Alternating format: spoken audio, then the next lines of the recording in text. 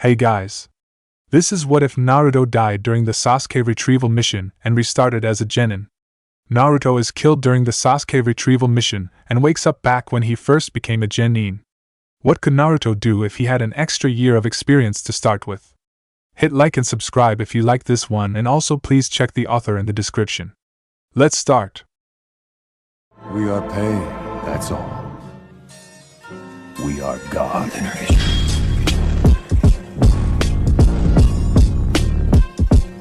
Chapter 1: The Late Naruto. Author's note: this fiction begins when Sasuke is leaning over Naruto at the Valley of the End. When the clouds close over him, Sasuke's hand was electrified once again. Naruto lay there unconscious. The Uchiha made his decision. Itachi, I will now have your eyes. As he plunged his fist into his rival and best friend, Naruto woke and screamed. Again he stabbed his Chidori into him, and this time he gurgled on his own blood. It wasn't enough, he still wasn't dying, so he began to stab into him repeatedly, and as he continued, Naruto's struggles slowed. There was fear in his eyes, but mostly it was sadness, and a look of failure. It was done, Naruto was dead. But before Sasuke had stood all the way back up, there was a blast of hatred and chakra. A power unlike anything he'd ever felt. And the world went white. When Naruto woke up, he was at the Hokage's office. Both Iruka and the third Hokage were there. But wait! Wasn't the third dead? He felt his head split, as he tried to remember. Why would he be dead, and why was Naruto so certain of this? What's going on? The confused Genin asked. Well, Naruto-kun, it seems you used up too much of your chakra, making that many clones. I expect you're hungry after such an exertion. If you'll promise me that you won't attempt to make so many clones at once again, perhaps you can get some ramen on me. After he nodded, the Hokage handed him some money, and told Naruto the good news, that he agreed with Iruka about making Naruto a gennin. Wasn't he already a gennin? Naruto couldn't understand it, but he did understand the pain in his gut. So the orphaned hero of the leaf, who had lost all grip on his reality, trudged towards a Ichiraku ramen stand. Passing an Anbu on his way inside, he didn't even take note that it was still dark out or that the ramen stand should have been closed. He gave a greeting and asked for a large ramen with all the toppings and spices. What was going on? Was the Hokage dead or wasn't he? What happened? Was it a dream? It had to be, but he couldn't remember much of it. The rest of the night, and well into the next morning, thoughts of what was happening hit him. He could remember things he was so sure never happened to him. Yet, he knew they would or had in some way. He had become a gennin and been on a team with Sasuke and Sakura with a lazy jonin, who was always late. So why was he now being made a gennin again? What was he missing? He remembered his first real mission as a blur. It was in a land of water and ice, with a face that was hidden behind a mask. What did it mean? Instinctively, he entered his mind and opened the lines of communication with the Kyuubi. Entering the chamber, he stepped into the bars. Instantly, the massive fox's eyes shot open.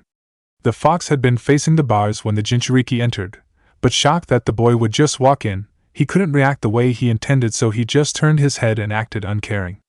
Gaki, so you're here. Hey Fox! Do you know anything about these weird memories I'm getting? Its head rose and its one visible eye squinted at him. Memories? This was not the Naruto whom he was imprisoned in. He had changed ever so slightly, but the change was growing.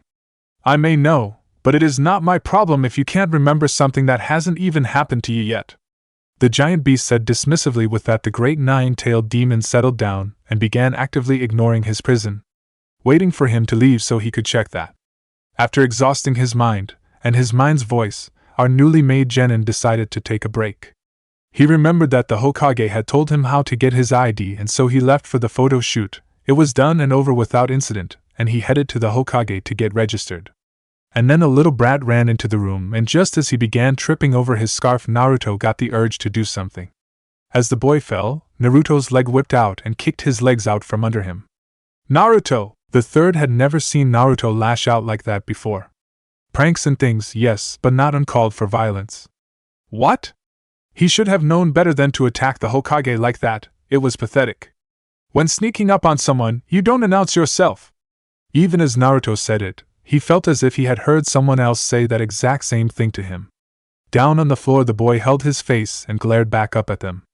You tripped me. So, what of it? Standing now, the kid pointed his finger at Naruto. You must not know who I am, he accused. Yeah, I do, Naruto nonchalantly replied. Your name is Konohamaru, you have 2 friends, and you're going to be a ninja in 3 years. Your babysitter is a closet pervert and self-proclaimed shortcut to greatness, when in reality he can't even keep up with you. And your scarf is going to get you hurt the next time you try running with it dragging between your feet. Konohamaru blinked, stared at Naruto, and blinked again. The Hokage was also a little surprised and couldn't find the words to question Naruto's information, so he simply sat, trying his best to at least look all-knowing about the situation. Alright, who are you? And how did you spy on me without me catching you? As if I would need to spy, your stealth skills are a bad joke. Yeah, well, you forgot one big thing.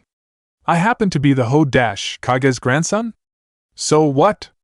I'm going to be the next Hokage, and I'll be an even better one than him anyway, and that makes you my underling. As Naruto said this, he turned around and walked towards the window. Yeah? Well, I've never even heard of you, Konohamaru shouted, but Naruto was already out the window. Looking to his grandfather, a stunned Konohamaru bubbled up with questions about this new influence in his life. That was Naruto Uzumaki. He is a lot like you. However, unlike you, he has no family, not even a grandfather. Yet, he set his sights for being Hokage right at your age, and has worked hard to get there ever since. His grandfather explained.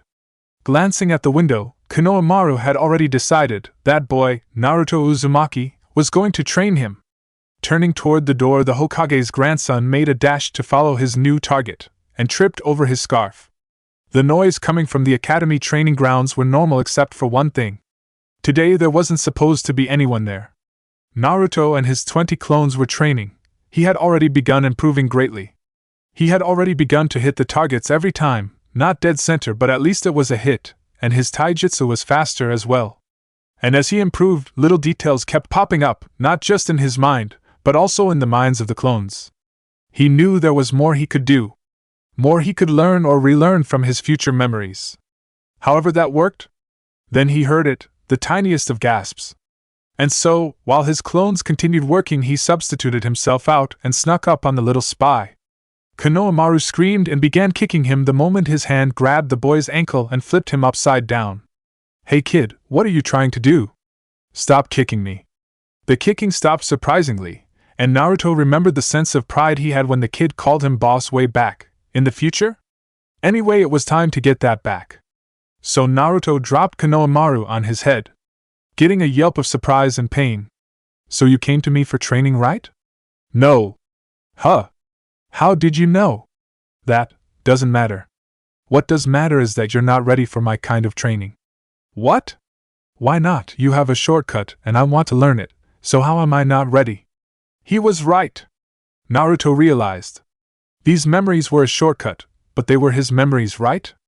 Meaning, he had learned them before, so it was still all him. Well, for one, there's no such thing as a shortcut in getting stronger, the older boy said as he bopped the smaller one on the head. Then what about that jutsu you were using with the solid clones? That was my own jutsu, and it requires too much chakra for you to handle. If you want an awesome jutsu, you have to be ready to work for it. Naruto replied in a proud tone. Blinking, he looked at the little kid in front of him. He was certainly willing to work for it, at least if his face said anything. Now, let's begin working for it. Naruto knew just what to teach the kid. First, we will run around the village 3 times, then we will work on your chakra control. Naruto dispelled his clones and began at a good pace. Not his fastest, but fast enough that Konohamaru would have to work to keep up. Once they had made the laps, Konohamaru could barely keep running. So Naruto knew this was the right time for it. Now, it's time for you to learn how to mold your chakra. Yeah? But boss, I'm beat. Of course you are. In order to become Hokage, you have to work hard, and if you can't, you'll never make it. Now open your ears and get ready to learn how to mold your chakra. Boss, we already learned that. Okay, well, this was odd. Naruto was certain that he himself hadn't learned how to mold chakra until he was at least a year older than the kid was now, but then, that was probably the teachers getting back at the Kyuubi. So what now? What did he do last time? Oh, can you do a henge yet? We learned how to, but I can't get it yet. Great, we'll do that then. Now here's what we do. The training went good. Konohamaru was worn out, but he was still able to produce a sexy henge by the end of the day. They agreed to meet the next day as well. However, before leaving, Naruto had to introduce his new underling to the finest food in the village. Ramen! They were almost there when Naruto noticed him. Ebisu, the closet pervert himself, come to ruin his great day. And his teaching career. Then he realized something. Ebisu was standing on the side of the ramen stand, by his feet alone. Seeing this, Naruto also saw him standing on water somewhere. It seemed like a long time ago. Then, he knew how to do it too. He remembered this guy training him in how to walk on water. He had explained how to use his chakra better, and in the end, he had been the link between Naruto and the legendary perverted hermit. But what to do now? It was true that this guy had almost taught him more than even Kakashi. That's kinda sad, but okay. He may be willing to teach him more. After a little persuasion, of course. Honorable grandson, I have finally located you.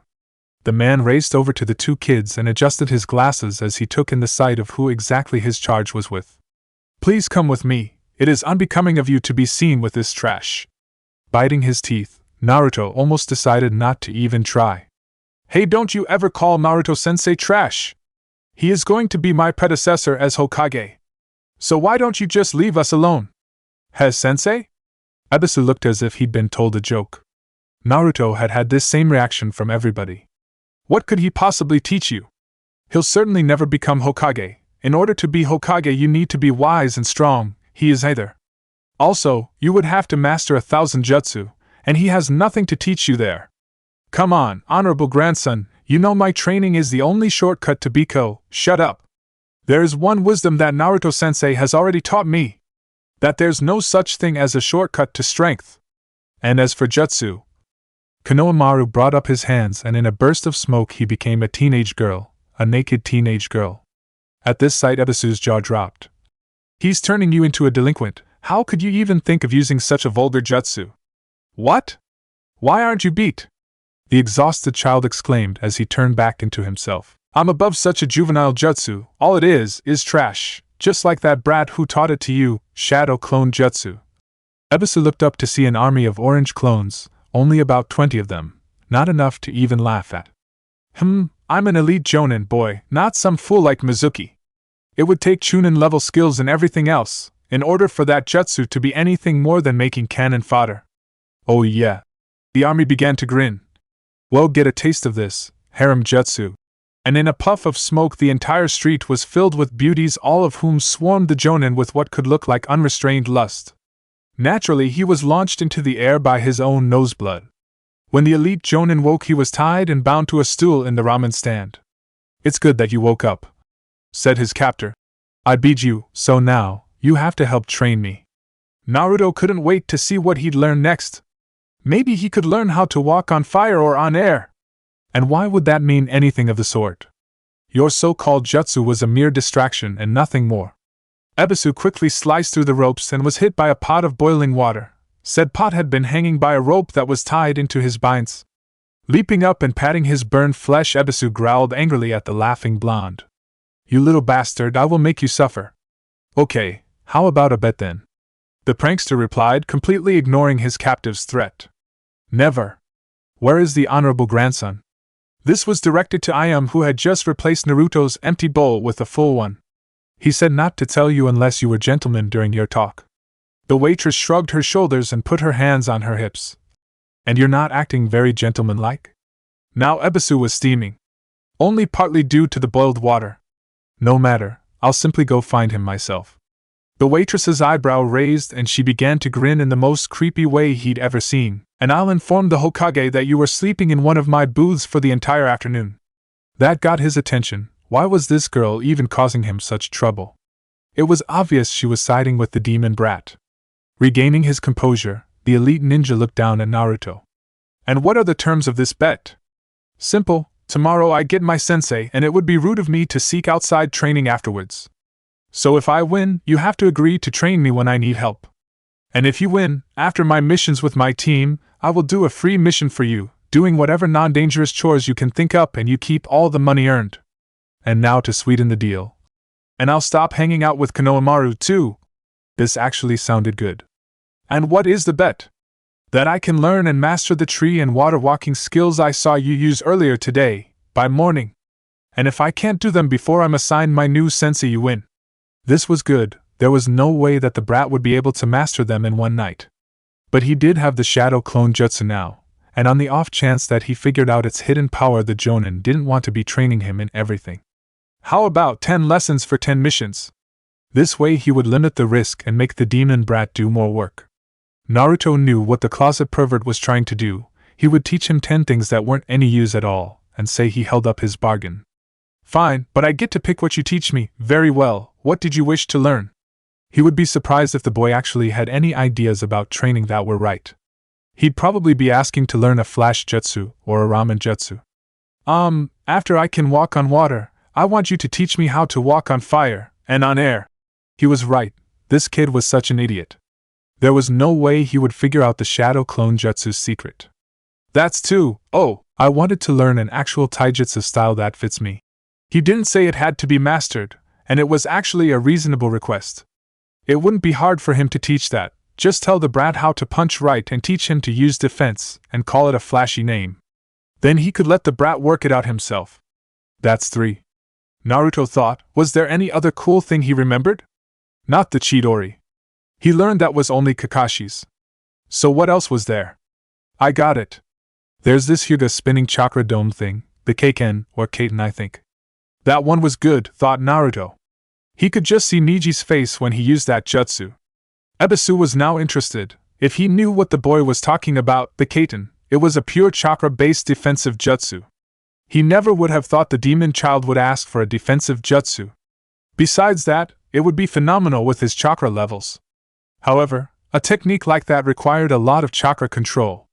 Oh well, if he used the shadow clones right, he could teach it to him in a matter of weeks. After the Jonin nodded to him that he understood, Naruto continued. Then, there is this thing that Konohamaru told me to get.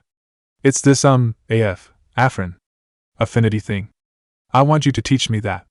Well, he was a little proud that Konohamaru remembered his explanation of the elemental chakra. Yet, that was actually going to need a lot of work, depending on his affinity. First, I'm uncertain what you're asking for. Each person has their own affinity, and it is one of 5 elements: earth, wind, fire, water, and lightning. They each require their own type of chakra molding. If I understand, I believe you are asking me to identify your affinity and teach you that form of molding your elemental chakra, correct? Kinda, but I want you to teach me the advanced molding for it, not just the basic stuff. That way I can add it to my own jutsu. Well, he could give him the basics and let him work on those for a few months. And the thought of this kid making jutsu sounded pretty far-fetched, until he remembered the harem jutsu. Very well, and the others, well, hey, you know how you said there were 5 of them? He didn't like the sound of this. Yes. I want a jutsu from each of the other elements that aren't my affinity. They also have to be ones that only get more powerful with more chakra so I don't waste chakra using them. That was actually a good request. To think, the idiotic Gaki had thought of his large chakra on the spot like this. Now the Jonin was getting worried. That will be acceptable. He could give him some simple C-rank jutsu, maybe modifying 1 or 2 others down, but it was very doable. But the elite Jonin was beginning to think Naruto wasn't as dumb as he acted. And that might mean he would actually have to teach him this stuff. Okay, so what is the last one? This one isn't a jutsu or skill so much as, well, in class they never explained some things and I wanted to, Great, if the demon wanted him to have that talk then the bet was off. I need you to teach me how to get and take care of ninja supplies. All the shops kick me out, and I don't even know where to find a bingo book, or how to make explosive tags or sealing scrolls. He should have known. This was stuff he was already teaching Konohamaru anyway. How the kid had missed that during class was absurd. Win or lose, I might go ahead and show you where to get your supplies. The Hokage will also want to know that one of his shinobi is being harassed by the shopkeepers this way. As soon as he said those words, the boy's eyes widened and filled tears. Ebisu was a little surprised at this reaction. On the one hand, he didn't mind what they were doing, but if the Hokage found out he knew and hadn't done anything, he would be in as hot of water as the others. This was simply a matter of doing his necessary duty as a jonin.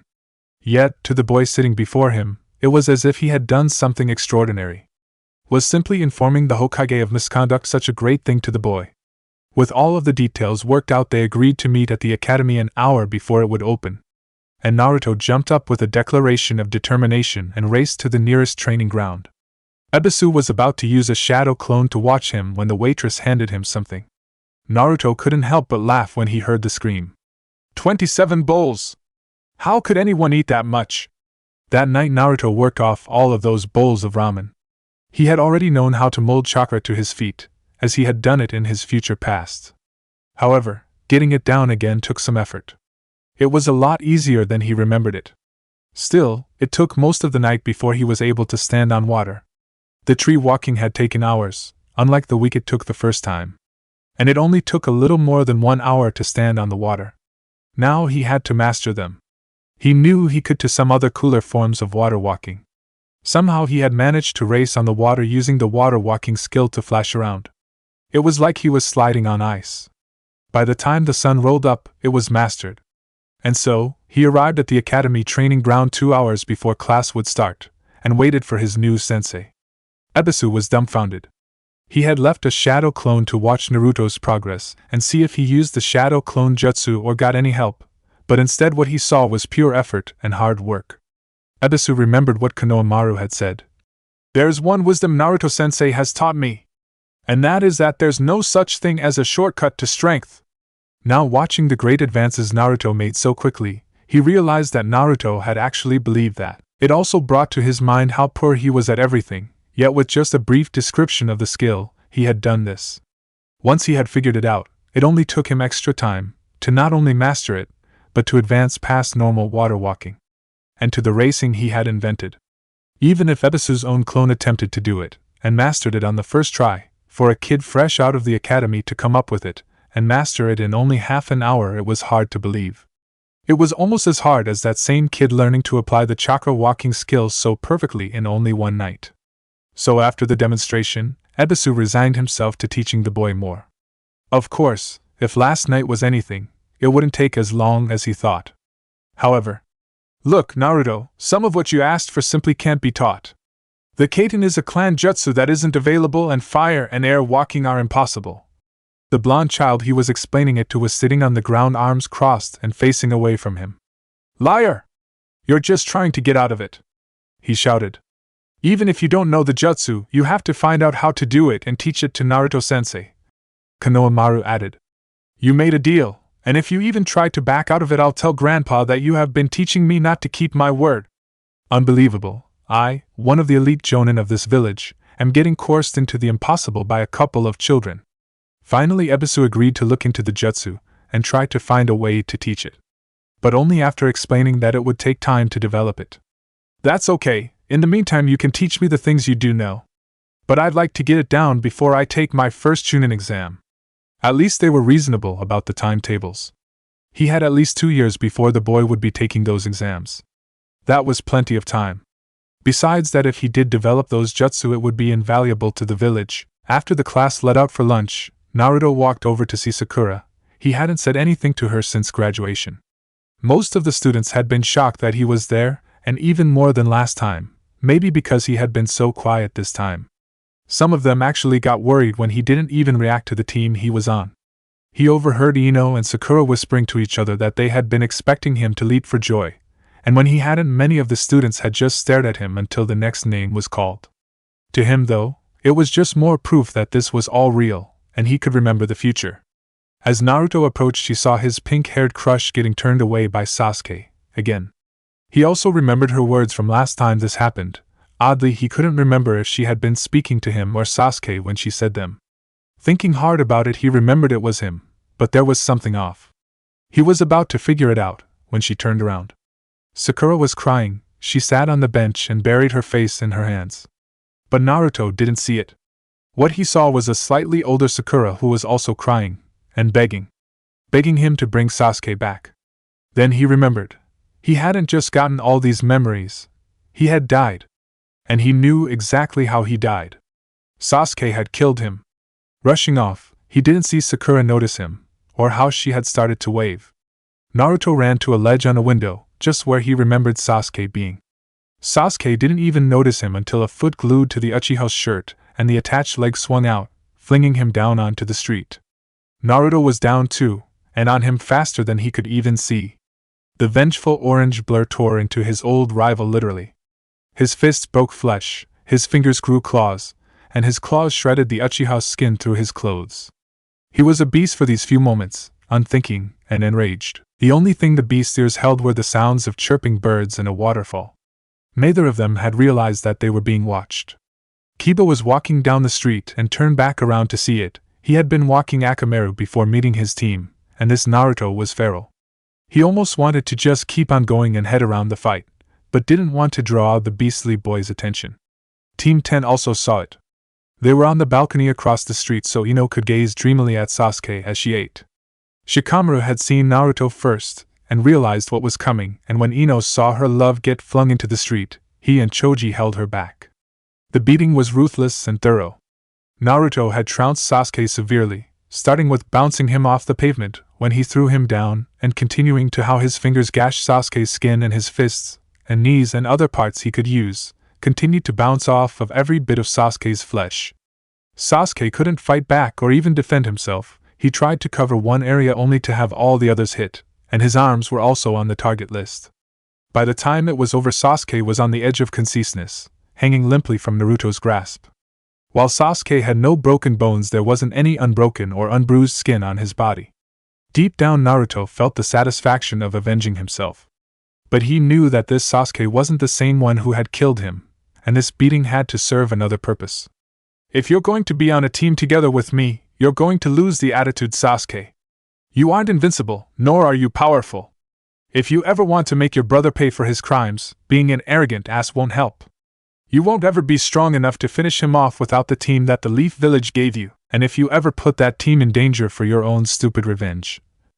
Here he let out an evil intent bad enough that Sasuke knew he would die here, bad enough that the watchers all fell away and cowered.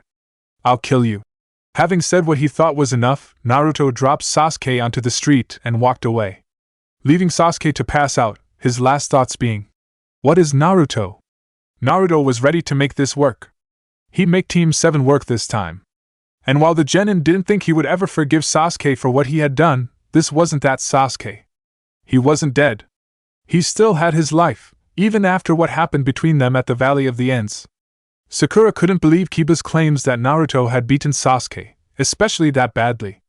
So when Ino also confirmed it, she was shocked. But the girl seemed completely shaken from the admission. Naruto, the dead last, the loser, had somehow beaten Sasuke into a bloody pulp. And if Ino said it, then he must have, because there was no way she would make up a story like that about Sasuke. And after the other teams had left, when she tried to yell at him for it, he ignored her. Slamming her fist into his head ended with her fist stuck in a metal desk. And she was stuck there until their sensei arrived 2 hours later. Only 2? That was different. He had been 4 hours late the first time they waited on him.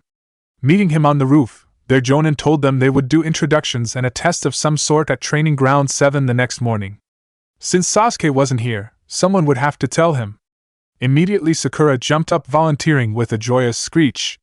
She would go to the hospital and feed him a nice peeled apple, at the instructions of her new sensei, and then tell him where they would meet up the next day. Maybe she could even convince him to walk there with her. Chapter 2: Changing for the Better. Leaving the academy, Naruto went in search of Ebisu, who had told him to find him at the Circle of Pillars after his team activities were over. Naruto hoped the closet pervert hadn't thought he'd be out very soon, or at least brought something to do while he waited. It wasn't like Naruto could have just told him who his sensei was going to be, and unfortunately for the Jonin, he couldn't think of another excuse to let the man know how long it would take. At least this time his sensei had only been 2 hours late, instead of the 4 they had waited last time. Naruto still wasn't sure why he had been early. It was shocking. The thoughtful Genin soon found his temporary sensei, ironically, in the training ground right behind Team 7's own. It took about 10 minutes of running to get across Training Ground 7, and into number 17. The Genin, having no idea where the Circle of Pillars was, had needed to use one of his few emergency resources. One sexy jutsu later, he had gotten a full map of Konoha from the Academy geography teacher's office.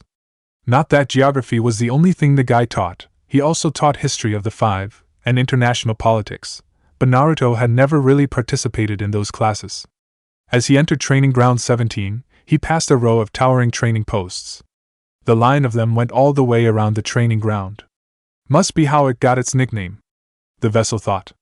Each post seemed to get taller heading east, but shorter heading west. As the gennin continued inwards, he could see where they became normal-sized and began getting taller again heading north. The whole training ground was about 5 kilometers across. Inside the circle was a mixture of lands. The far side had a massive curving stone wall, just inside the circle. Probably so anyone who fell from the highest post could catch themselves on it. It covered about a third of the way around the circle. Coming inwards was various trees and a small lake fed by a rapidly flowing river, which passed right through the grounds in an outward curve. The tree line stopped at the far side of the river. On this side of the river was its beach. Further inwards, in the center of the grounds, was a massive stone column going up as high as Naruto could see. How he wasn't able to see it from Training Ground 7 was impossible. Except that it seemed to become more and more visible as he got closer, like if it was hidden by genjutsu or something the farther out you got from it. It was huge. At least a kilometer wide, and encircled by a ravine that went about 6 meters deep and 10 wide, all the way around. Around that was a stone path, flat and wide. Almost like a track, it even had a few obstacles Naruto could see as it started to curve around the other side of the stone's center. To the east was a pile of rocks that rose out of the lakeside and climbed all the way up to the top of the wall, before curving and steeply cascading down. On the near side of the rock pile was large uneven chunks of grassy land, which changed into the grassy plain he was on at the entrance. To the west side from the entrance was a flat packed dirt training area with 10 more training posts near that area's center. Each of these, while normal in height, had different thicknesses and a rounded top. One, the thinnest, even came to a point. This was where Ebisu waited. Just beyond that was the river's exit out of the training grounds, where the tree line started, and the trees increased in size as they grew closer into the forest at the wall. He couldn't see where the river came in. The gennin decided it must be around the other side of the stone tower. After a brief greeting, which was more respectful than the demon container had expected, the closet pervert told him he hadn't expected him to find this place right after. So he had occupied himself while waiting. In truth, he'd been intentionally vague about where it was so he could have time to prepare, both while the boy was in class and while he was searching. It wasn't like it took me that long to find you. Sensei was late for our introduction. Seeing the disbelieving look on the stuck-up adult's face, Naruto switched the comment from a complaint to something more believable. Ebisu had said he looked up to his perverted sensei, right? Yeah.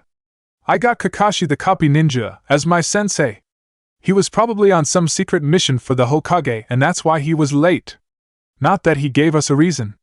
The jonin coughed and adjusted his glasses at that, looking to Naruto with a reproachful glare. Yes, well, a jonin of his caliber has no need to tell genin anything. One can only wonder how you got him for a sensei. Naruto replied with much less enthusiasm.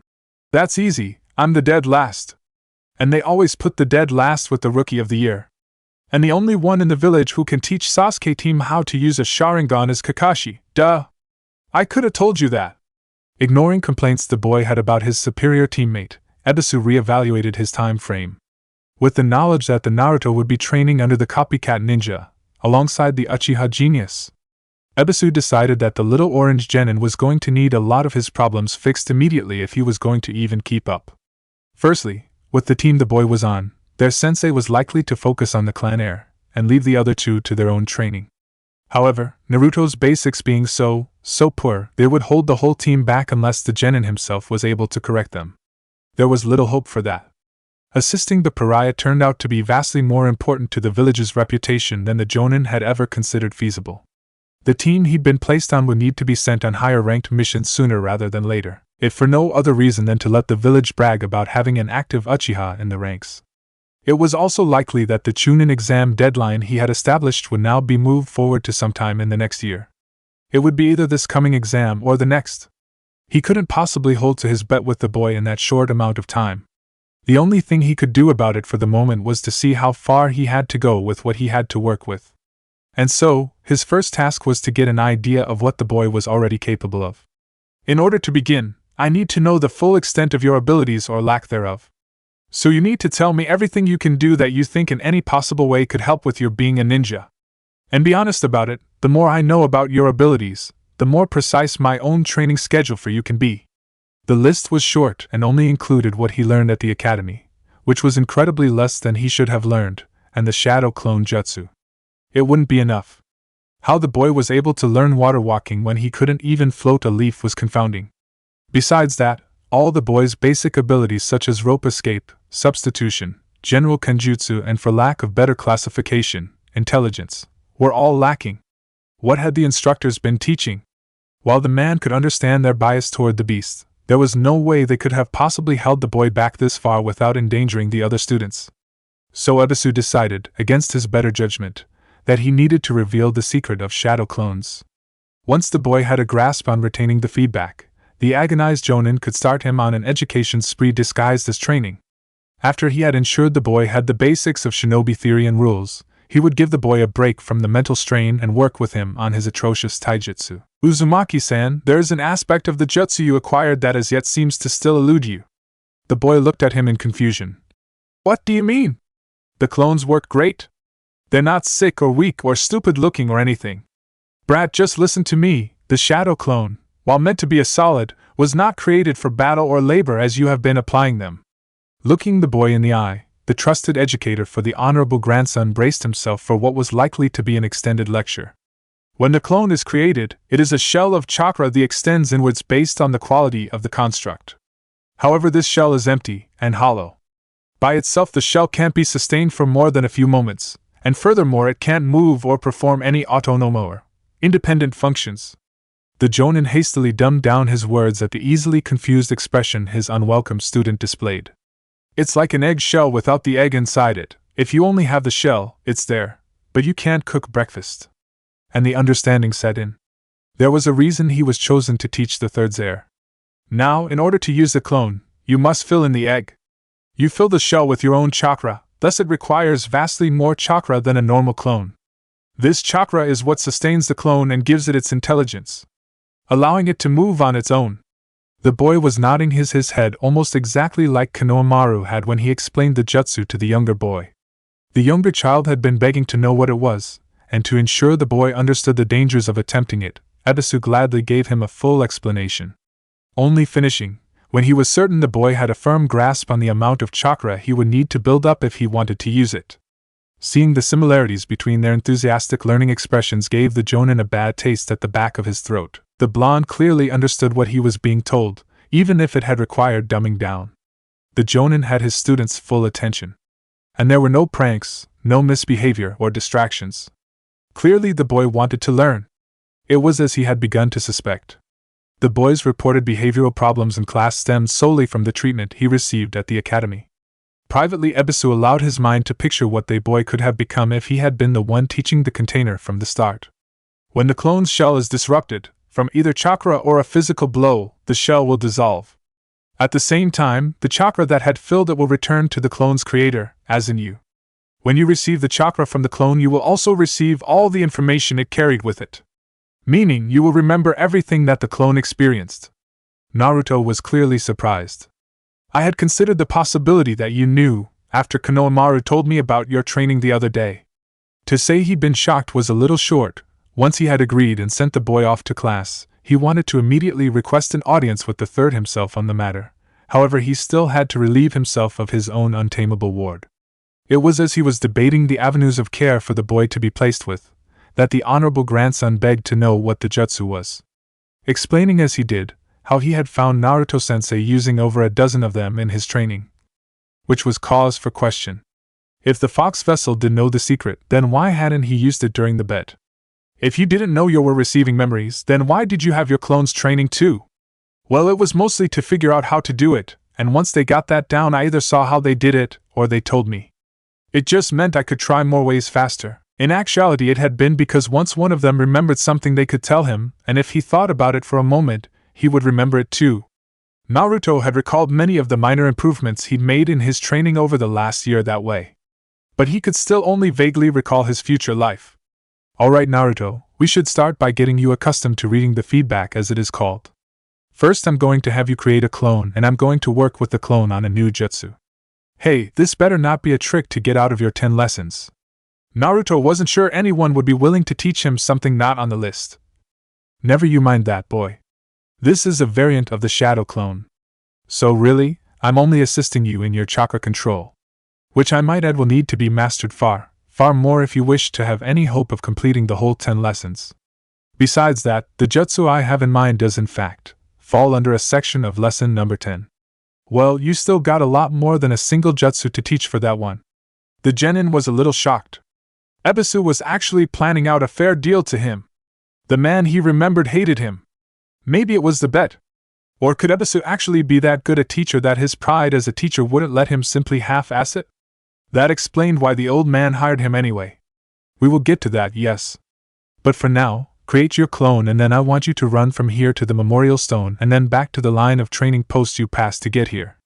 You will circle the posts on the outside until your clone dispels, and then come back to perform the jutsu. I will not be telling the original you any part of the jutsu so that you will need to recall only what your clone has learned. If you can't perform the jutsu, then I will instruct you to make a new clone and restart your running. After making the clone, the real brat took off at a speed the jonin could only assume was as fast as the genin was able, reminding Ebisu that he needed to teach the boy how to set a pace when running. Looking to his clone student, the special jonin began explaining how to perform the shadow clone projectile jutsu. The boy quickly understood the concept of casting his shadow clone onto something other than himself, and was easily able to pick up making the shadow clone of a rock in his palm. But when it came to throwing the rock and cloning it at the same time, the genin was unable to do so. Deciding that it was good enough for his purposes, the jonin struck the genin with a very painful nerve strike. If the feedback from that didn't catch the brat's attention, then this method of teaching him wouldn't be possible. The jonin had considered numerous times in the last half hour about why the boy wasn't able to receive the memories, and it occurred to him that it may have been the sheer mass of chakra the boy had. Which meant if the original wasn't actively watching for it, then it would have to take a sizable shock to bring the memories to the surface.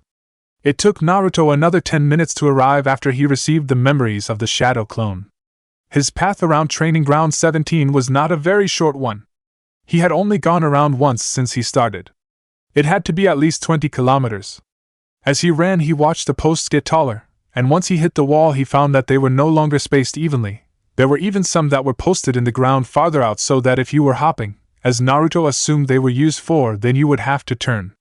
This continued and even got worse as he passed the end of the wall. Soon they began to slant at angles as well. As they became shorter, some of them even started to sway in the breeze. These were made of entirely different types of wood so that the sway could be measured. Once the posts became low enough that he could see their tops, the running genin saw that unlike they had been when starting at the 10 training posts, the tops of these ones were no longer flat. They had rounded or angled or even bristled tops. He was almost back to the entrance when he felt it, like someone blowing air into his ears, or a really big sneeze that built up and up but never came. It wasn't unlike his own lost memories of the future. He could see both what he was doing now and what he remembered doing then. The jutsu Ebisu taught him was able to make a copy of his tools or whatever else he had in his hands, and he also felt the phantom shadow of a really bad pain in his chest, just at the shoulder. Arriving at the 10 posts, Naruto paused to catch his breath. And in a few short breaths he had it back. Hey, I think I remembered it on the first try. We'll see. On another topic, when running for long distances, it is not beneficial to push yourself to your top speed from the very start. The jonin was clearly irritated at him. But that wasn't anywhere near my top speed.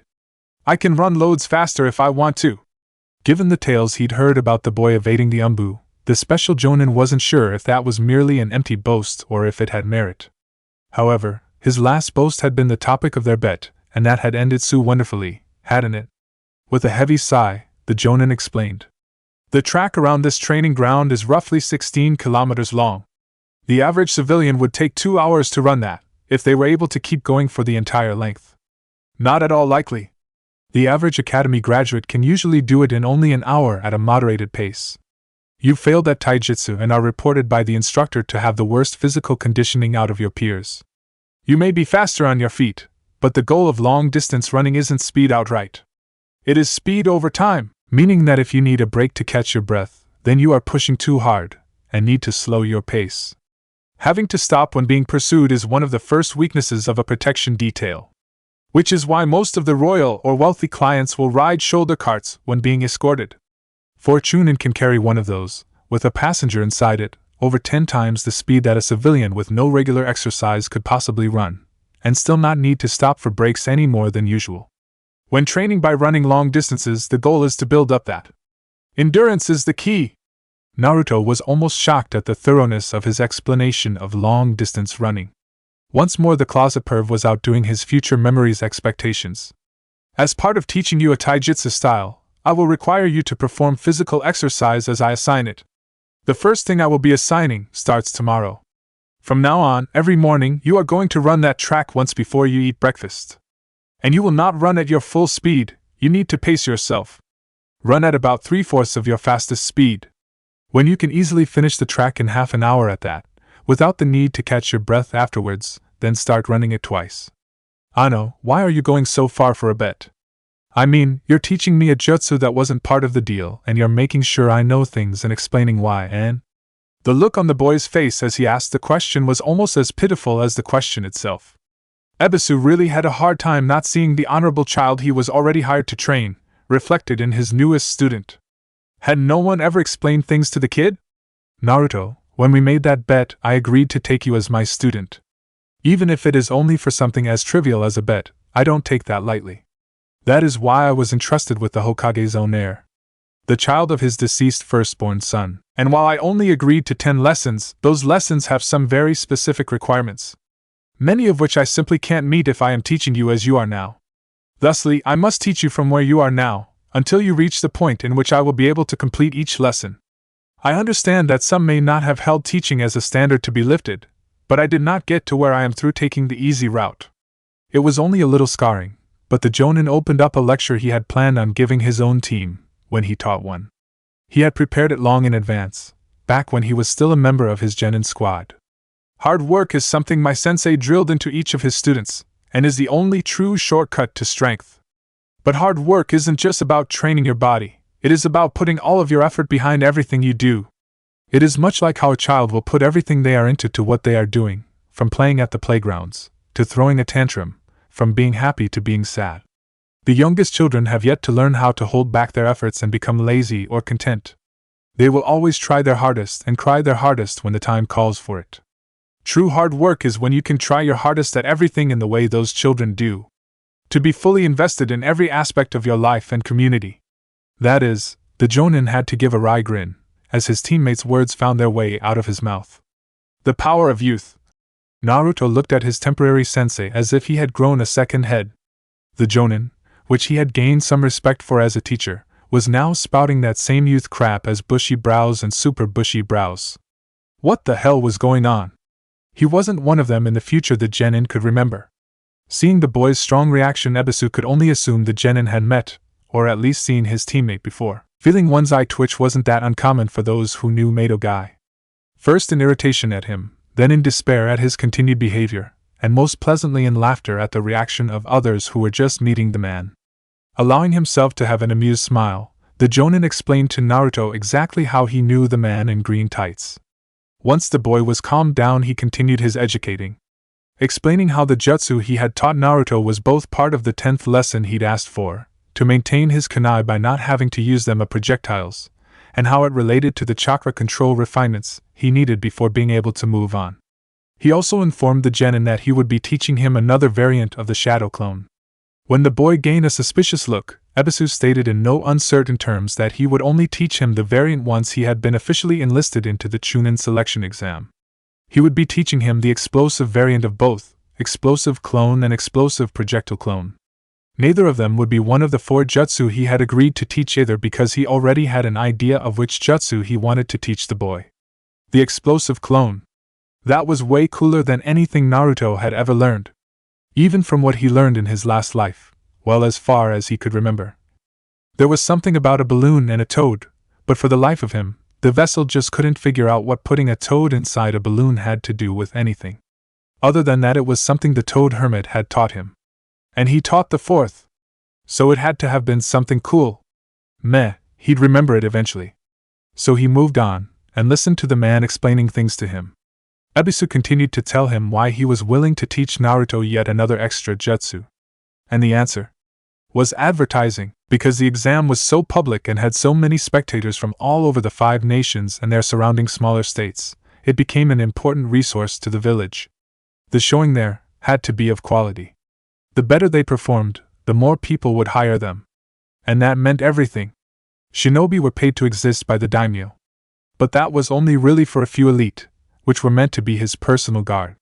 The village, on the other hand, was funded by clients. They paid for a mission, a tax went to the daimyo and a tax went to the village funds, and the rest was paid almost directly to the shinobi who performed them. Based on the amount of taxes the daimyo received, he may pay more or less to fund the village. The mission tax and the daimyo's funding were what allowed them to operate. By funding the academy, and paying village's own required missions, at cost to the village itself. This included routine patrols and gate duty, as well as the TNI department. It also funded a percentage towards stipends such as the Orphans Fund created after the event 12 years ago, and for retired or wounded shinobi who needed to be supplemented until the village could place them in another profession. Most of the injured ones were either mended and sent back out, or an agent in the village found them new jobs. Most of the oldest or more capable injured were put in the Ambu training corps, as anyone good enough to train them and not injured would be in the field. The daimyo himself could also order a mission, and paid very highly for it to be completed. If, however, he thought it would be done better by someone else, then he was more than allowed to hire others. And so, with almost all of their prospective clientele in attendance, their good performances were a must. Therefore, any team not ready to excel would be held back from the exams. Of course, the exams were not the only way to become a chunin. While there was an exam every 6 months, only about half the chunin in the village were promoted by exam. Many were promoted either for excellent work that almost demanded it, or during field command. Others, while not excelling at any one thing, completed a spectrum of chunin-level training courses. As it worked out, with the chunin selection exams you were promoted on your performance in the areas a shinobi worked at. Most of the time it only required higher gennin-level skills, and the right mindset. In a field promotion or rewarded promotion, it was based on in-field actions that may or may not be entirely about not panicking or good judgment. The spectrum promotion wasn't like that. While the others required you to have the mindset and maybe passable chunin skills in only a few areas, the spectrum promotion required you to have fully chunin level skills in almost all aspects while reaching to have passable jonin level skills in a few. The jonin exam was the exact opposite of that, where you were promoted mainly by spectrum in an exam, and only rarely by other means. These were tokubetsu jonin.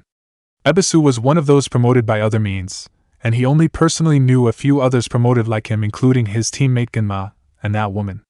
But there were around a dozen or so in the village. Once the jonin had explained to Naruto how the exam really worked, he set the boy to working on the jutsu he'd given him, intentionally neglecting to tell the boy how much more important it was for his teammate to take the public exam for the publicity. Ebisu knew for almost certain that the village council would be pushing for the Hokage to order the Uchiha into the exam. And that meant Hatake would know too, and would focus on his main student. Thanks to a certain acquaintance of his, Ebisu also knew that Naruto's own performance could jeopardize the chance of the Uchiha passing either of the first 2 stages. The Hokage wouldn't officially arrange the exams for a few months, but the next one was scheduled to be held here. He only learned that they were planning so early because that contact had been recruited already. It was whispered that the whole thing was supposed to be rigged so that the Uchiha would make it to the finals. But Ebisu couldn't believe that was possible now that he knew who else was on the boys' team. His acquaintance had told him what she'd heard about the first exam, and even asked for some ideas on the second. Thinking about it now, the jonin decided to make a few extra suggestions. After a few tries, the blonde had created a shadow clone rock in his palm. While it wasn't ready to be field tested, it did display the memory recall he had desired. Having served its purpose, there was no longer any reason to work on it at the moment. The child had it down enough so that he could practice on his own. It was time to catch the boy up on everything. Having Naruto make several shadow clones, Ebisu did the same. Each of his clones took 1 or 2 of Naruto's, heading out into the training ground to find each of them their own spot to sit and discuss the nature of being a shinobi. Each group would cover it all, and each location would help the different clones to form different thoughts and ask different questions. This was even more so for the clones who had more than one student. Each clone would ask a question the other hadn't thought of, and that would cause that one to think of even more. He had a basic outline written out for not each clone, but each location in the training ground, with examples to pick from and illustrations already placed at the chosen spot.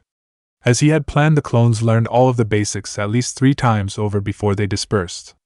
In most, it began with him explaining how chakra works, the parts of spirit and the parts of physical energy, as well as a brief explanation of the natural chakra around them. From there it would go in only a few directions, one being the need for the body and mind to be balanced, or how important it is to use them both and ensure a proper exercise is achieved for them. Another was pointed into how chakra was used, from the way it was shaped, to how verbal commands and hand seals influenced the efficiency of it. How they were not necessary, and in order to become a jonin there were even a set of jutsu that must be performed without them called the frequently flying five. He explained how chakra was formed in the body and how it was used in jutsu, how it could be added to tools, or even made into sealed tags and scrolls. He explained the difference between shape and elemental jutsu, and the difference between basic elemental manipulation that was practiced with the first 5 forms of leaf and palm exercises and the advanced elemental manipulation, which were trained in the usage of extreme variations of the first 5 forms or by using certain jutsu, the advanced affinity few. These were required to actually convert your chakra into the element of choice. The Jonin explained how each element was a counterpart or complement to another. He explained the weaknesses of each and the most likely ways they were to be used. Naruto himself and his various clones had all remembered this conversation from last time while they were eating, but this time it was much more. Many more details and little explanations for why one thing does this and another thing does that. And when one of the gennin had a question, instead of brushing it off or giving a half-assed answer, he changed his entire lesson over to an explanation to cover his query. And each of them had pictures or examples. They used what Naruto asked to further the topic, and even asked the boy questions for him to answer, basing the next explanation on his own words or examples so that he could understand it in his own way. He moved on to how jutsu, shinobi and missions were all ranked. During this section the Jonin explained the commonly grouped jutsu. Starting with the Academy 3, all of which were normally required before graduation. The Chakra Control Collection, which several other clones had covered even during the last section of the lectures. He explained the Essential 8, and the Traveling 10, an assortment of jutsu taught to all fresh chunin, and usually picked up by most of the older genin.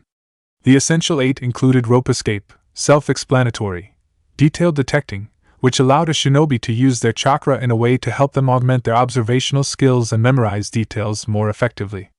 It wasn't as effective as sensory enhancement but still improved their abilities vastly. Silent footstep with the complementing genjutsu stepping in secret, this was a skill for silent walking. And the genjutsu silenced the sounds you made. Emphasizing how the art of deception and stealth was the main core foundation of being a shinobi. Sealed tag activation, genjutsu release, and wire use all minor skills that most learned in the academy or shortly after making genin. The map of killing strikes, which was simply basic anatomy. And finally, the shunshin. A jutsu that allowed you to move instantaneously for a short distance. All except the last one were normally learned as genin, and Ebisu had it on good authority that the Uchiha had already learned them. While Naruto thought back and recognized some of them from Sasuke team's arsenal. Continuing on, the Jonin explained that these were some of the things Naruto would need to learn soon. And if he hadn't learned them in a month or so, Ebisu said he may even give Naruto the instructions of some of them. The Traveling 10, however, were a jumble of D-rank jutsu that most genin could use to simply make life easier. While taught immediately after promotion, they were essentially unnecessary. He covered the advanced affinity few, and again some of his clones had been over this already. They were specific jutsu taught to enhance the advanced affinity elemental training. The frequently flying 5, also covered previously as the 5-bullet jutsu, requiring 3 of the 5 to be performed seamlessly to make jonin. The major miscellaneous, composed of 10 jutsu, 2 from each element, which were the first major jutsu taught to those who had each elements. Then he covered the specific career paths of shinobi. From frontline fighters, to medical nin and genjutsu specialists. Learning the major miscellaneous, medical musts, or instrumental illusions respectively. Tracker nin who evolve into hunter nin only after learning the hunter nin have-to-haves. He explained the umbu, the TNI department, and what they really are, and the village council. As well as the once-used military police. He even went into the various clans and why and how they became parts of the village. Covering all their basic information and their most commonly known customs. Each of his clones covered all of these topics. While some focused on one or another with more effort, each topic was covered entirely when added together. It may not have been the full academy education, but Ebisu prided himself in how he had stripped out only the most useful and essential information about being a genin. There was no way he would have covered it all, but he had planned on only covering chakra and its uses for today's lecture. The Genin was more than surprised when, at the end of the lecture, he discovered that his clones had managed to move on to the jutsu groups and even into the career paths and village clans. He had planned to cover those topics later on, and still needed to cover international diplomacy for missions out of the village, a brief course on the geography of the world and internal laws and structure of the village. But from what he'd seen today, he was certain if the clone method worked he'd be able to cover all of those in only 1 or 2 more lessons. It appeared the genin soaked all of it up like a sponge. While he would enjoy stroking his ego with this, the fact he taught the village dunce how to understand it all, Ebisu knew full and well that the boy had been more than able to understand the concepts on his own. In the time the clones had been learning, the originals were having a different lecture. This one was entirely based on the benefits of meditation and calm. How being level-headed and focused improved every aspect of his training. Ebisu explained at length the various methods for meditation, calming the mind and achieving focus. Near the end of the lecture he had Naruto perform each method he explained in turn.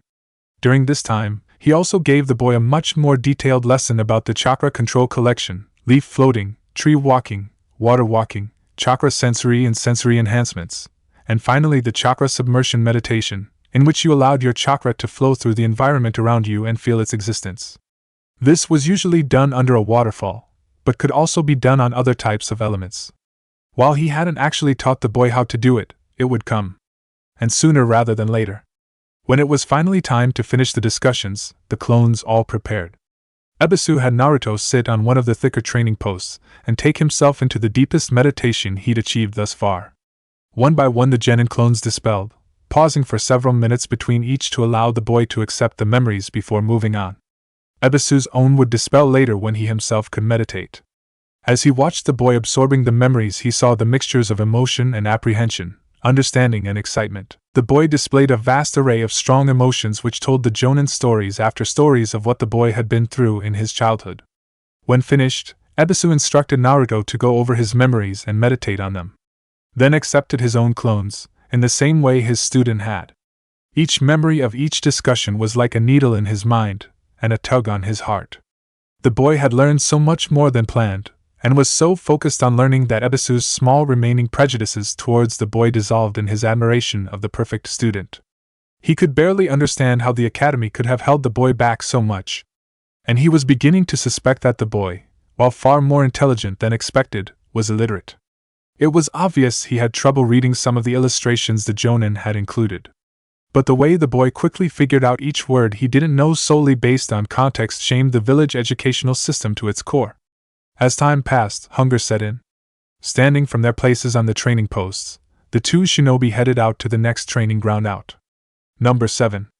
Taking out a bento Ebisu had prepared, they ate near the memorial stone. The Jonin had also thought of a lecture to cover proper eating, but when the boy's first bites were the vegetables, he found himself asking about the boy's diet directly. At first it hadn't always been ramen. When the Hokage first gave him his apartment, Naruto had bought many other foods. But the meats always had little worms inside them, and the worms made him sick when he ate them. The boy had assumed it was the worms because he'd eaten other meats before, and they never made him sick. His veggies, on the other hand, always made him dizzy. It might have been because he didn't cook it right. The ones old man Tucci put in his ramen were good.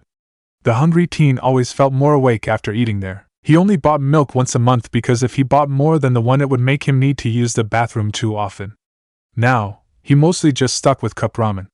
It was cheap, and he didn't get sick eating it. Ebisu had been convinced. He would be taking over the boys' shopping until the Hokage fixed this too. It was no small wonder how Naruto had survived this long. Deciding not to go into his discussion over food, it wasn't as if the boy had had much choice in his eating habits. Ebisu instead pointed to the stone they ate at, and asked if Naruto knew what that was. Naruto looked back at it, and memories of his time on Team 7 flared to life. Yeah, it's the hero's stone. The memorial that helps us remember all of those lost in the line of duty to the village. The genin briefly wondered if he would have been added to it after he died at the Valley of the Ends. Naruto's reply was a solemn one, but Ebisu hadn't expected him to know. Then, seeing the look of remorse on the boy's face, the elder shinobi had to wonder how many times the boy had looked on it, hoping to see a name, something that would give him a family. While at the same time hoping not to find anything because it meant he could still find his parents alive. After having eaten, Ebisu told the genin it was time for the initial taijutsu training to start. Returning to the tent post, he explained that the first thing they would do was evaluate his taijutsu by having a spar. His stances were wrong, his movements were wrong. The only thing Naruto had going for him was that his speed, creative comebacks, and durability made his self-deprecating style effectively unpredictable. As they spared, Ebisu had to acknowledge that the boy had worked hard on his speed and strength. But he could tell the boy had no clue about the real advantages behind the chakra walking methods. It was only slightly covered in the discussions between their collective clones, and while the genin would eventually be able to figure it out on his own, Ebisu felt slightly vindicated of his past opinions of the boy. Explaining to him how to channel his chakra into the muscles only took a few moments. The boy's speed and strength almost quadrupled instantly. Since the spar had dwindled into a lesson on chakra manipulation, Ebisu simply shifted pace and began coaching the boy through a few stances. The boy had been sabotaged here. Even so, Ebisu was disappointed in Naruto. Shouldn't he have been able to see that the other students were doing it differently? Then Ebisu realized who his instructor had been for taijutsu. The little genin had placed so much faith in Mizuki, only for it to cut him back time and again. It seemed this would be another chance to use the methods of teaching which Naruto's clones allowed. After having the blonde clones move in the correct ways, Ebisu explained to them how each movement was meant to flow into the next. Having a clone show a single move to a corresponding clone at the same time, they worked through all the basic academy stances. He also explained how the physical movements didn't carry over. This meant that Naruto would have to go over all of these himself, every day on his own. When asked why they used clones if that was the case, Ebisu flat out told the boy they weren't doing this for the exercise. That was Naruto's responsibility. They had used the clones so he could show him all of the movements. Learning how to move was as much mental as physical. And because the original performed the moves with his real body, while his clones were being explained in detail what each step did, and why, he would get a much better understanding of each movement. Once completed, Naruto should be more than capable of practicing on his own, without being shown new steps or needing corrected further the way most academy students did. It took Naruto a few moments to go through each form and the corrected movements using his new understanding of each step and pass. Satisfied that Naruto had it down, Ebisu declared that they needed to work on a most major hole in his style. Defense. Why defense? Because his style involved the use of clones in battle. If a clone gets hit once, it will dispel. Think Naruto, if your enemy cannot touch you, they cannot beat you, and if they can't beat you, that makes you the eventual winner. No matter how else the fight ends. And if your clones don't get dispelled by being hit anymore, they can win a fight for you while you finish the mission. Naruto was convinced and complied when instructed to take his forehead plate off. He made the two clones requested. Then he put the plate back on. This training was in the most basic form of defense, evasion. Naruto, the one with the forehead protector, was only allowed to dodge attacks. He couldn't block, counter, or attack back. And to the real genin's horror, if the clones managed to knock him out, they would be treated to all the ramen they could eat. The clones attacked hard and fast. Naruto took more damage than he dodged at first. But after a few frantic beatings, he began moving much faster. Not only was this from putting chakra into his speed, but also from the fear of being hurt more. Ebisu's comment that pain was an excellent motivator didn't help. After about half an hour of this, the Jonin called the chase to a halt. He allowed the boy to rest for a few moments, and explained to him how his movements had worked or hadn't. Once Naruto was rested up, he repeated the training. This time Naruto was able to dodge most of the hits, but the clones were also moving faster than before. He let another half hour pass before the Jonin told him that it was enough for the day. He would be required to go over all his forms and movements once every day. Ebisu suggested doing them on water once a day as well. However, he should do this dodging training only once per week, and never with more than 3 clones. Promising to move on to blocks, parries, and counters the next time, they left the training grounds in search of the shopping district. Each shop they stopped at had been expecting them, and while normally they were open until sunset, which was still a few hours away, they all seemed to be empty. It was slightly eerie to Naruto. Almost worse than the glares, the few people who were out hastily made their way once they noticed who was coming. Ebisu took Naruto to several shops. First was the tailor, who measured Naruto and took the requests for his outfit. Ebisu requested a fully equipped Umbu uniform made to his fit. While it was missing the flak jacket, it came with a dense male sleeveless overcoat slightly resembling a black flak anyway. And when told that he wasn't going to be charged for this out of pocket, Naruto ordered a new orange outfit as well. I'm not going to get all dressed up just to paint a fence or catch that blasted cat. The uniform you asked for is good for real missions, but when it comes to those D ranks there's no point in wearing it. Not able to fault the child's logic, the Jonin wholeheartedly supported Naruto's second uniform, and made his own alterations to Naruto's requested outfit. Naruto didn't hear anything too different, so he let the Jonin speak. He had to know what he was doing, right? While those were being made, the duo went to the next shop, a seal master's shop. They weren't actually seal masters, that was simply the name of the type of shop. It wasn't that hard to make sealed tags, and usually Jonin could create their own easily, but many genin dropouts or injured wouldn't have enough skill to teach, and while learning their next trade or job would be able to come here, where under the supervision of an adept they could make the tags. They made everything from exploding to chakra suppressing tags. There were a vast amount of tags to be made, and Naruto had only known about 2 or 3 before that morning. The explosive tag he knew. The flash tag created a bright flash of light, usually sent up into the air like a flare, but could also be used in trap making. The concussion tag created a burst of pressure that almost always gave the target a concussion. The chakra tag held spare chakra, and much like a soldier pill would help replenish the user. Chakra suppressing tag did the opposite of that. It suppressed the chakra. Gravity tags were how Lee had made his weights so powerful, and were almost always used with movement resistance tags which had nothing to do with air or skin or anything Naruto would have thought.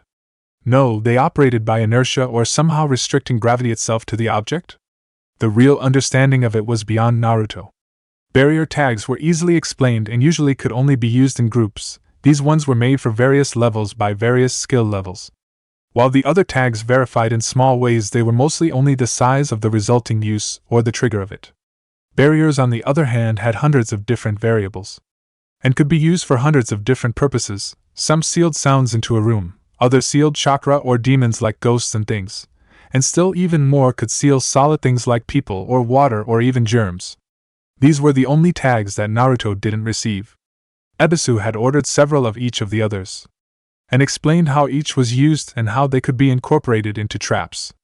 He also ordered several sealing scrolls, which he cautioned Naruto to never try sealing a sealed tag into.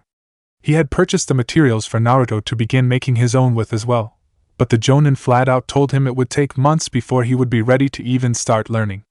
That done, they headed to the toolsmiths.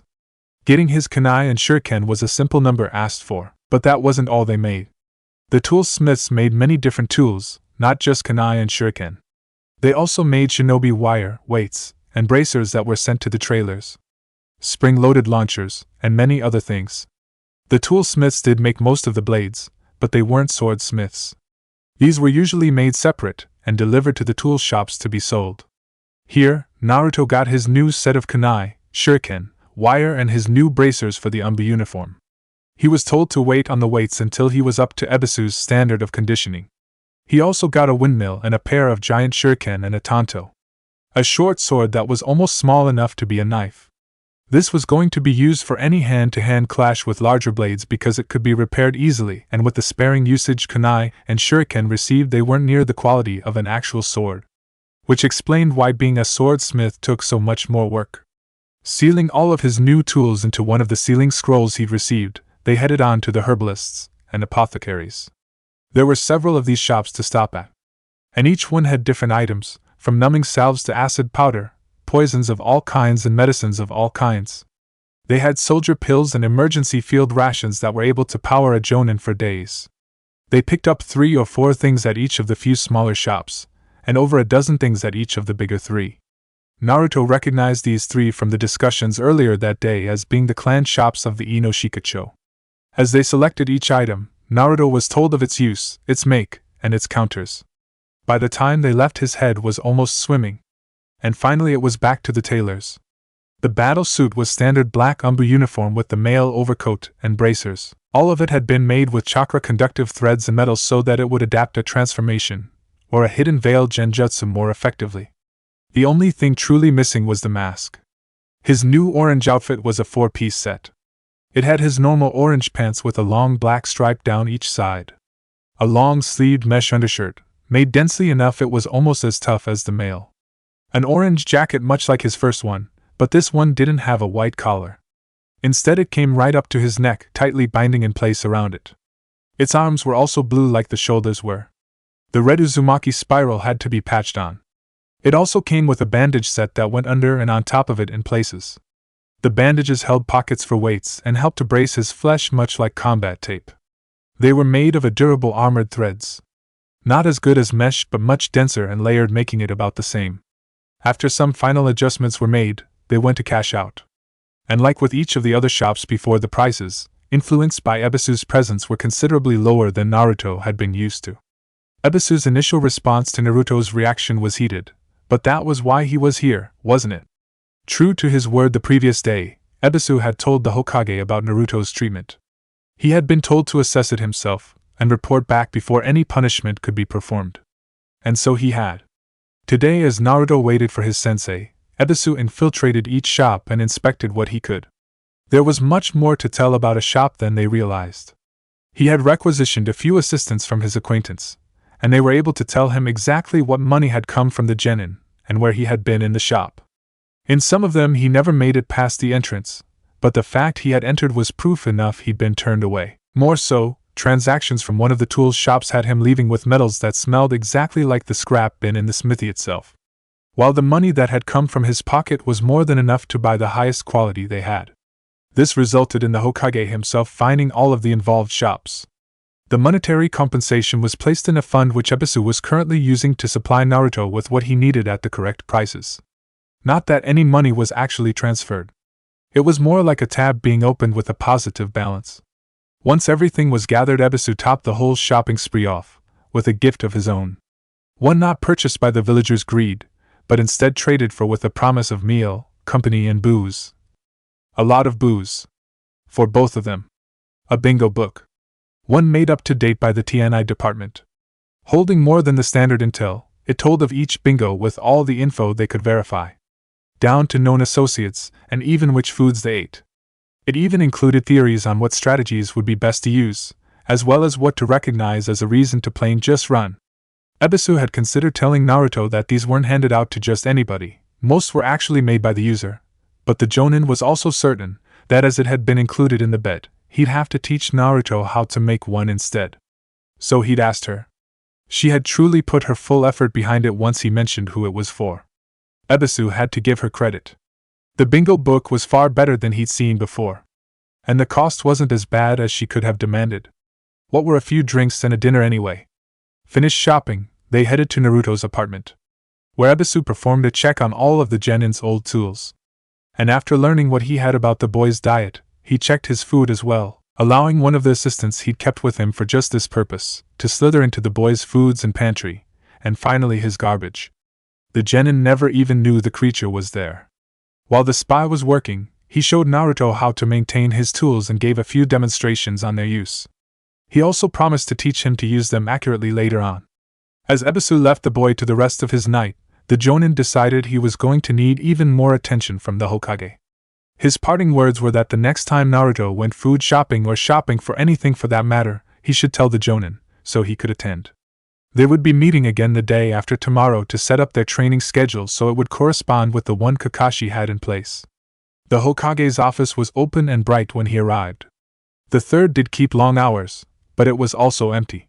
Void of paperwork or personnel, the office stood open with only the elderly Hokage and his desk. The door closed ominously as he entered. For a brief flare of chakra, the room was ablaze in intricate patterns of the vast ceiling arrays decorating every wall. You must have enjoyed having the day off while poor Gemna cared for Konohamaru-chan. The elder was standing at the window facing it, but the Jonin knew he truly watched the glass, allowing his eyes to focus on his office. Ebisu knew what would come next.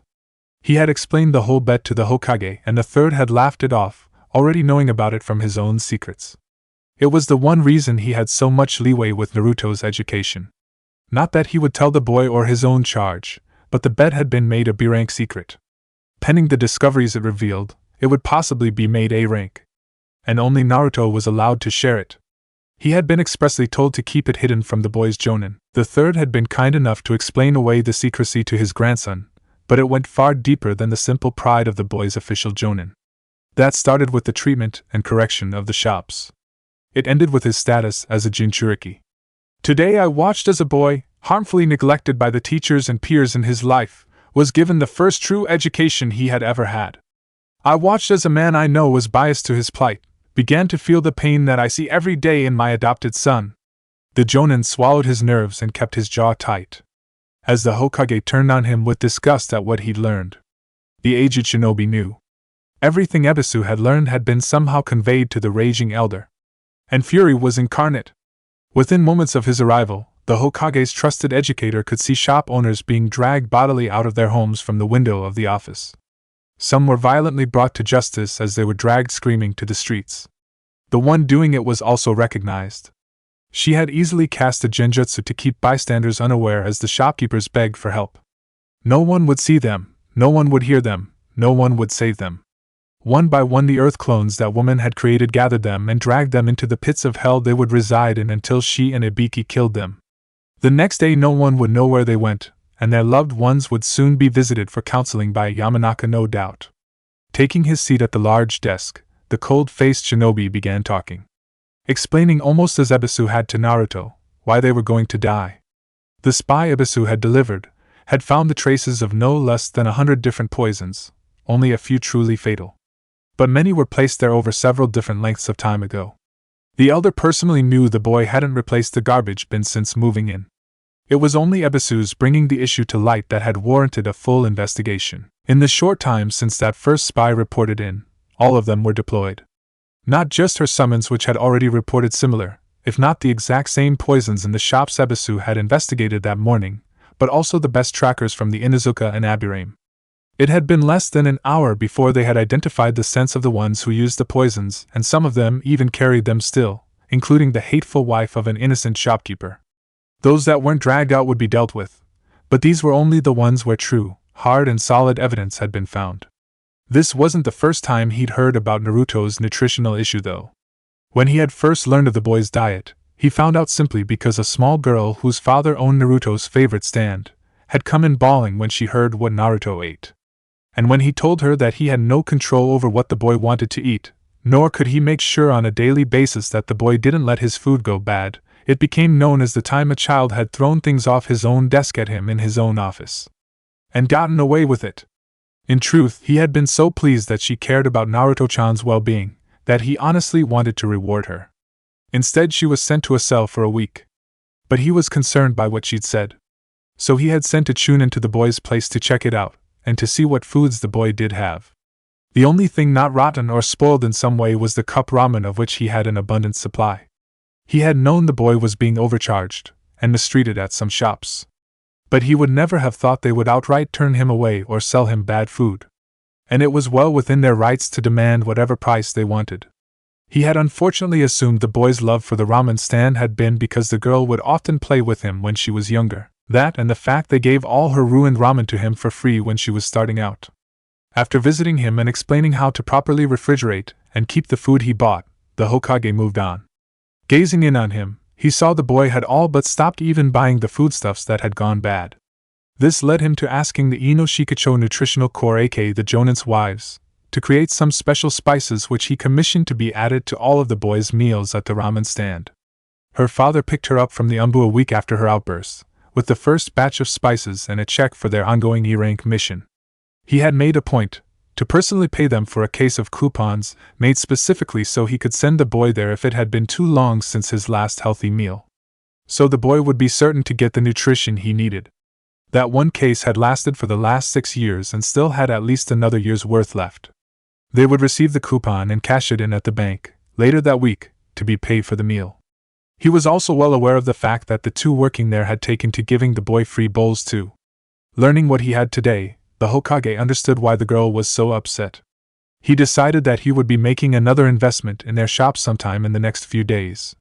Turning away from the Jonin standing before him, Sarutobi ordered him to provide a full and complete training course for the Genin. And when the Chunin exams came, he expected the boy to be promotable, or Ebisu would face dire consequences. Chapter 3: Underneath the Underneath. Uchiha Sasuke enjoyed the texture of the bark on his back, the grass in his fingers, the warmth of the sun shining on his bandaged skin. He was leaning against one of the many trees in Training Ground 7, waiting for his team. Team. The Uchiha thought to himself. He was on a team with him. The indignant boy remembered the savage beating he had received only yesterday. It angered him to no end that his skills had been unable to even defend against the dead last. But also, he was excited. The blonde had held back. He had somehow fooled everybody as he became stronger. How? Looking over at the would-be kunoichi, he thought back to the night before. At least now he understood why he was on a team with such a pathetic teammate as her. He remembered her coming to the hospital to visit him, and for some reason the nurse had given her charge of him. She was supposed to see to it that he got home safe. At least it got him out of the hospital, he had thought. Yet, when he got home, he told her she could go and began his way to the Uchiha dojo. Only to be yelled at as if she could give him orders. No training! You need to rest up and eat, and then you're going to bed. If you even think of training when you're so hurt, you'll be back in the hospital for the rest of the night. He knew by the way she spoke that nurse had actually given her the authority to have him taken back by medics if she reported it. Besides, he could use the rest if he were going to be really tested tomorrow. Following him inside, Sakura had him show her to the kitchen. I'll make you something to eat. You need to eat your fill tonight because Sensei said it would be best to skip breakfast in the morning. That was how he found himself eating with one of the few people he actively ran from. It wasn't that he needed to run so much as she was annoying. He actually preferred Naruto's constant attempts to beat him, over the drooling of his female classmates. When he finished eating, Sakura came back from the restroom, and told him she had drawn him a bath. And if that wasn't enough, she pulled him to his feet and began undoing his bandages. While she did this, Sasuke was certain she was mumbling criticisms on the quality of how it was wrapped. It had been a simple civilian wrap. Shinobi bandaging was only slightly different. Once the bandages were off, he waited for her to leave before getting into the bath. He still thought he was going to be peeked at, but a few moments of making sure she was gone and was able to relax. The soak was good for his injuries, and here, he thought over how his other teammate had beaten him. There was no way he had just gotten that much stronger, and that's when he realized that the boy had been acting weak on purpose. He hadn't even passed normally, so that he had been hiding his real strength. The shinobi way was the art of deception, and it seemed Naruto knew it. It also explained why Naruto was able to trick so many in the village, and how he somehow managed to evade the umbu for as long as he could. Many of their classmates had thought he was exaggerating or just plain lying when he told them. But now, Sasuke had no doubts about it. When he exited the bath, he was startled to find out that his useless teammate was still there. And it only became more surprising when she took out a pouch of ointments and salves. And again he found himself put out by a girl he avoided. He sat there in only his small clothes as she applied the medical creams on the majority of his body. Then she rewove his bandages in a very different form than they had been at the hospital. He had to admit it was a much better one. He had already begun feeling relief. Next, the new, pink mystery led her properly wrapped ward to his bedroom to be tucked in, much to the indignation and resistance of an even worse humiliated Sasuke. If I come back, Uchiha Sasuke, and those bandages have been disturbed, I will make sure you stay in the hospital for the next week. Got it? And for the first time, Sasuke found fear for one of the girls who chased him in the academy. When he had awakened, he had been pleasantly surprised. It was as if all of his aches had disappeared overnight. And they literally had. Remembering her earlier words about not eating because of the test their sensei was going to give them, the drowsy Genin decided to eat a quick meal. There was no point in skipping a breakfast for her stupid diet. When Sakura arrived that morning, she changed his bandages again, and this time she used combat tape on top of it, bracing all his joints and muscles. It restricted his movement a little, but on the whole he felt as if he'd gotten stronger through this ordeal. Sasuke had to admit that she had some uses. As she told him on the way here, apparently her top academic marks included how the body worked and the field medical skills, but they had not been used in practice. So she only knew the hows of the medical bandaging for shinobi, and hadn't actually done it on anyone before. As his teammate babbled away, Sasuke thought over what she had told him, keeping one of his ears turned towards her incessant voice in case she said anything else worth hearing. He had never given much thought to the medical field. He knew his path was on the front lines, fighting, not in a tent fixing. But the little details she had memorized paid off big time when he needed them. Even as he walked to the training ground, he could feel his body healing. A tingle there from the ointment, and itch here from clotted blood over his many lacerations. If he was ever hurt, he would need medical aid like this to get him back in the fight that much sooner. So maybe the Dobe was right. He could use his teammates to help him prepare for his eventual clash with his elder brother. Sakura was a good bet for the medical needs his many battles would require. Not like he'd get out of every fight without a scratch. If he wanted to grow stronger, he needed to fight strong opponents, and that meant fighting against those who could cause him as much damage as he could cause them. And speaking of stronger opponents, could he really keep calling him the Dobe? How had Naruto been so fast?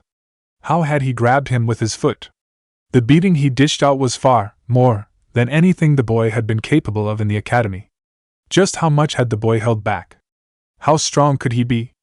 The Genin was actually excited to test himself against Naruto, and not have to hold back for fear of setting his training back. Yes, Uchiha Sasuke could use this team. Uzumaki Naruto was not a morning person. Well, not at first. It normally took him a few minutes to get going. Today should have been an exception. Days like this, when he was certain he would be showing the world how awesome he was, were supposed to be easy to wake up to. Today was not easy to wake up to. He had been up all night, in fact. Well, in a way. His clones had been out setting all the traps he'd planned out, and many others they had come up with on their own. This time around wasn't going to go the way it had last time. He had come up with the perfect lines for his introduction, and he was ready to attack Bastard Sensei with vengeance for last time. The fog over his memories seemed to begin lifting as he learned to meditate. He had spent most of the morning on one of 10 posts in Training Ground 17, rightfully named the Circle of Pillars. That had been just after he had ran his first morning lap, and eaten breakfast. Yeah. It was good to know the future. Anyway. He meditated over his memories, not only of the future, but also of the traps his clones had lain the night before. It helped that he had used his shadow projectile jutsu, and every single one of them was a clone tool. He had no real tools out there. And while doing that, the clones had figured out how to throw them. He had the jutsu down. Drawing them all on a scroll, he made a very crude map of Training Ground 7. It was a small scroll, thin once rolled. He could easily slip it into Sasuke's pocket later. Addressing it to Sakura-chan, he pocketed his trap map. It was about an hour after they were supposed to meet. That meant they still had a few hours until Sensei showed up. It was time to join his teammates. The excited Genin could barely keep his calm as he walked into the training ground. What would they think of his new uniform? He had intentionally worn the outfit Ebisu-sensei had designed for him. Its similarity to the Umbi uniform should make him look more serious about being a shinobi, and would only highlight his improvement. Hopefully it would be enough for them to completely forget who he was before. Not that they remembered all the dumb things that had happened to him over the year that hadn't happened yet. It wasn't as if he remembered much of it either, for that matter. He could remember only bits and pieces, but he was certain he'd been humiliated more than a few times. The mission ahead of them, the Chunin exam, he knew he had faced Niji, and that he didn't like him. Something was missing there, and something really bad happening just after, and then. Boobs? Something to do with blowing a frog up using a balloon. He wasn't sure about that one, but he could clearly remember a giant frog. And then Sasuke. He had left the village, they had fought, and Sasuke had killed him. He didn't know why. He wasn't sure who was right or wrong. But Sasuke had killed him. So it must have been something big. Something that made the team think he had to leave to kill Itachi. Naruto saw the man's face in front of him. It wasn't as blurry as the rest of his memories. But he had no idea where it came from. The upcoming test, on the other hand, was something he clearly remembered. And he didn't want to live down the 1,000 years of death again. And even if he still couldn't remember much about the big mission with the mirrors and swords and things, he was sure whatever it was, the 7 years' bad luck didn't carry over. How many mirrors had he broken for that to keep being such a clear memory? And what the hell was with the mask that kept showing up inside them? Was he going to get super ugly or something? Nah. Couldn't be. He did remember a few things from the mission though. Words. The words that echoed through his soul. He wasn't sure where he had heard them, but he knew they had meant everything to him when he did. And now he would use them, and all the things he had learned over the last few days, to make an image. An image that would become his new face. His new self. His first step towards becoming Hokage. He had barely stepped into the training ground when the Uchiha forced him to dodge. The boy's foot passed through where his head had been. He had rolled forward into the Uchiha's guard, and as he came up he caught his rival's extended leg before the gennin could land from his kick. Lifting him up, Naruto tossed him bodily into a tree. The Uchiha took no time, bouncing back to his feet and pressing his attack. Naruto could almost see every move the Uchiha was going to make before he made them, by watching the muscle movements he had learned about the day before. Not only that, but his speed was different. His movements were slow, far slower than they had been in Naruto's memories. That was understandable. He didn't have his Sharingan yet, and he hadn't learned to tree walk either. Naruto vaguely remembered their battle when he died, but only just barely. Sasuke had been able to water walk then. It was no wonder he was so much slower. At least now Naruto understood why Sasuke was able to get so fast. He had been using chakra to make himself faster, like Ebisu had shown him. But now, Naruto was the one who could do it, and Sasuke had no clue that he could. Naruto easily avoided every strike, kick, and lunge Sasuke made at him. Sasuke's movements were growing more and more aggressive, as his face became enraged. Naruto had him beaten, and hadn't even attacked once. So this is what Ebisu-sensei meant by not getting hit? The closet pervert was on to something there. Finished pissing the Uchiha prick off, Naruto went on the offensive. He easily caught one of Sasuke's fists, and slammed his own into the stuck-up team's gut. As the genius curled over, Naruto whispered into his ear. Then the Umbu lookalike picked him up by the back of his pants, noticing the little sticker on the Uchiha's bandages with a suppressed giggle. Discreetly slipping the scroll into the boy's pocket, Naruto tossed him face first at Sakura, knocking them both over. For a moment he saw her surprise. No shock. No. Absolute complete fucking mindfart. Her mouth was hanging open, her eyes were wide and comically bulged outwards from her face. She didn't even realize what he had done until the Uchiha landed on her. She had just lost all her opinions of him in those few seconds. He caught himself before he actually thought that maybe now she'd go on a date with him. She had made her choice. She wanted Sasuke. And he had died to fulfill that promise. His chances with her were over the moment he had agreed to bring the team back. Even if it hadn't happened yet, he had given up on her. It was time for him to move on. Sasuke was up on his feet in moments. Oddly enough, he dragged Sakura up too. Her eyes looked at the Uchiha in almost as much shock as they had at him. Sasuke, you shouldn't exert yourself so much. Sensei said he had a test for us. Maybe you should be resting up for that instead. The Uchiha's glare at him hardened, and Sakura's look of shock finally came undone as her rage at him expressed itself. What the hell do you think you're doing? Attacking Sasuke like that? Again? You have no right to be telling him to rest, you jerk. Turning back to the Uchiha, she grabbed his arm, and rather forcefully led him back to his spot by a tree. Sasuke, you really need to rest up. You shouldn't be fighting with that idiot in your condition. Don't forget that we still have no idea what Kakashi-sensei's test is going to be. He might want to do a physical exam. The look on the team's face when she began giving him orders was priceless. Naruto actually had trouble holding his laughter in. Once he had control of his vocals again, he spoke. It looks like Sensei is going to be late again. I'm going to take a nap. Sasuke, don't forget what you were told, With another chuckle, the gennin lay back and closed his eyes. It was a nice nap that was interrupted. A good, happy, relaxing, comfy, interrupted by a kick to the ribs, nap. Courtesy of a less pretty than earlier Pinkette. It wasn't just him, was it? Or did she actually lose her attractiveness for a few minutes? Holding his side, Naruto climbed to his feet. Good of you to join us, Naruto. The nonchalant tone of voice, the orange book predominantly covering his already masked face, the silver gravity-defying hair. Kakashi-sensei, exactly as Naruto remembered him. It's not noon already, is it? Naruto turned to the Uchiha with his question. His rival simply shrugged. Let's start off by getting to know each other. There's no need to rush into any stressful situations. Their sensei began. Naruto didn't hesitate. He jumped up and began introducing himself. My name is Uzumaki Naruto. I like ramen, training, and learning new things. I hate when people treat me badly because of my birthday being the same day as the festival. At the comment about learning new things, he only heard one snort. I swear Sakura wasn't this mean last time, Naruto thought to himself. His sensei didn't even flinch at the hint about the Kyuubi. I don't like people who think they're better than others just because they have an advantage that others don't. And I can't forgive anybody who would betray or abandon the people who care about them. He said this. He gave a pointed glare to each of his teammates, making absolutely sure not to look at Sasuke any more than the others. My plan for the future is to become an awesome shinobi by following my 5 shinobi truths, and my 5 guidelines to ninjutsu. As Naruto declared his last statement, he shoved his hand out to count on each finger.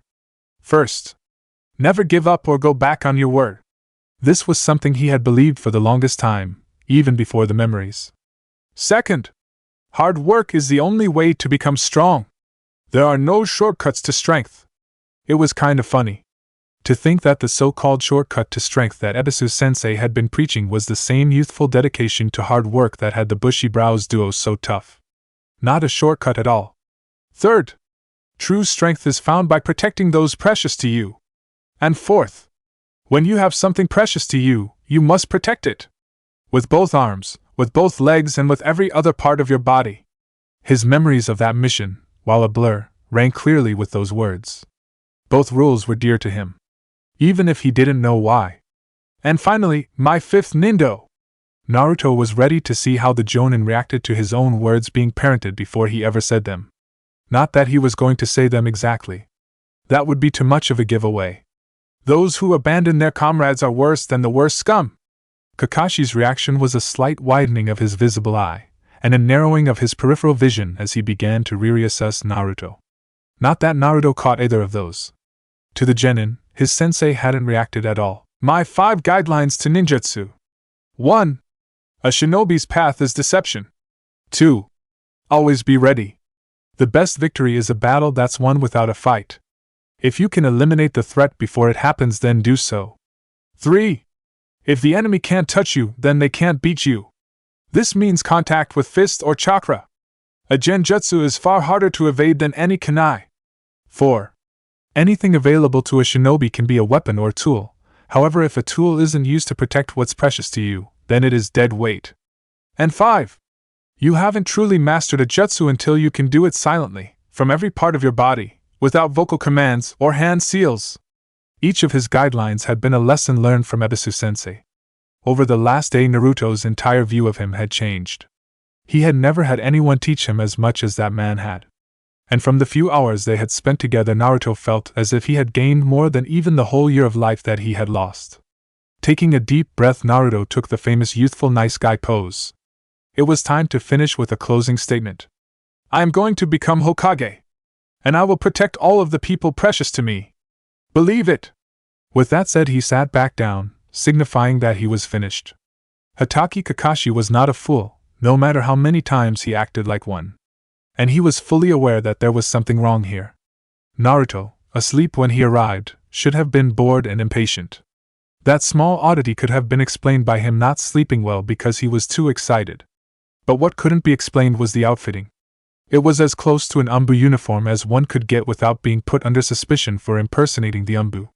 At the same time, while his body language and attitude hadn't changed, he seemed calmer. He was more intelligent than he was a week ago. Hell, he was more intelligent than he had been at the academy yesterday. The Jonin could see it. The boy knew things that he hadn't before. His rules and guidelines were a single step towards the suspicion that the Jonin felt festering in his gut. The Sandaime had rigged it. There was no other explanation. The ex-Umbu member had heard about the scroll theft, and that Naruto acquired a certain jutsu from it. Obviously, the Hokage had felt that the opportunity to force-feed the boy knowledge via clone feedback was too great to pass up.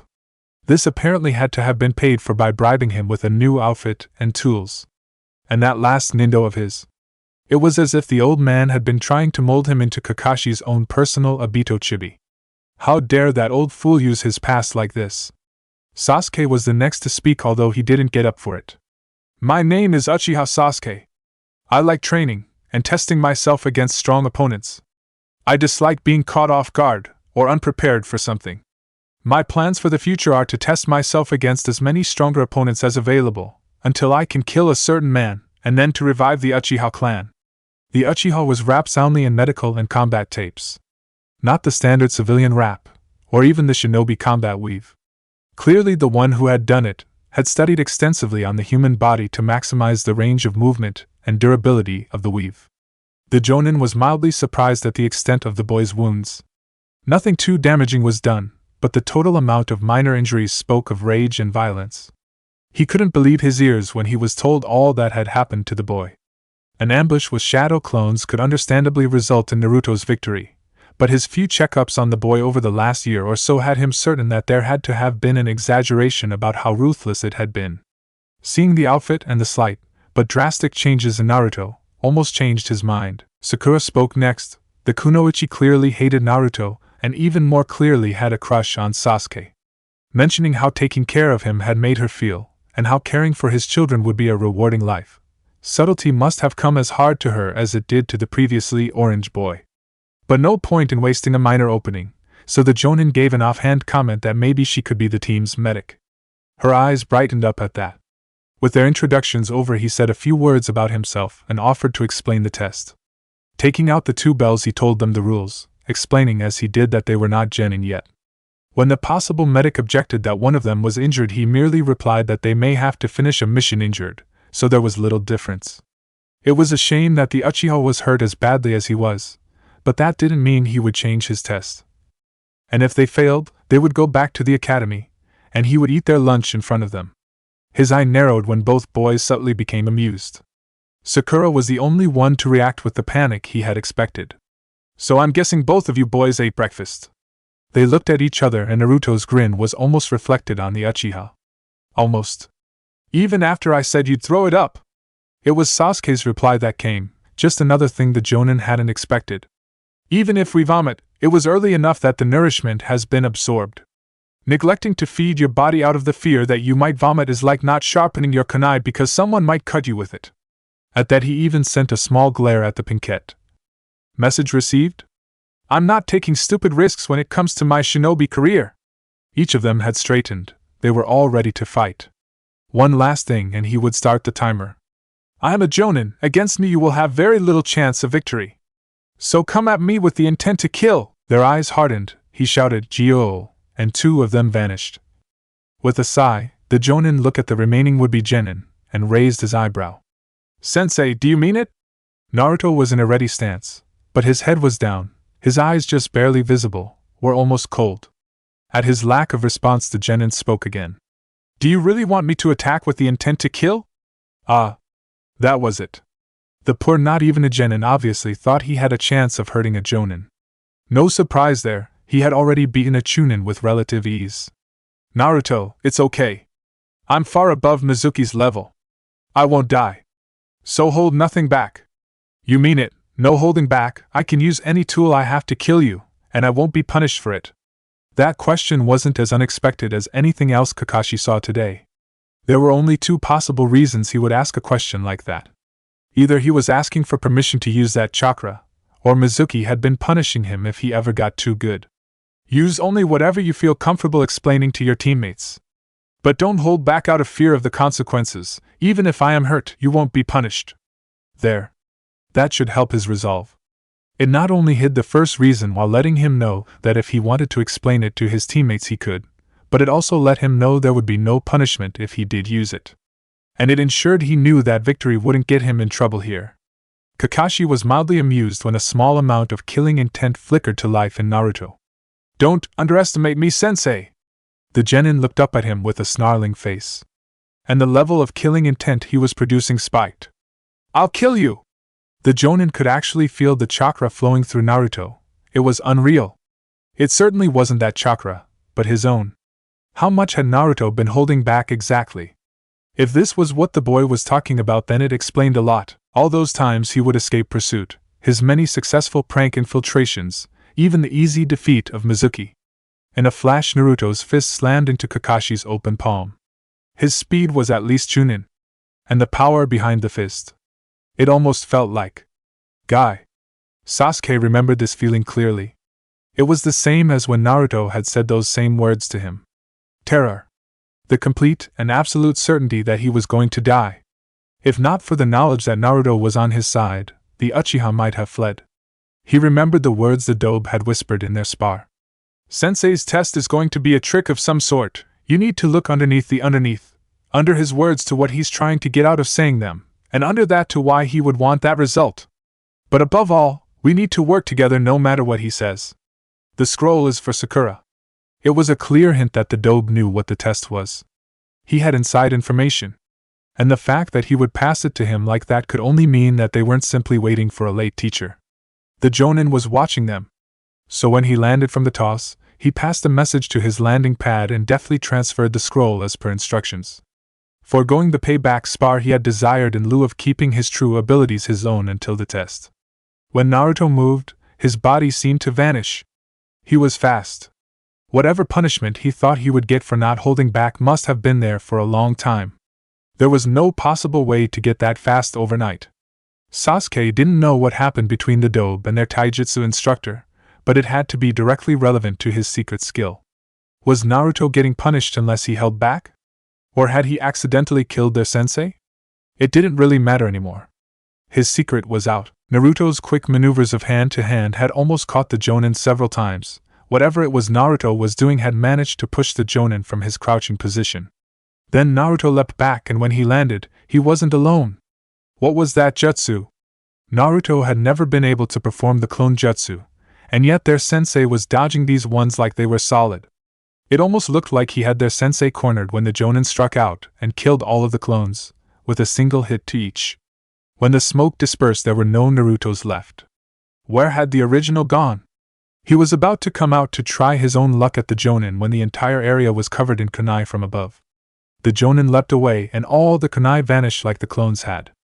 Naruto landed back on the ground where his clones had been killed. His unbleached uniform, added to his speed and movements, perfectly granted the illusion that he was a real shinobi. There was a single moment of pause between them, then out of nowhere Naruto threw himself to the ground. Another 4 kunai flew right over him at their sensei. Sasuke shot a look at his other teammate. She had been the one to throw those. And she was on the move. The Jonin dodged the kunai, of course, but his leap out of the way put him in midair. With Naruto on the ground out of his line of fire, the airborne shinobi was an open target for the Uchiha.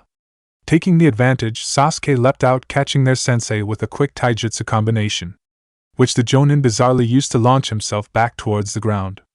The moment his feet touched down, though, Naruto's feet hit him square in the gut, just before Naruto burst into smoke as a giant shuriken almost cut their sensei in half.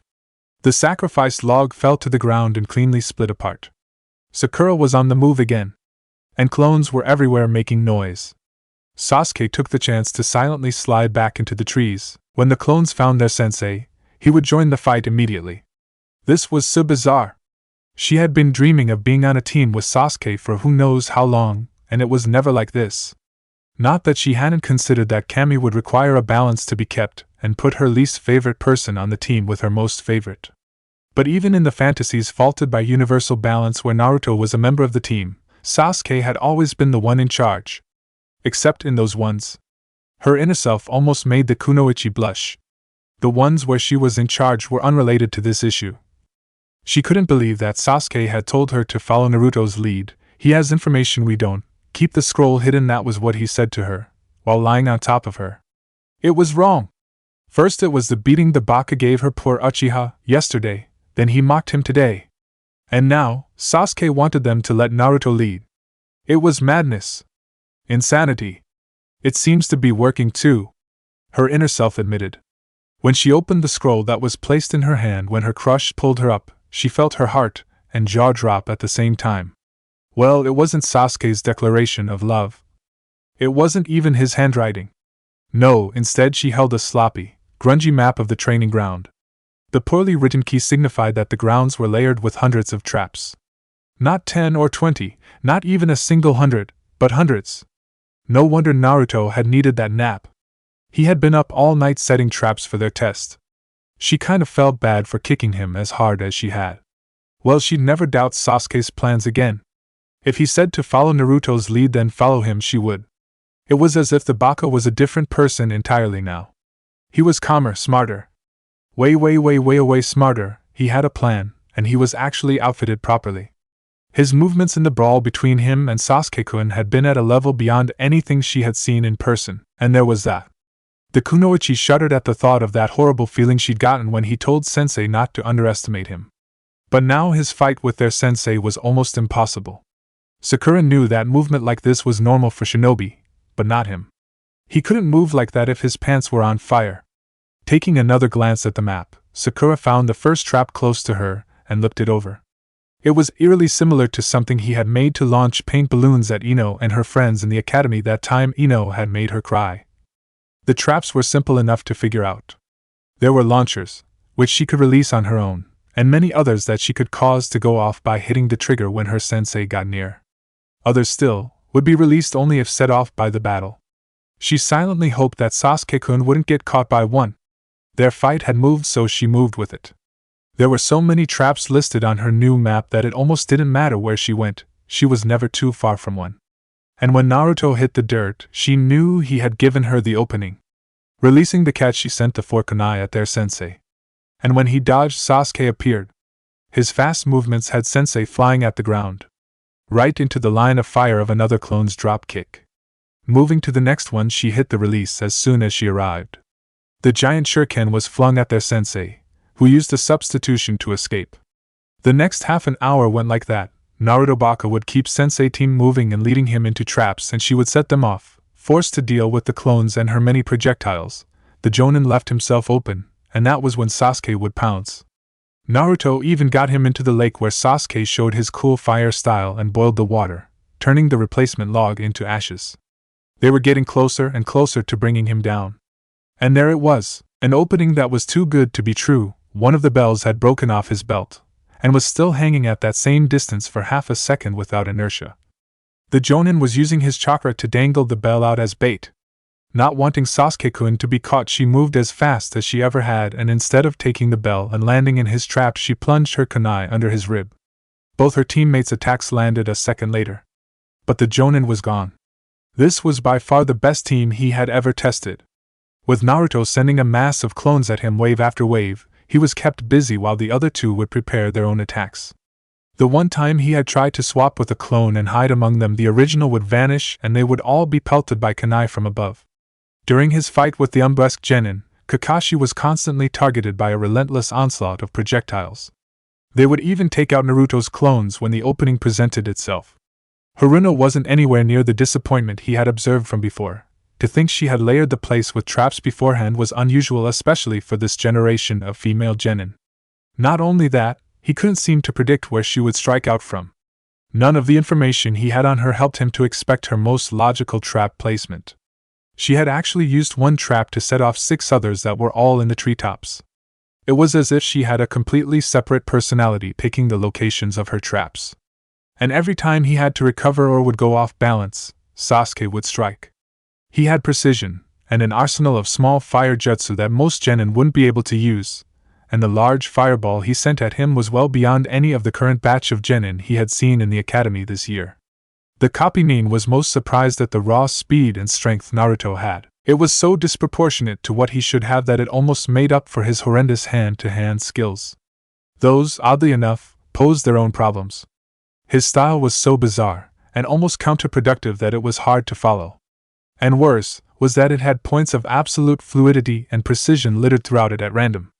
Kakashi couldn't predict anything with his movements. He was almost tempted to open Obito's eye until he heard the genin's arm dislocate for an especially nasty jab to his throat. The kid was taking damage to use this style. No wonder they told him to knock it off. Then Naruto used the shadow projectile jutsu. Kakashi had known about the scroll theft, and he was informed by the Hokage the boy hadn't learned any other jutsu. Naruto couldn't have figured it out on his own, could he? That was just absurd. Altogether their teamwork was unexpected. They hadn't even tried to compete, working with one another from the very beginning. He had tried not to move any faster than a high genin speed, but at this point he had been forced to move at mid-chunin speed several times to avoid being hit by a stray fist or kunai, and the Uchiha had almost forced him into Jonin level speed with his quick turnaround attempt at the bells, flipping upside down and launching off of a clone at them. The Genin was almost willing to let them take the bells, just to see how they would resolve his little ruse. And so, he tried to arrange an opening, letting the bells go. But instead of his genin taking the bait, the Jonin had taken a blade and found himself bleeding from a vicious stab to his side, courtesy of the pinkette. Obviously she had thought the opening had been a trap, and prevented her teammates from getting caught in it. He still couldn't believe he, a Jonin, had been stabbed, by the least of the 3 not even genin. even as he held a hand to the bleeding cut, not too deep. She had barely punctured the skin before he moved. If her lunge hadn't been so unexpected, it never would have landed. How was he going to live this down? The timer should have gone off already, and seeing no real end to this constant assault, Kakashi decided to show them exactly what a Jonin was, and what it meant to fight a losing battle. Vanishing from their area, he waited until the bell finally went off. Once it had, he reappeared next to the originals of Sasuke and Naruto at the same time. The Genin wasn't the only one to use a shadow clone. With the words, "My turn!" his fist slammed into their guts, targeting stomachs specifically, immediately causing them to puke.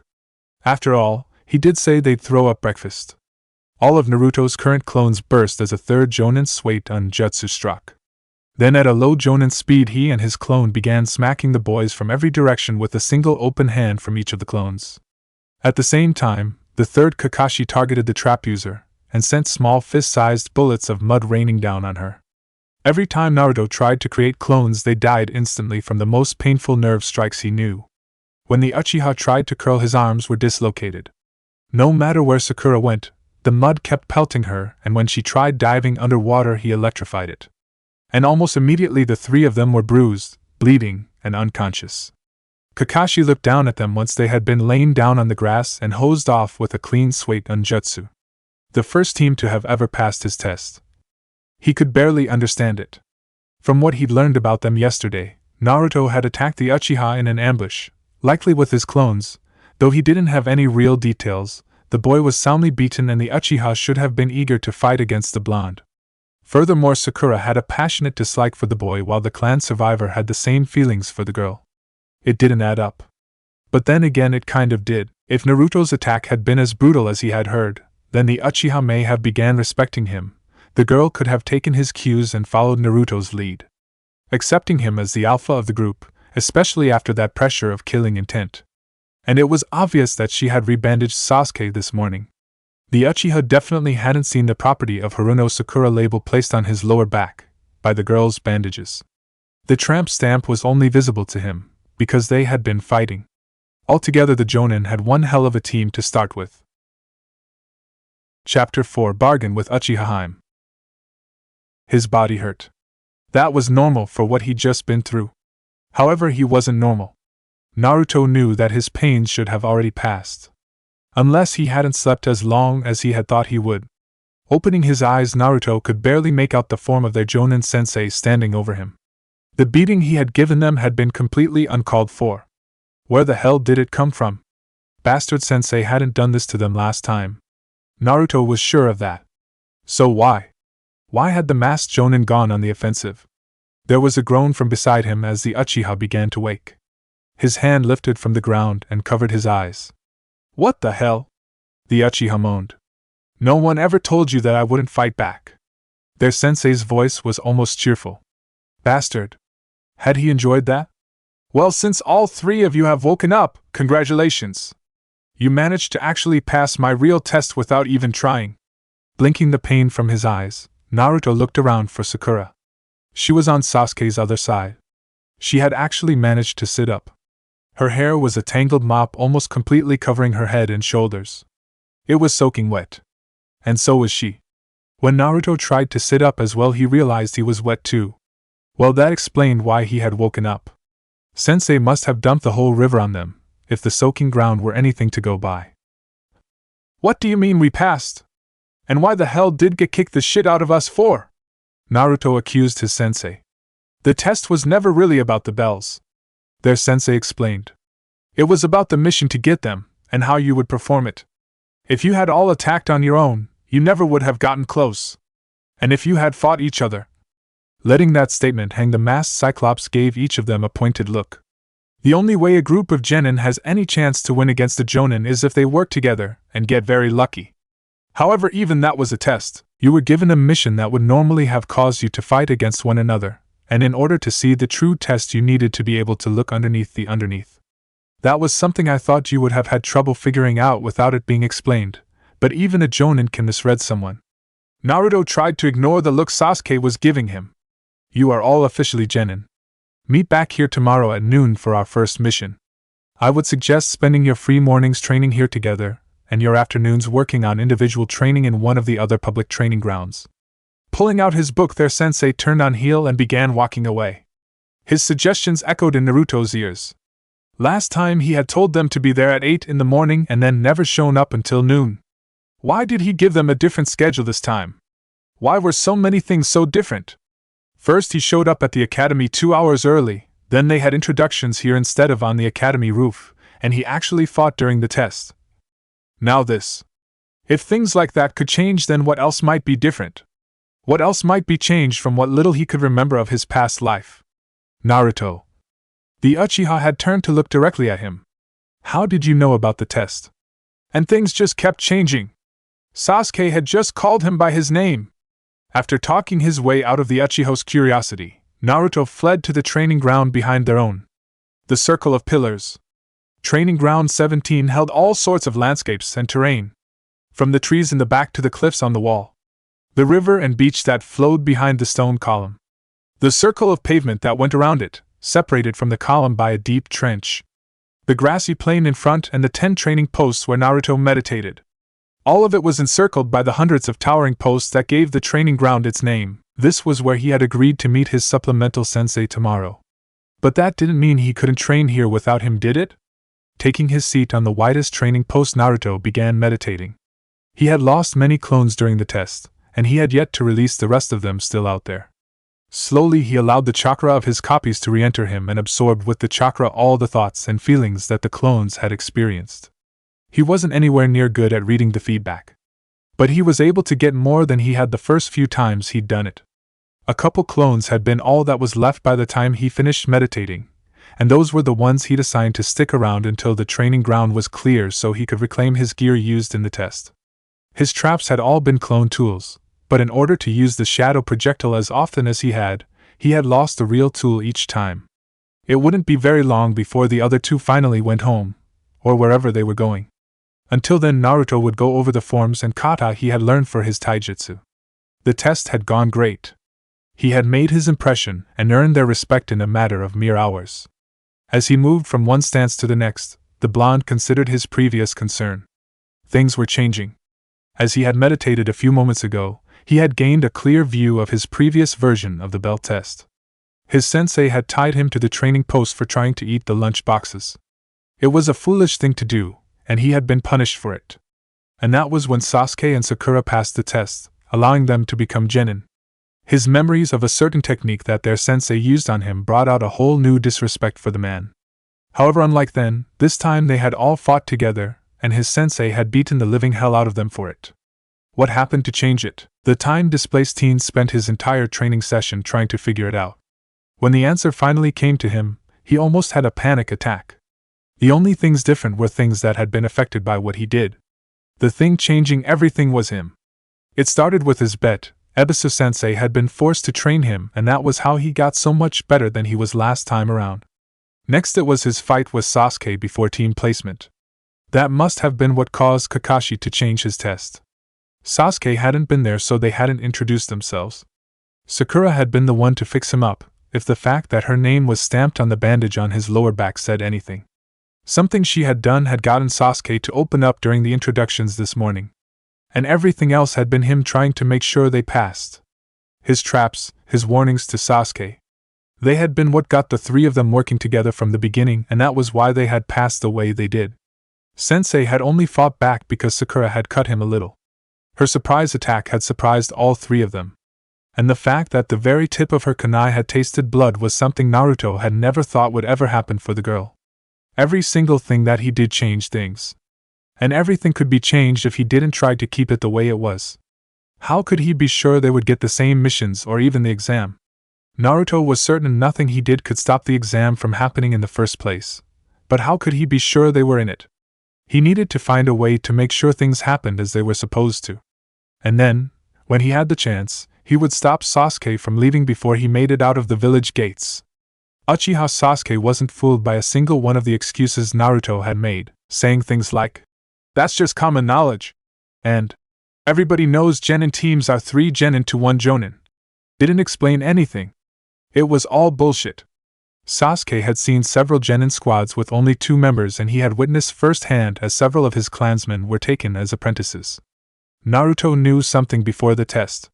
There was no doubt in his mind that the blonde had been the one to set up all those traps Sakura was using. It wouldn't surprise him if the boy had somehow been behind her little ambush of their sensei too. Still, Sakura was the only one to have gotten the drop on their sensei. She had actually drawn blood. Even if it was only a tiny splat on the point of her kunai, the blood was still blood of a jonin. When he and Sakura had tried to look closer at the traps, they all vanished in a cloud of chakra. The scroll with the map disappeared with them. All that was left were a few kunai and shuriken that Naruto had used in the actual battle with their sensei. A pair of clones quickly swept all of those up. Solid clones. When did Naruto learn to make those? After the beating he had taken, the Uchiha had began looking over every memory he had of the dobe. He had thought the dobe had just been holding back a little, but now his speed and technique from the bell test were leagues above what the proud gennin could manage. The taijutsu style he was using was so unfamiliar to the Uchiha. Even their sensei had been taken by surprise. And the sheer amount of these solid clones he had used. If Sakura's understanding of the concept of substantial chakra constructs was right, then Naruto had at least 100 times the amount of chakra Sasuke had. Talking it over with the kunoichi brought the two of them to a single conclusion. Naruto was not a gennin. He couldn't be. There was no way the Naruto they had known could have been hiding his abilities so well otherwise. If he had simply been hiding without any true training, then he would have slipped up. It was a bizarre conclusion, but they were convinced. He was a spy for the Hokage who had been placed on the team. Once Sakura had confirmed where Naruto lived, they had no doubts. No child his age would be allowed to live alone in the red light district. At first Sakura thought that he had been replaced entirely. Like maybe he had been dropped from the program, and someone else took his place. But Sasuke was certain that wasn't the case, or his disguise would have been disrupted when their sensei had attacked. The pinkette admitted she knew he was the same person too, because she could feel the same body size and shape when she kicked him. If he had been in a henge it would have felt different. It actually made more sense if he had been a plant even back in the academy anyway. Naruto had always been pulling things in class and always got bad grades even when he did the work. It took a little arguing, but they soon agreed that the adults did treat him differently than the rest of the students. All of the hushed whispers as he walked by their parents, the glares always sent his way. They had assumed his treatment was because of his behavior. The only one who seemed to like him had been Irika, and he was the boy's main target most of the time. The conclusion. Naruto, a shinobi who lived in the red light district and was good buddies with their sensei outside of class, who had the ability to completely hide his true skills, which were on par with at least Mizuki sensei, had more chakra than anybody they had heard of, except maybe the Hokage, and routinely evaded the Umbu, was being treated like his very presence was an insult to the other instructors. The only explanation that fit was that he was a secret agent placed there by the Hokage because of the number of clan-born students in that class. And the other sensei didn't like a full shinobi infiltrating their class. He never did his work because he was always bored from having done it already. Finally, once they had graduated, Naruto had been put on their team to protect the Sharingan. Sasuke knew that since that night, he had been placed under guard by the Umbu when he was alone. And since Naruto had been there with them even before then, it meant he wasn't there simply to keep the Sharingan safe. That must have been a new mission. It also explained how he had been made a gennin anyway. They had probably expected him to be finished when his mission at the academy was over, and that was why he failed. He would have been able to simply drop the act and return from his mission. As skeptical as the two of them were about that final conclusion, the alternative was that Naruto, the goof, had been flawlessly hiding at least Chunin-level abilities that surely would have passed him from the academy a long time ago, and that he had been getting punished when he displayed them as part of a village-wide scheme to keep him down for something that he or his family did sometime in the past that nobody was allowed to talk about. Shinobi infiltration, or village-wide secret conspiracy against a super genius, moron as a person. Easy answer in a shinobi village where they all trained to be shinobi. Morning arrived with Naruto making his lap around the circle of pillars. He wasn't sure why, but last night had been a very strange sleep. It felt like he had been told some huge joke and he couldn't remember it. Whatever it was, his mood had been affected greatly by it.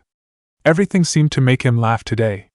It slipped his mind that his shadow clones had only returned with his missing tools after he'd fallen asleep. But the tools were all there in the morning, so he repacked them and dressed in his new orange. Today Kakashi would likely take them for their first D rank.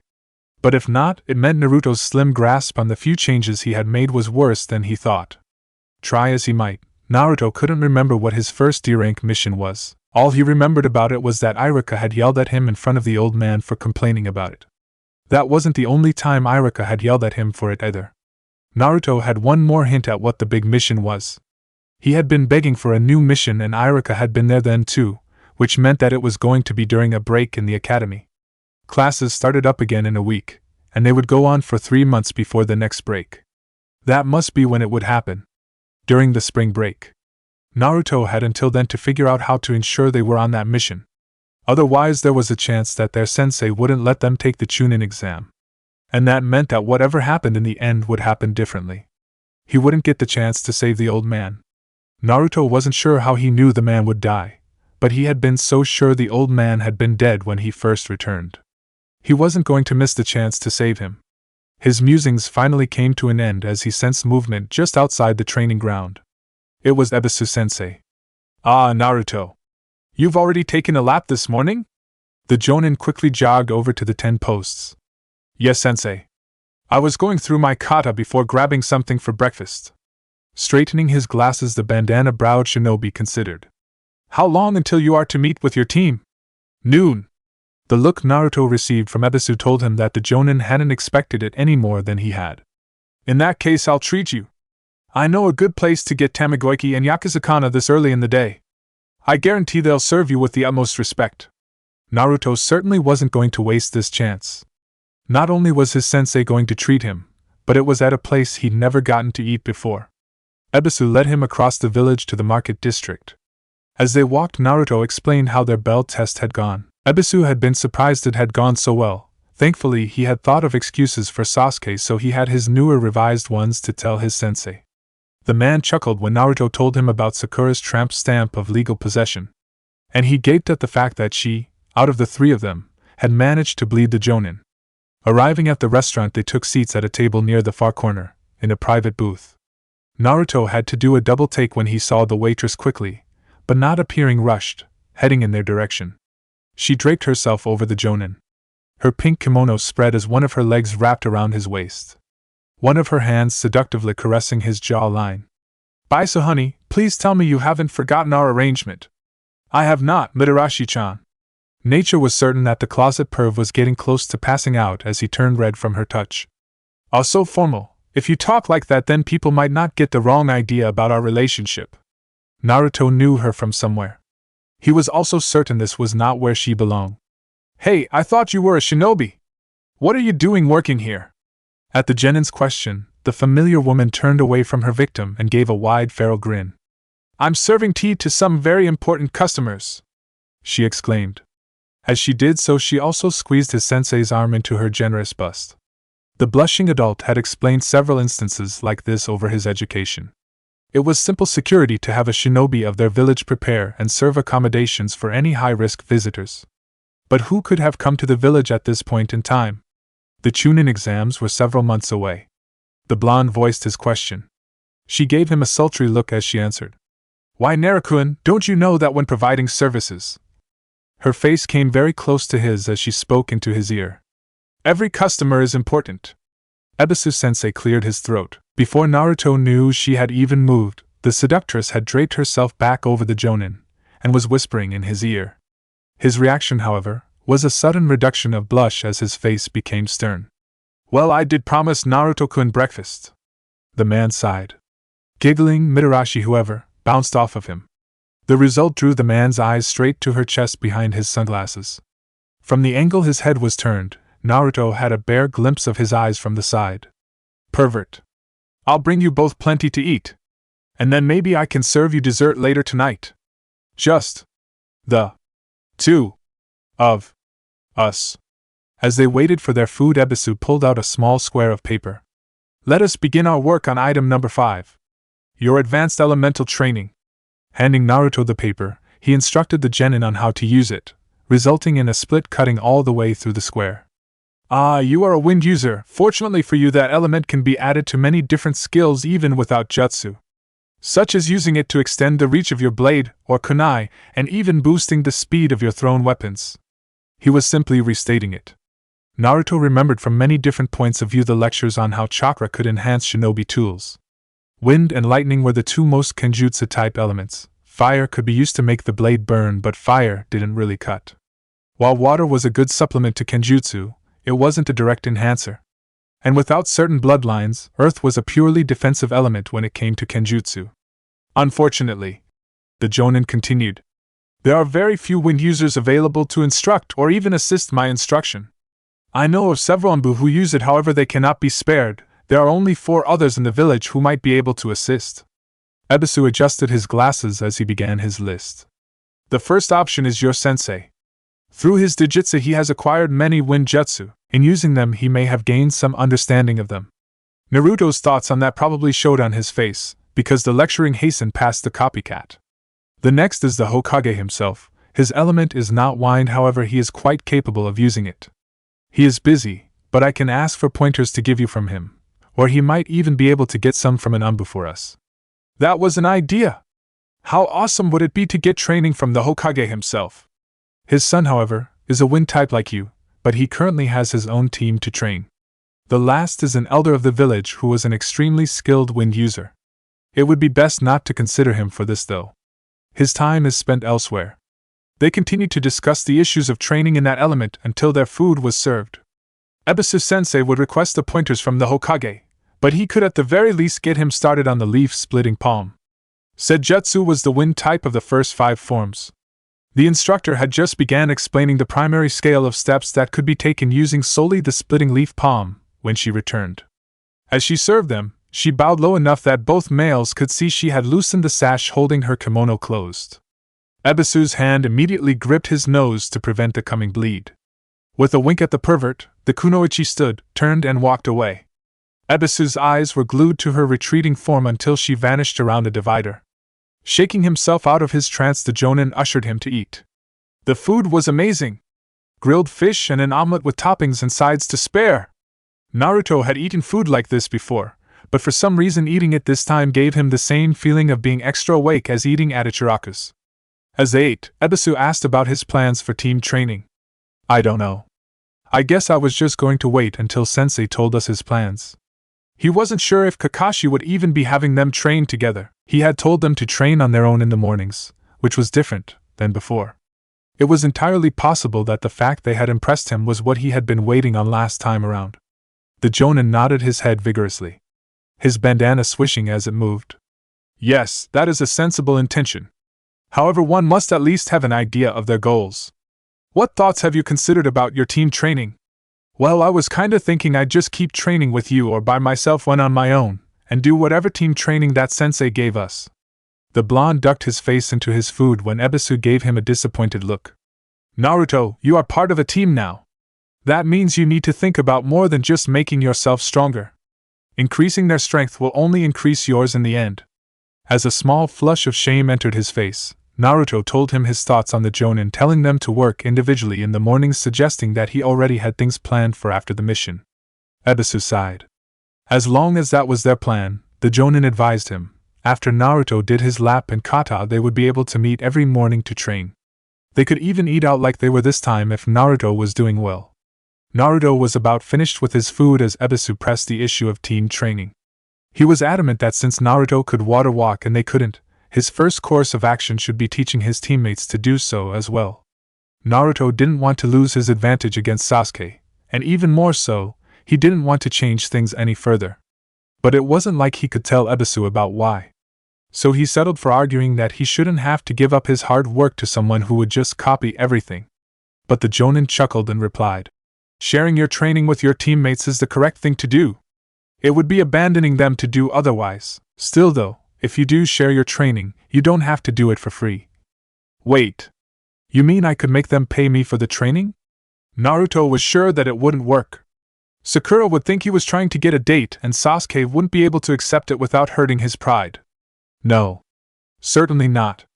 The man quickly rejected Naruto's inquiry. What you can do, however, is to trade the training for jutsu. Do remember that the requirement of our bet only includes teaching you the advanced elemental conversion. While it is possible to use wind in an excess of ways without actual jutsu, the Uchiha is certain to have the wind jutsu he could trade. Sasuke would never go for that. He's too proud to give up anything in exchange for getting taught by the dobe. It sounded like a great idea. Naruto could actually get behind it. But how could he ever get the others to agree to it? Once more his sensei proved to him exactly how little he really knew. That's not a problem at all. Just inform him that an added benefit of the training is that if he manages to learn it, his chakra controls should be well past the level at which he would be able to activate his Sharingan. Most Uchiha are able to do so after the tree walking training. I'm sure that if you bait the deal with that, then he'll agree without hesitation. That would definitely work. But Naruto still didn't want to lose his advantage against the Uchiha or change things any worse. But as he no longer had a reasonable argument, the Genin resolved to simply drop the subject. When they met at the training ground for their first mission as a team, Naruto's return to the color orange was as surprising to his team as his first outfit change had been. It seemed they had thought he would be permanently garbed in his Umbu-esque uniform. He explained to them that the Umbu uniform was his formal outfit, and he didn't believe this mission would require it. Both Sasuke and Sakura shared a look. At the same time, Kakashi's visible eye narrowed into a squint. There was little talk as they made their way to the mission office. Just as Naruto remembered, Iruka-sensei was there. He hadn't paid any attention to the others during the last time that they had learned they would only be doing chores. This time, he watched as their expectant expressions quickly morphed from surprise to defeated groans. His reaction was a little less than the adults had been expecting. He didn't argue or groan like his teammates, and so, instead of getting yelled at the way he had before, both of his sensei were staring at him as if he'd loudly passed gas. Again, his teammates looked at each other. He wasn't sure why, but that look made him feel as if he was missing some kind of big joke and felt a ghost of laughter rising in his chest. Their first mission was painting a fence. So while their sensei took the scroll, they followed him to the address listed. As they worked, Sasuke and Sakura began whispering out of earshot. Naruto considered creating clones to help, but decided against it. If he did create a clone, the construct would be just as distracted as he was. His dilemma over whether or not to teach Sasuke to water walk was beginning to eat away at him. Sure, he could teach Sakura, if she'd let him. But then, she would turn around and show Sasuke. And while that might help her to bond with him, Naruto still couldn't think of a way to get her to agree to it. It took the whole mission, but he eventually decided that this time, Sasuke would stay in the village. He could change things, right? If he changed things, they wouldn't be what he remembered. But he didn't want Sasuke to be the guy he remembered. So why not? Already his act of revenge had changed the boy's attitude towards him. So why not stop Sasuke from leaving in the first place, instead of trying to make sure he could bring the boy back this time? If he really was the one changing things, then that meant all he had to do was make sure he only changed certain things. Things like what he did around his teammates and friends. Those couldn't have too much effect on the big stuff. And as long as they went on the same big missions and took the Chunin exam, things should stay roughly the same, right? He could only remember one mission that could change anything before the exam, and that was the Foggy mission where he had gained 2 of his rules. Anything else should be fine to change. This meant that Naruto could do everything he could to stop the Uchiha from leaving. The best way to stop him was to make Sasuke want to stay. To do that, the blonde needed to rebuild his bonds with Sasuke and make them even stronger than the last time. Which meant he had to forget his anger at the boy for what his other self had done. He needed to stop thinking of him as the guy who abandoned them, who killed him in the Valley of the Ends. Naruto needed to forgive and forget that Sasuke. This new Sasuke couldn't be Sasuke team. He was a different person. He would become a different Sasuke. Naruto had come to his decision. In order for this Sasuke to become different, he had to treat him different. His actions were what changed things. So if he changed the way he acted towards Sasuke, then it should change what the boy felt. To that end, his rival and one-time friend was no longer Sasuke team. Just as Sakura was no longer his Sakura-chan. From that point on, Naruto would fully support Sakura's efforts to gain Sasuke's love. This Sasuke was not the team, instead he would be Uchiha Haim. Sasuke flinched and glared at him for announcing the boy's new nickname. What do you want, Naruto? The newly titled princess demanded. You think we could get this knocked out a little faster already? Let's pick up the pace, 'cause we're already almost finished and I want to see what kind of training Sensei will have for us when we're done, Both of his teammates lit up at his suggestion, and they had the rest of the fence painted only a few minutes later. The masked Jonin led the way back to the mission's office with the signed mission report. His pace seemed to have increased the same way theirs had while painting. The Hokage had already left, and Irika-sensei was the one handing out the day's payments. After turning in their mission, instead of getting a new mission or being dismissed, Kakashi told them they had 5 minutes to get to the training ground or they wouldn't get to sleep tonight. After he had made good on his words about throwing their breakfast up, all three of them bolted out of the office. Their arrival at the training ground was punctuated by a ringing timer. Naruto had ended up dragging Sakura along by her arm when she began to fall behind. Of course, because she couldn't keep up, he hadn't been able to run at his full speed. He would have just picked her up, but he was certain she would have hit him for trying to carry her. As it was, they had only just made it. Their sensei was already there sitting on the memorial stone and reading. As the timer rang, he slipped his book in his vest and addressed them. "Okay, boys, you two are going to spar while Sakura is going to fix her endurance problem," he announced. Then looking at the kunoichi, he continued. "Sakura, you're going to tag the monument, and then run back to the office and tag my clone.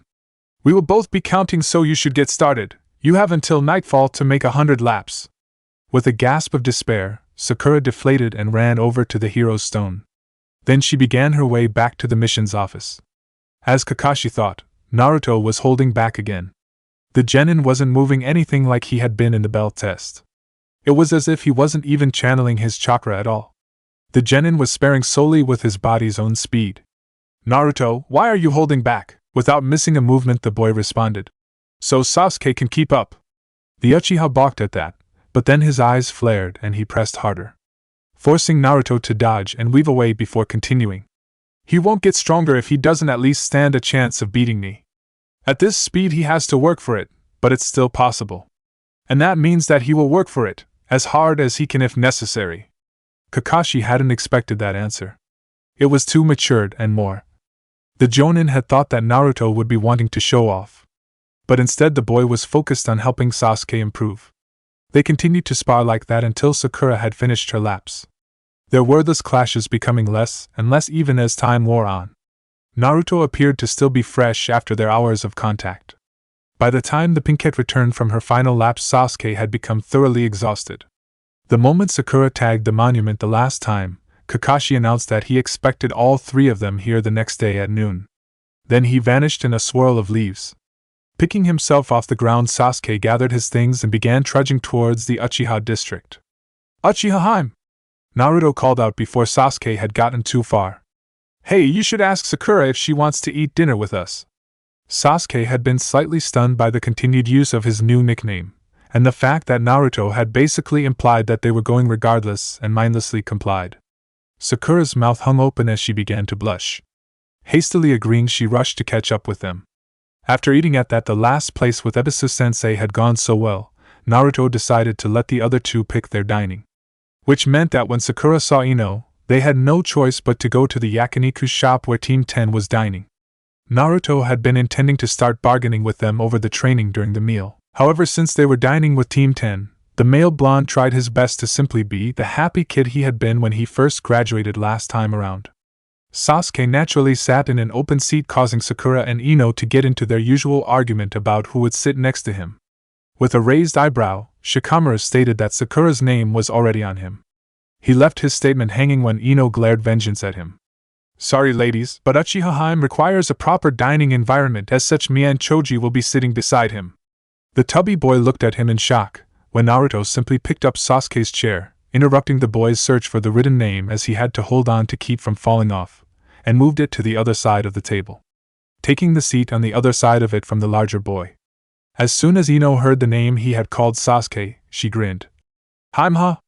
Well, that explains some things." Naruto didn't know what she meant, but a tremendous sense of overwhelming doom settled on his shoulders. As they ate, she told them about how her dad was busy making house calls for some sort of food poisoning epidemic. From what she had eavesdropped, there was a single person involved with all of the shops affected, and she thought they were trying to find out who had been the one to poison them all. Shikamaru told them about their sensei and what all they did for their test, and then Naruto and Sakura regaled them with stories of their own bell test. That night was restless. Naruto had eaten too much trying to keep up with Choji, Ino's random comments still made Naruto feel like he'd done something horribly wrong. And he still hadn't been able to start changing Sasuke yet either. Although he was certain that the boy's stuck-up attitude had been a little better while they ate.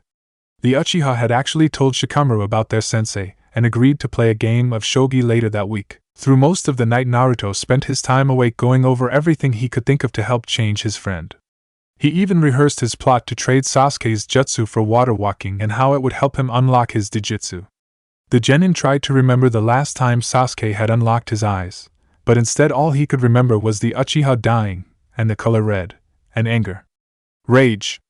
Well, he knew that hadn't been the way it went, or Sasuke team wouldn't have been able to kill him.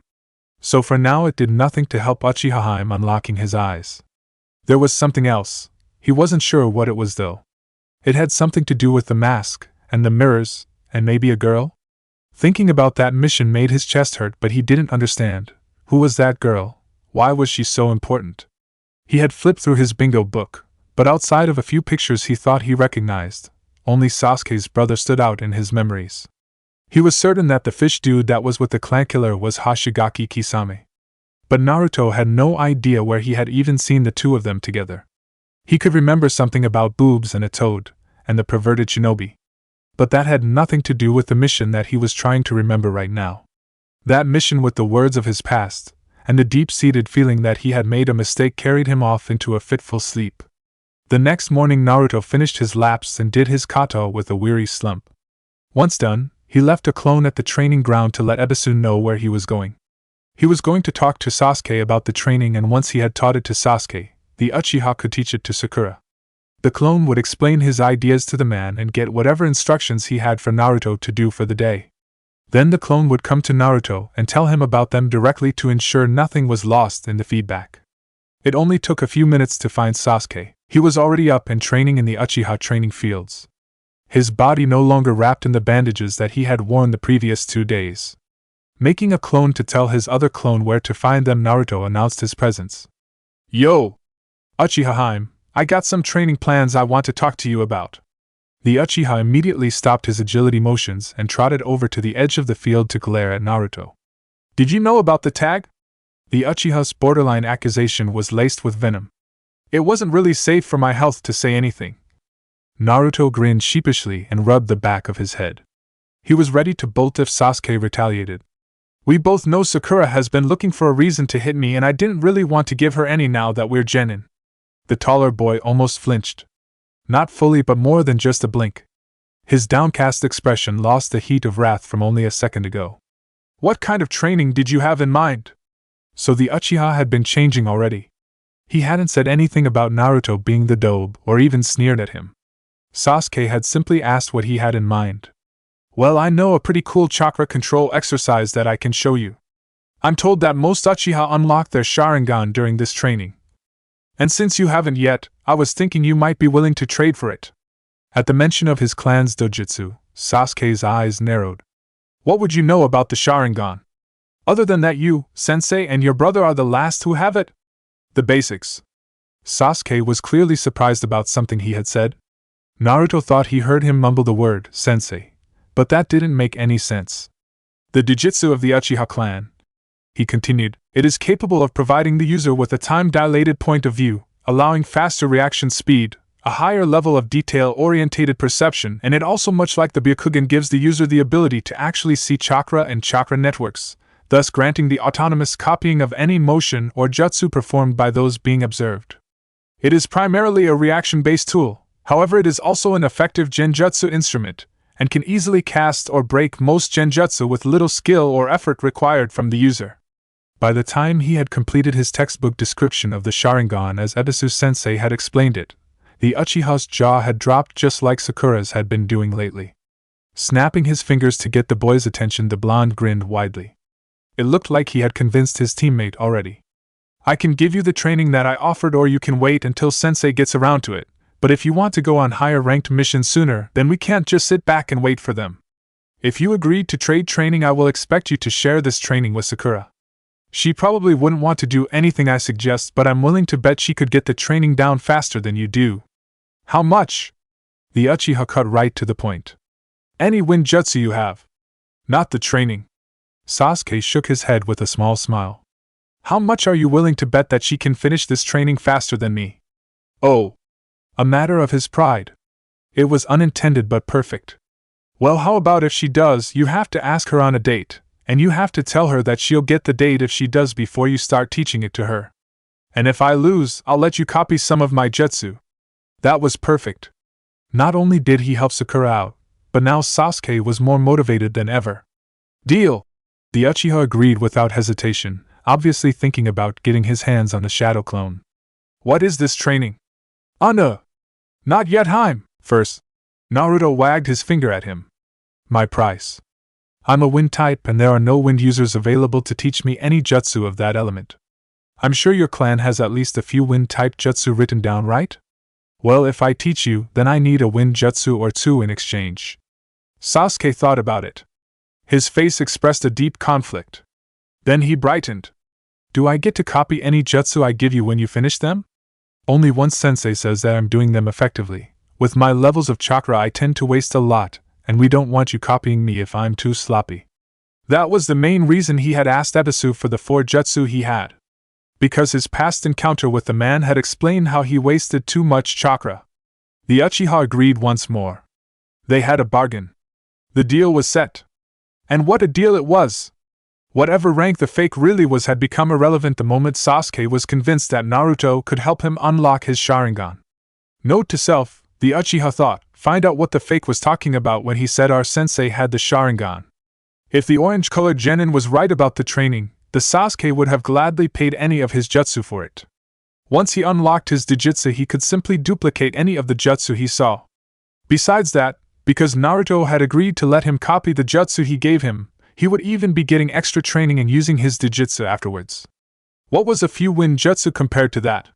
When he agreed to the final deal he was told he had to pay up front so that Naruto could be training on the jutsu while he trained. So the Uchiha rushed into the Uchiha compound. He made his way towards the collection of jutsu he had gathered from the empty houses. The Uchiha had a jutsu library. However, with them gone, it had been transcribed by the bank with all the other major valuables of the clan. He had access to it whenever he wanted. But it couldn't just be left in the empty compound. Still, he had found many hastily written jutsu scrolls and notes throughout the compound as he took inventory. The entire compound had been inventoried within the year. The majority of the houses had been emptied of anything that wasn't decor and furnishings. All the tools, cloths, foods, toys, papers, and anything else they had found had been sifted through. Cash and valuables went to the bank with the library. All food items were donated away. He had needed to make choices on almost all of the rest of the items found. Most he had simply put off, by sending them to the bank vault. He had all the clothing found sorted and placed in storage. Several items had simply been donated, but the majority of them bore the clan symbol.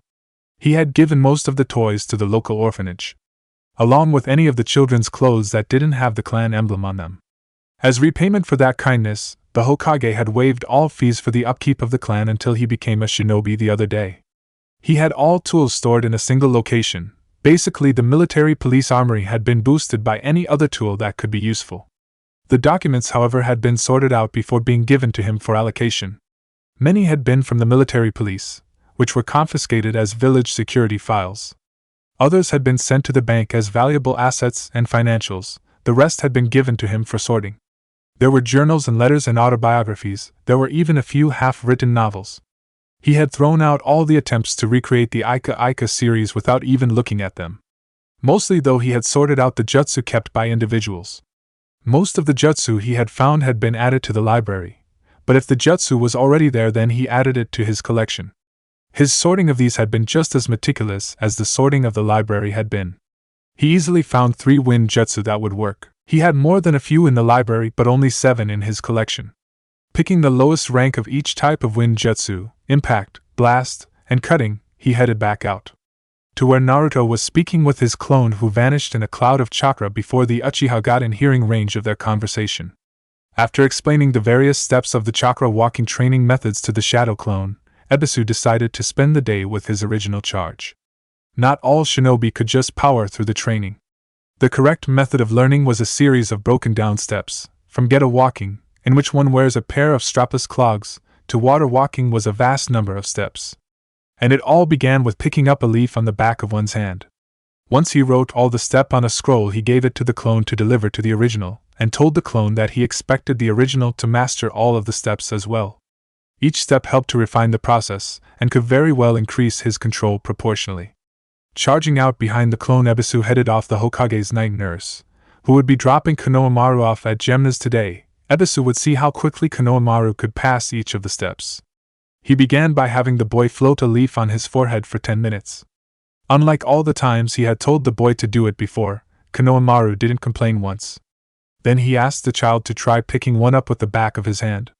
It took about 20 minutes before he could pick it up and hold it. So he moved on to the same task with the foot. As the Jonin watched Konohamaru's improvement, he couldn't help but acknowledge the effect Naruto had on the boy. Nothing he had ever said to the child had gotten this much effort out of him. By the time they broke for lunch, Konohamaru was able to walk with the geta on his feet. After that they would begin walking up increasing inclines until it was time to move to the stone wall, the last step before tree walking. Naturally, Konohamaru wouldn't be able to get that far as quickly as he had come this far. It required much more chakra capacity than the child had. But it was a great progress. The last 3 days the Jonin had gotten the vessel caught up in most of the academy lessons. There was very little left for them to cover that applied to practical use. The rest of it was simply history and politics. They would cover maps more as they continued, but yesterday's work on geography had been quite successful. It was time for him to work on the bet. He had already started Naruto on item 3. The taijutsu. He had taught the boy every basic kata for all the styles he knew. He focused heavily on defense. But that would always be a work in progress. With the Uchiha on his team, Naruto had only 6 months to get most of it down, but that would have to be enough. Item 5, the wind element, would also take time. It was likely that even with the shadow clone jutsu, they wouldn't finish it before the exams. In working on it, he could also help Naruto with the wind jutsu he received from the Uchiha. He would locate the other 4 jutsu and teach them to the boy once he had finished learning at least one of those. Once the boy had gone through each step of the true chakra walking training, he would start Naruto out on his first idea towards item 4. The Kaiten. He would have to either find someone willing to teach it to him, or arrange for them to teach it to Naruto. It was even possible that he may be able to reverse engineer it to create a jutsu of the same effect. His work on item 10 was mostly complete. Naruto knew how to get and maintain shinobi tools. All that was left for that was teaching him about the processes of making the tags and the bingo book, and making good on his extra promise of explosive clone tools. Items 1 and 2, however, would not happen until after the exam. That was certain. From the progress Naruto had displayed already, Ebisu was sure that those 2 would be the only things he had left in the bet by the end of the next year. Reflecting over his past assumptions, he was astounded to find his opinion of the child so greatly changed. When this had begun, he was certain it would take years to teach him everything. Now he was actually planning for most of them in a period of 6 months. Chapter 5, Daytime Advertising. The scrolls Sasuke had given him were obviously copied from the Uchiha library by different people, which meant Uchiha Haim had kept all the notes and such about jutsu from his clansmen. The 3 scrolls each held a jutsu, and the author's notes on learning them. All 3 were C-rank ninjutsu, one of each type of wind jutsu. The air bullet was an impact type. It compressed air into a ball and sent it to impact with whatever you aimed it at. It was also one of the frequently flying 5, alongside the dragon, water, and mud bullets and the lightning fang. The vacuum palm was a blast type, creating a current of air that would blow the target away. It was one of the advanced affinity few alongside the fireball, water flow spout, filling the glove jutsu, and the static palm, which was more commonly called the shocking grasp. Each of these were the jutsu used when teaching shinobi to fully convert their chakra into the element of their affinity. The final scroll held the cutting breeze. It was a more advanced cutting type than the cutting palm jutsu, which Ebisu had mentioned when covering the traveling 10. The cutting palm was used to cut minor things like rope or bark or grass. Next in the traveling 10 was the moisture spout, which basically created condensation in an area to gather water from the air itself.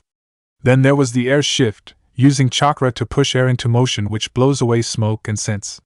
After that was the friction thumb spark, which created a minor spark of flame used for lighting fires, and the static pinch, which gathered static buildup in the air and could produce light. The soil shift slightly shifted loose soil, softening the ground for sleep or for digging a fire pit. Increasing this skill allowed the user to perform the soil sub-shift that extends downwards to dispose of waste. The earth shift was larger still, and could move large amounts of earth for making fire pits, trenches, or shelters without actually digging. The final jutsu in the traveling ten was the casting veil, an area-wide henge that disguises your camp as what it was before you began setting up. It could also be used for many other disguises, but that was the use that got it into the traveling ten. The 10th skill was not a jutsu, but instead it was the use of sealing scrolls to pack, carry, and unpack all your things. Naruto would have to learn the cutting palm by working downwards from the cutting breeze, it seemed. The 3 selected jutsu would more than get him started learning to use his element. Uchiha had chosen well. Tucking the scrolls into his pocket, Naruto walked to the closest tree and snatched 2 leaves down from it. He knew that Sasuke could hold the leaf to his forehead. The genius had done it often enough in the academy, so Naruto passed over that one. They would begin with holding a leaf to the back of each of their hands. As he described the first step, he reminded Sasuke that he would have to teach each step to Sakura, so he needed to pay attention to how they were explained as well. Attaching the leaves to his own hands, Naruto did the first few of the basic stretches he had learned from Ebisu. When the Uchiha Genin mirrored his actions without losing his leaves, Naruto moved on to the next step. He stood on one leg and used his foot to pick a leaf up and move it over, then released it, and repeated the motions with his other foot. It took Sasuke several tries to pick up the leaf with his foot, but once he had that, moving it and releasing was easy. Naruto had him repeat it 20 times, instructing the other genin to have Sakura repeat it the same number as well. By the time they finished to this point, his clone had returned with the strapless geta. 3 pairs, 1 in each of their sizes. Naruto gave Sasuke his and Sakura's, and waited as the older boy quickly put the kunoichis away. Naruto didn't have much difficulty attaching his feet to the geta, however when he picked his foot up, he released as he would when taking a step up a wall. Giving a nervous chuckle, he repeated his step. With Sasuke following him, Naruto began a lap around the Uchiha compound. Every so often, one of Sasuke's geta would come off, and the instructing genin would make them return to the gate and start over. He told the Uchiha that he needed to make 10 laps around the compound on the geta, without allowing them to slip off before he could continue. As Naruto understood it, this was meant to build up both the chakra capacity required, as well as the leg muscles being used to hold one's body upright. They spent most of the morning working on those laps. Unfortunately, they ran out of time before Sasuke could make all 10. So they headed to the mission's office to meet their team. Waving at his other teammate, Sasuke followed Naruto into the mission's office. Sakura was waiting there already. And much to Naruto's apparent surprise, so was Kakashi-sensei. The fake's questioning of the man's presence so early received the answer that the Jonin was hurt by his student's low opinion, and then the one-eyed shinobi pulled out that book and flipped to somewhere in the middle. Turning to the kunoichi, Sasuke began whispering to her about his new training. After she heard what he was describing, Sakura whispered back. "Do you remember where Sensei was when you used the Grand Fireball Jutsu?" "Yes, he was standing on top of the water." The Uchiha understood where she was going. "Do you think that's what Naruto's teaching me? It's at least a Chunin-level skill for sure. I mean, I haven't even heard of it until our test, and if one of our academy sensei could do it, don't you think we'd have at least heard something?" Which brought question. Where did Naruto learn it then? Sakura was deep in thought, trying to find an answer when their team was called for mission selection. Deciding to tell her about the bet later, Sasuke resolved to discover the truth. The days of that week passed much the same. Naruto sent a clone to his lessons with Ebisu, who finally covered all the lectures he had planned and moved on to tactics exercises in which he would ask the clones how they would do one thing or another based on the situation. Naruto would have to go off by himself and meditate before lunch, but that was a simple matter. This way was the only sure method of reading the feedback without missing anything. After their mission, they would race back to the training ground and Kakashi would set Naruto and Sasuke sparing while he gave Sakura her task. Each time it was something to do with building endurance. The first training session had been the laps, but the second one was climbing a rope. When she made it to the top, she had to come down with a ribbon their sensei had placed. She had to get all of the ribbons down before she would be finished. Elbowing Sasuke when Sakura slipped and almost quit, brought the boy to encourage her. The next day Sensei had her dodge as he threw small pebbles at her. He only stopped when Naruto stepped in. Sakura had been hit several times by that point. She had a nasty-looking gash on her cheek, and she wasn't able to stand on one of her ankles. So Kakashi gave her the day after that off. only to try repeating the cycle when she came back the next day, which luckily for her was interrupted by Sasuke's own training injuries. Sasuke had finished his 10 laps on the second morning of their private training, and so they headed over to the hill Ebisu-sensei had described to him. It was steep, but not vertical. So when they climbed up it, if Sasuke was going to fall he could just lean forwards and catch himself. As Naruto knew from his memories of learning it last time, running gave them the momentum they needed to get to the top in one shot. This clashed with his instructions of taking it one step at a time, and when his clone had asked, Ebisu told him to start with the run to get the Uchiha used to the climb, but don't move on until he could do it with deliberate steps. He had that down the same day. And so they agreed to start at the wall the next morning. He finished both the wall and walking up the tree in only a matter of hours. It seemed that the earlier steps had helped much more than Naruto thought. At the time they only had about an hour left before they had to leave, but Sasuke was on the clock here, so Naruto took him over to his family's dock on the Uchiha Lake. He laid flat on the dock with his chest and arms hanging over. Placing both hands on the water, Naruto tried to duplicate the method he used with his feet. It only took him a few minutes, but Sasuke needed the entire hour to be able to hold himself up. The goal there was to perform 100 push-ups off the face of the water. Sasuke was so close. Agreeing to skip lunch for this was one thing you didn't do when you could make clone go get your food. So while they waited on the food to arrive, Sasuke extended himself so that only his feet were on the wooden dock, while the rest of him hung over the water. His 100 push-ups had to be slow or his body's momentum would unbalance him, but he had them done before the hour was up. Sasuke had completed the water walking training the next day. It had only taken 4 days for the Uchiha to learn how to water walk. And now that he needed to unlock his Sharingan as they had agreed. The only way Naruto could think of to do that was to do the leaf exercise on his forehead while on the water. When that didn't do the trick, Naruto sat right there on top of the water to meditate and force himself to remember how the last Uchiha had unlocked his Dijutsu last time. He knew that the tree walking training had been during that mission, but he couldn't seem to pull anything new up.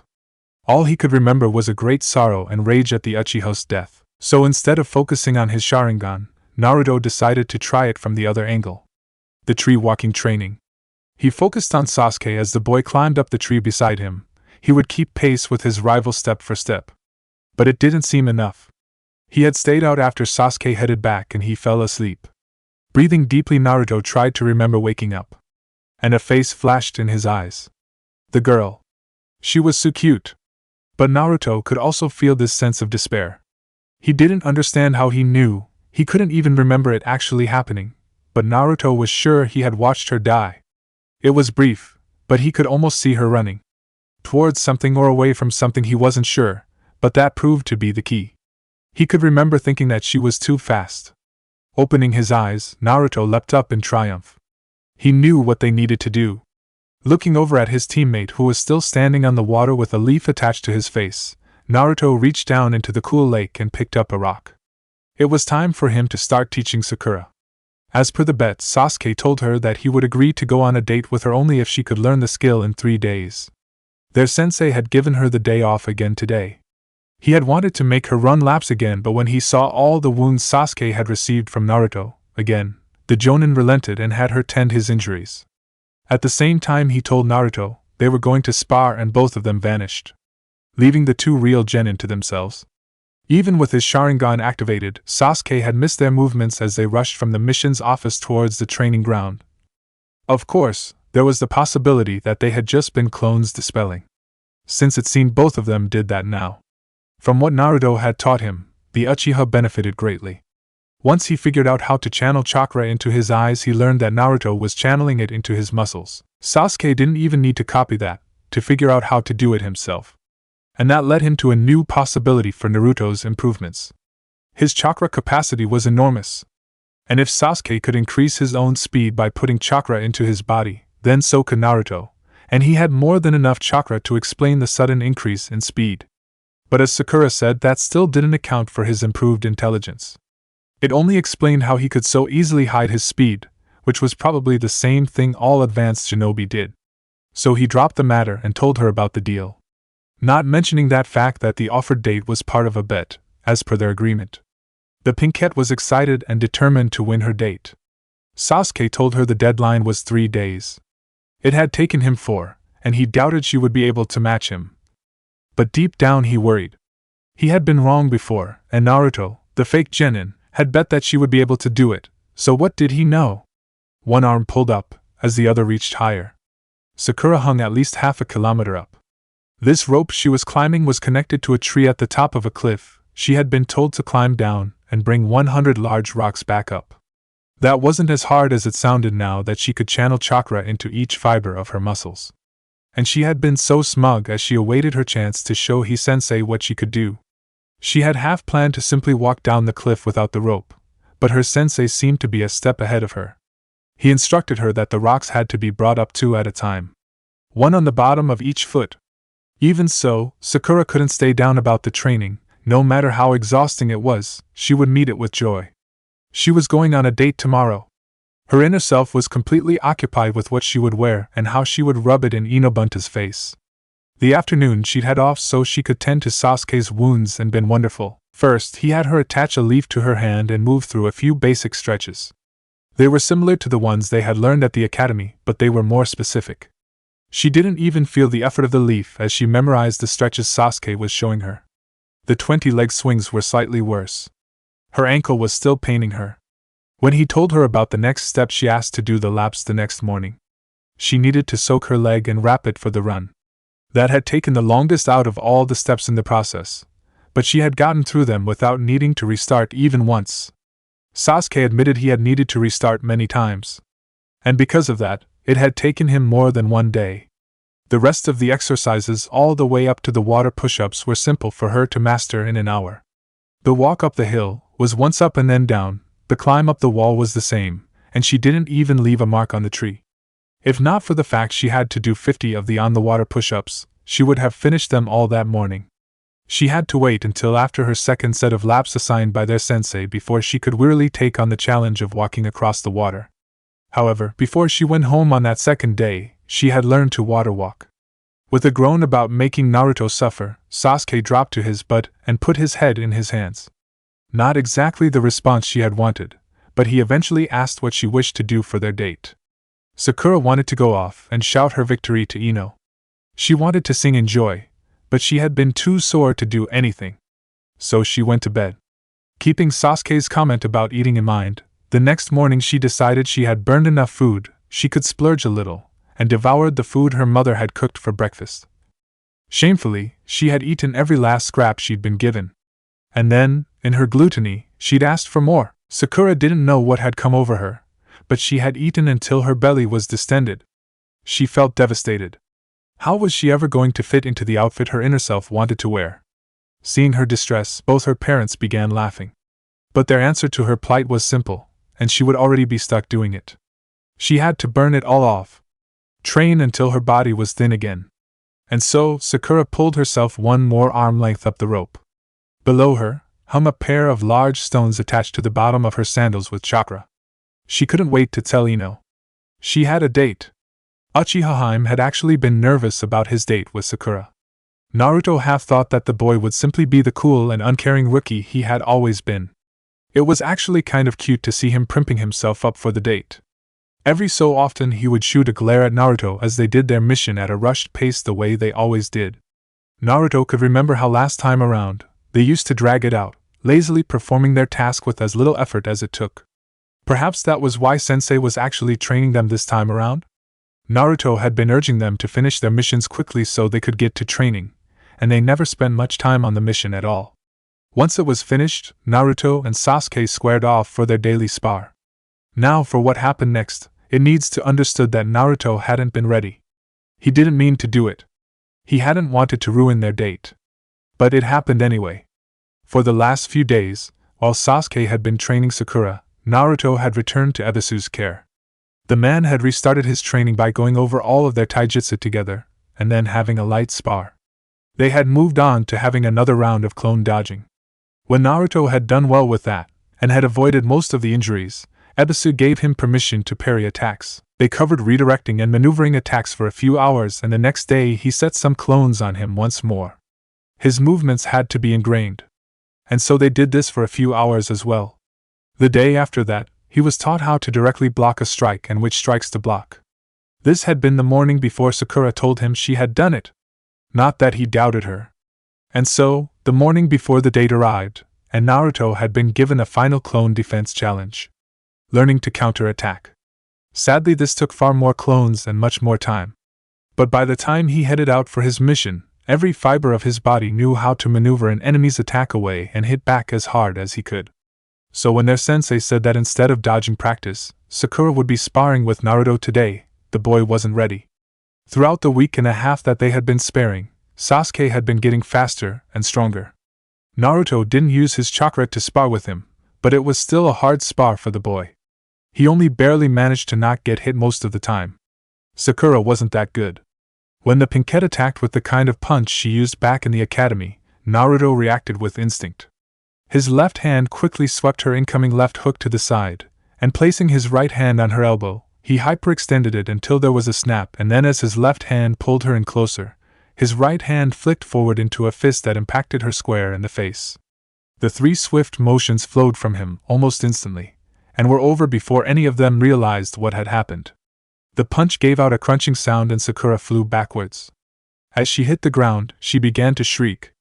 She seemed unsure whether to grab her broken arm or her gushing face. Sasuke was at her side in the blink of an eye. Naruto, however, could only stand there, eyes wide, and paralyzed in shock at what he'd done. Kakashi-sensei didn't say a word, he simply tapped his foot waiting for them to continue the spar. Gaining his sense of time back, Naruto rushed over to see if she was okay. And to beg for forgiveness. It had been an accident. Honest. He hadn't thought she'd jump into the punch. Sasuke looked at him as if he were crazy. But admitted he also didn't think she would try attacking with a straight hook against an opponent of his level. Finally getting bored, the Jonin gave his input. Are you two going to keep going or is one of you giving up? At that, Naruto bolted up angrily and shouted at him. You lazy asshole! She's hurt! Shouldn't she go to the hospital? And besides that, shouldn't a Jonin have been able to see that she wasn't dodging and done something? The Jonin simply shrugged. Well, the match is still going and since either of you have won or quit, leaving would be a forfeit. Pulling herself up, Sakura shot an angry glare at their sensei, and threw herself at Naruto with as much hate as she could dredge up. Unfortunately for her, she had done this while the orange Genin was still facing the other way. And he reacted once more on instinct. It had been a month since Team 7 had been formed, and Naruto still hadn't found a way to ensure they were placed on that mission. He had done what he could towards helping his teammates get stronger, and he knew that there were at least 2 more months until the break in which Iruka would be assigned to help in the mission's office once more. But what if the mission was requested before then? After all of his meditation, Naruto had only recalled a few more hints at what had happened during that mission. He could remember sitting on a boat as it passed under an unfinished massive bridge. And he could remember the man who had requested it. The drunken old man hadn't been in the village yet. Naruto had clones watching for him. But he didn't know what to do if he ever saw him. Silently, Naruto finished his morning jog. He was no longer needing to catch his breath, and he had finished the run in only 28 minutes. That meant it was time for him to do another lap, which was fine with him. His morning runs had become the part of day he dedicated towards his past? Whatever. Outside of that mission, Naruto had also remembered a few more things about his life before he died. One was that Shikamaru had made Chunin. Naruto wasn't sure how or why, but it was a clean memory. So far he had been able to remember few clearly, starting with his graduation and the bell test, and then he remembered the actual mission assignments they had received during that first week. After that the missions became a blur, as he must have simply glossed over them while focusing on his training outside of the missions. He remembered the day Kakashi-sensei gave them their applications for the Chunin exam. He didn't remember much about the exam itself, except that he had made it to the finals and Hyuga Niji had done something to piss him off. Then there was the feeling of dread. The same one he felt for the cute girl from the blurry mission. He knew the old man was going to die during the finals. Was it a heart attack? Or did he fall off the balcony? As much as Naruto wondered what happened, he didn't know. It was possible he had only found out afterwards.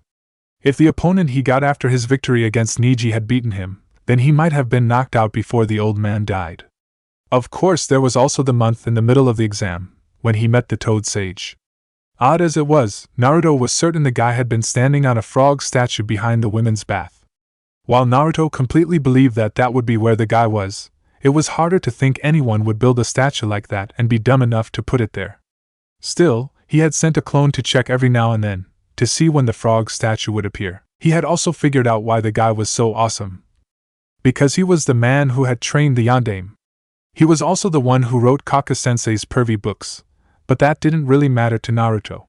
What did matter was that the Genin could remember going with him to find the next Hokage.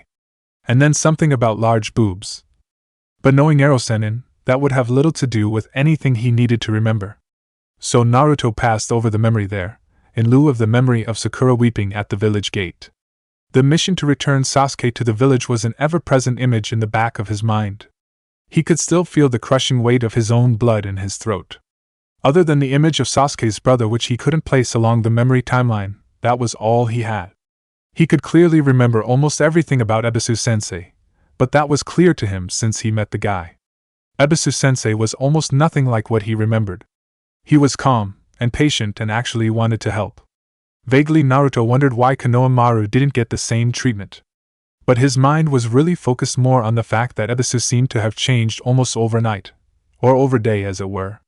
Naruto was almost certain the change had happened on that first day when he had done the clone lecture. Since then Ebisu had begun training Naruto in almost everything. He had began Naruto's clones working on cutting the leaf, and they had almost completed his taijutsu training. Naruto's mixture of his old style, and what Ebisu taught him, turned out to make his randomly perfect motions mixed into the haphazard and often unbelievably crude motions an effective countermeasure against almost every style Ebisu could use. Naruto got the feeling that the man was more frustrated by his accidental style's effectiveness than the fact he was getting beaten. While Naruto sparred with his sensei, the clones worked. Not all of them had been assigned to the leaf. Others had been given stones. They were told to hold small stones on certain parts of their bodies as they ran against the current on top of a river. The idea was to get him used to channeling chakra out of every part of his body while still being able to move. It also helped to increase his chakra control to a level at which he would be able to perform the jutsu they were working on.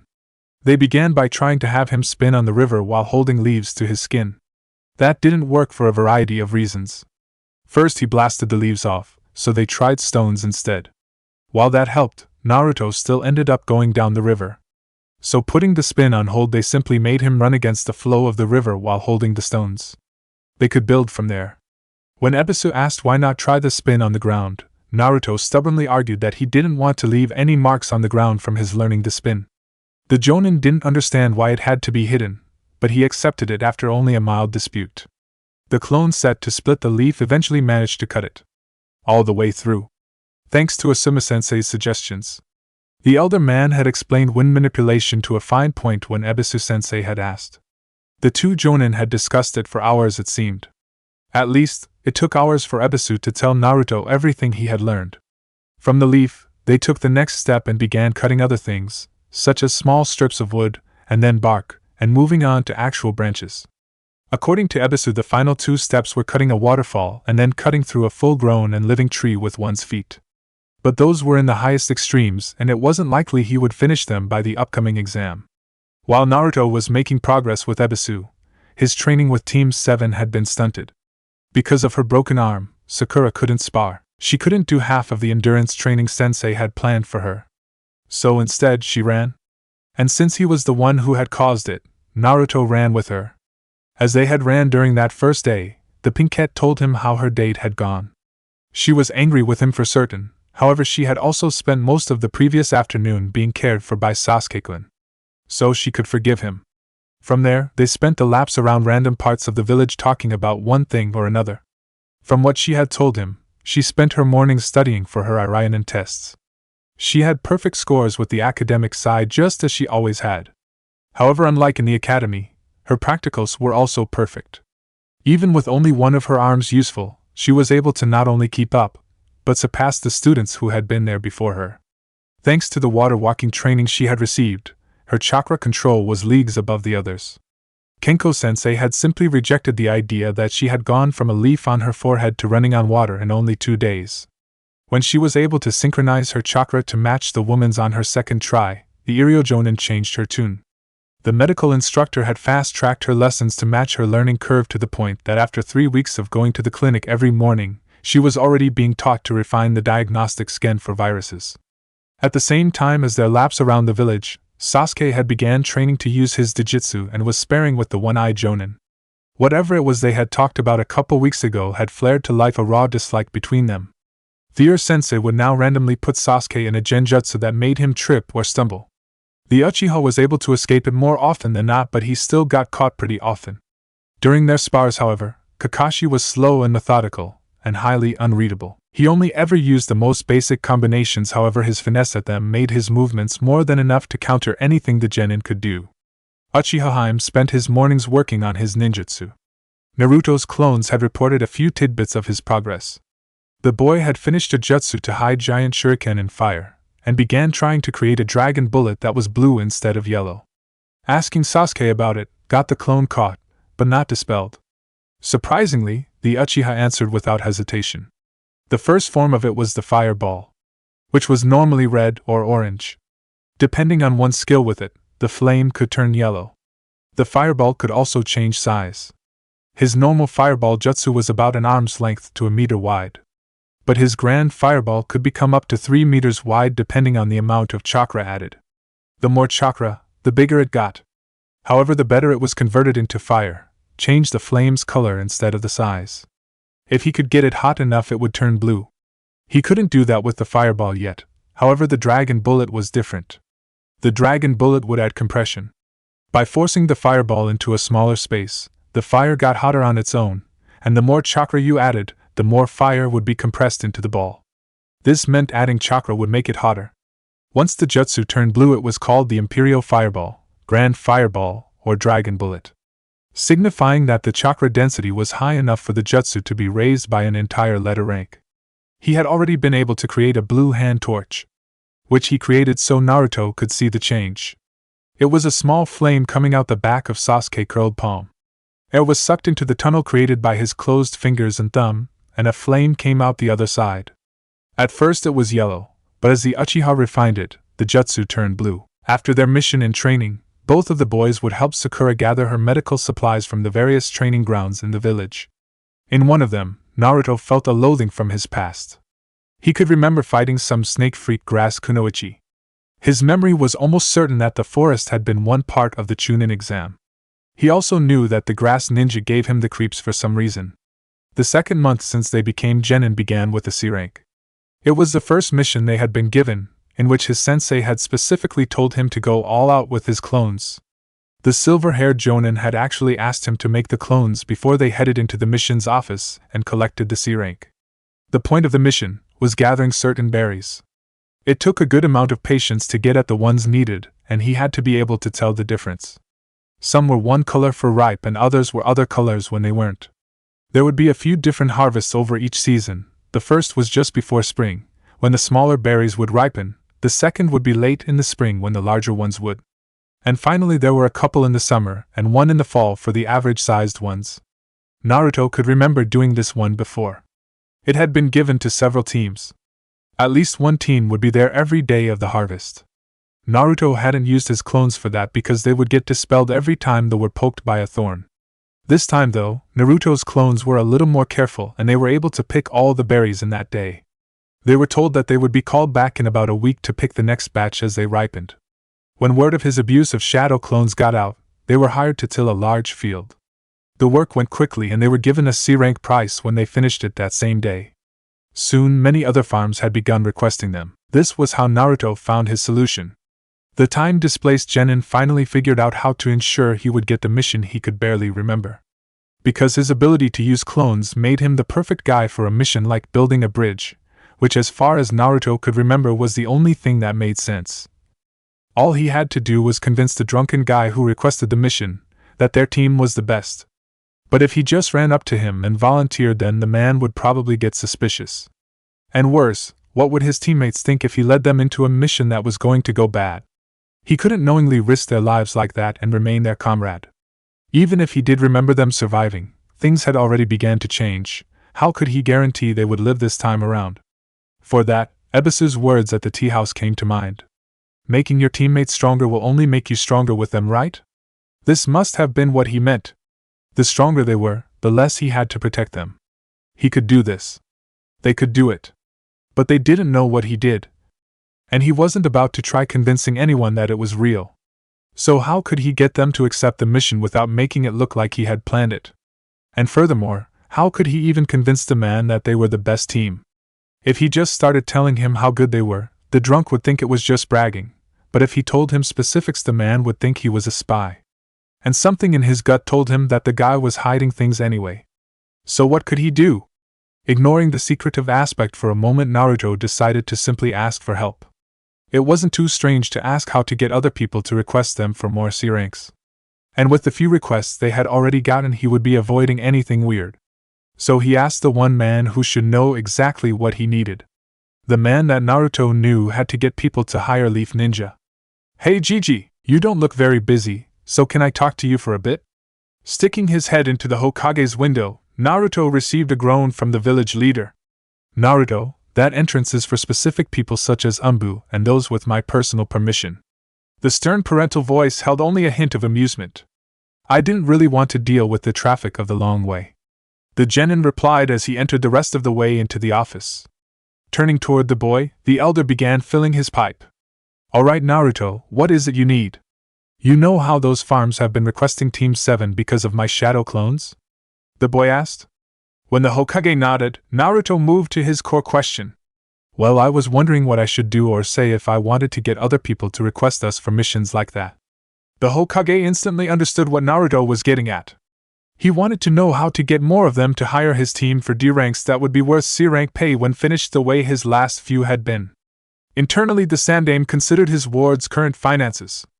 Ebisu had began showing him how to shop correctly and explaining the right prices by now, so Naruto should have been able to make do with his monthly stip. Damn it. The elder berated himself for his own stupidity. The boy was no longer receiving a stipend. He had to make do with only what he made from his D ranks. And that meant that the additional cost of buying proper foods wouldn't be as covered as the man had thought. It had been his intention that repairing the overcharging issue would permit him to start buying healthy foods again. However, with only D ranks as income, the price decrease may have been the only reason he could afford to keep himself fed this last month at all. He would have to resolve this issue as well.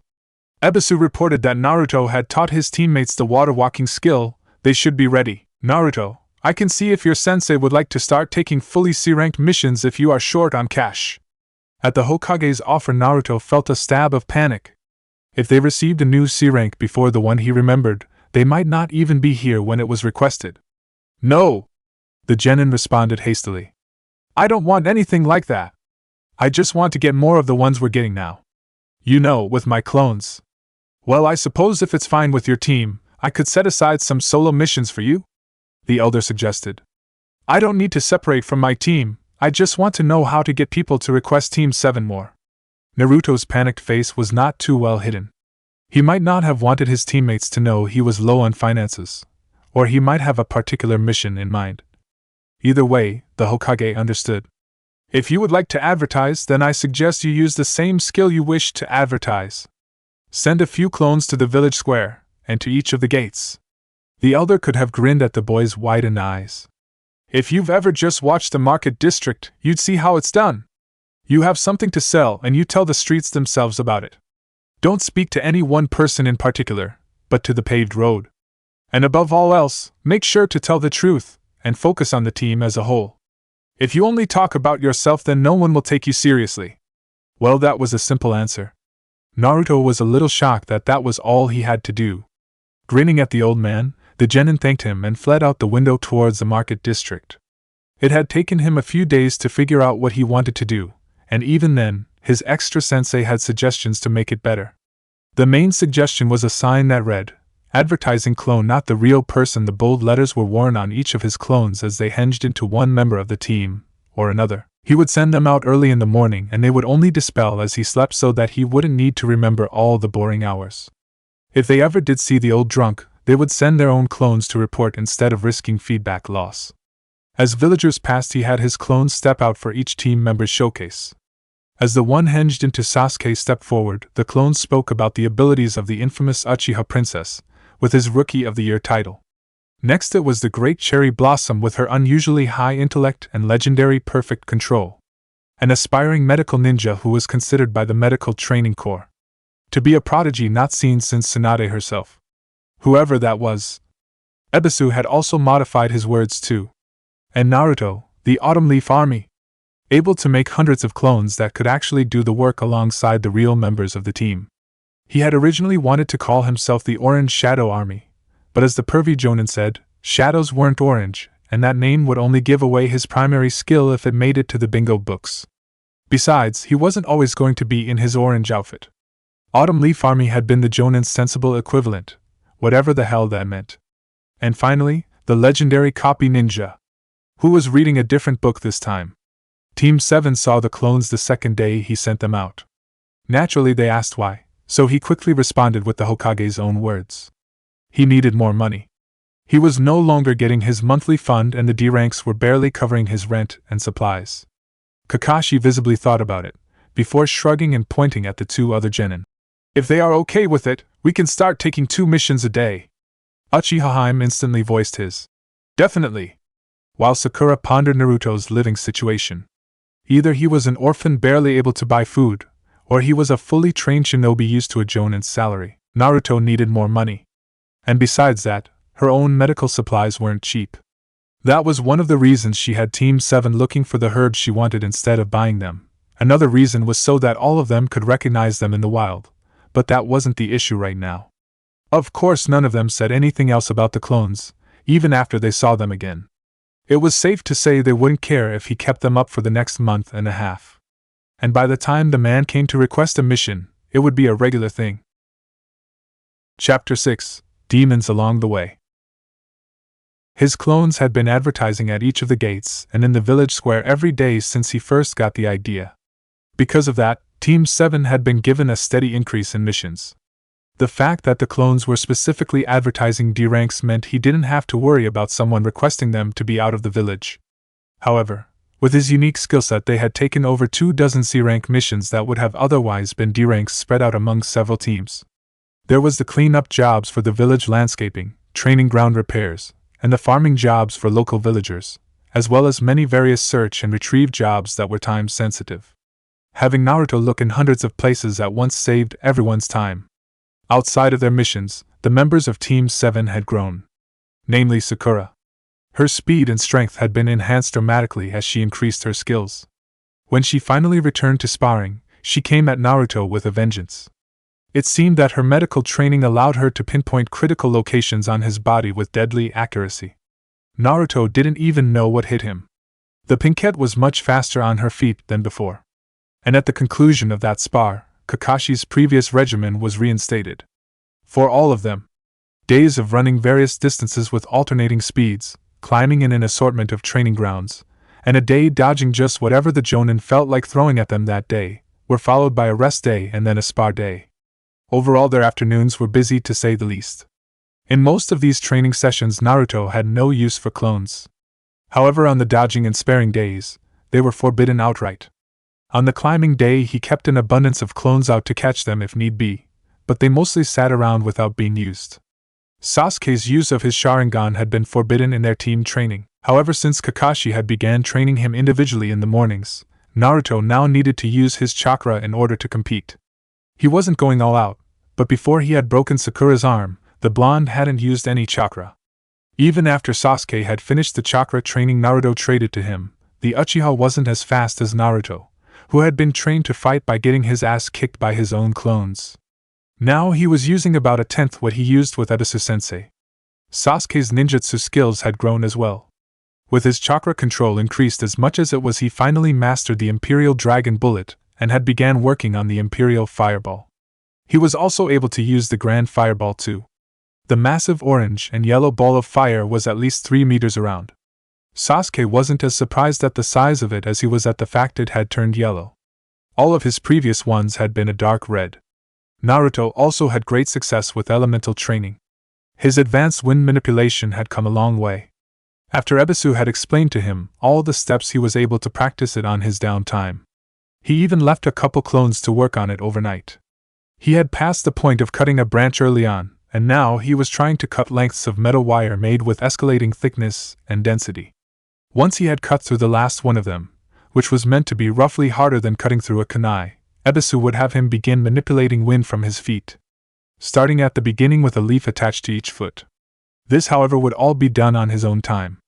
With his taijutsu style completed, and all the practical lectures finished, Ebisu-sensei had began preparing him to learn the kaiten. Increasing his chakra control was the absolute requirement. They had done enough work on his control that Naruto could hold stones about a hand's length away from his skin over his entire body. They had only just finished getting him used to holding them all there at the same time, and were ready to begin learning to spin. However, to do that they needed a large, still body of water. Ebisu was considering installing a small dam with flow channels at the bottom so the surface of Training Ground 17th River would calm and the small pond would grow. They discussed this idea over breakfast about 2 weeks ago. At that same time, the freaky tea lady managed to catch him alone when Ebisu was called away to deal with Konohamaru. The younger boy spent most mornings with Gemna.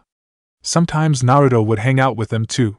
He heard all sorts of funny details about Gemna and Ebisu's time as a teen with super bushy brows.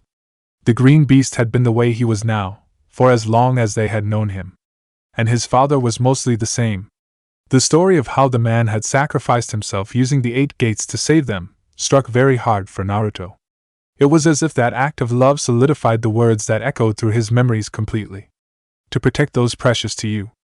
To die saving them. But today Konohamaru had been with his grandpa, when an emergency came up. So there Naruto was, finishing his meal that Ebisu had already paid for, while the man's girlfriend flirted with him. She acted just as creepy as he had finally remembered. She cut his face and licked it then too, he recalled. But he didn't remember why. He got the impression that he was in a crowd outside, but he didn't recognize very many of the faces. When he tried to get away from her, she only got more handsy. All the while she was whispering to him how wonderful her relationship with Ebisu was. Naruto really didn't need to know any of that about his extra sensei. In the end, the next time they met up, they had settled for simply training at the hot springs, which suited Naruto just fine.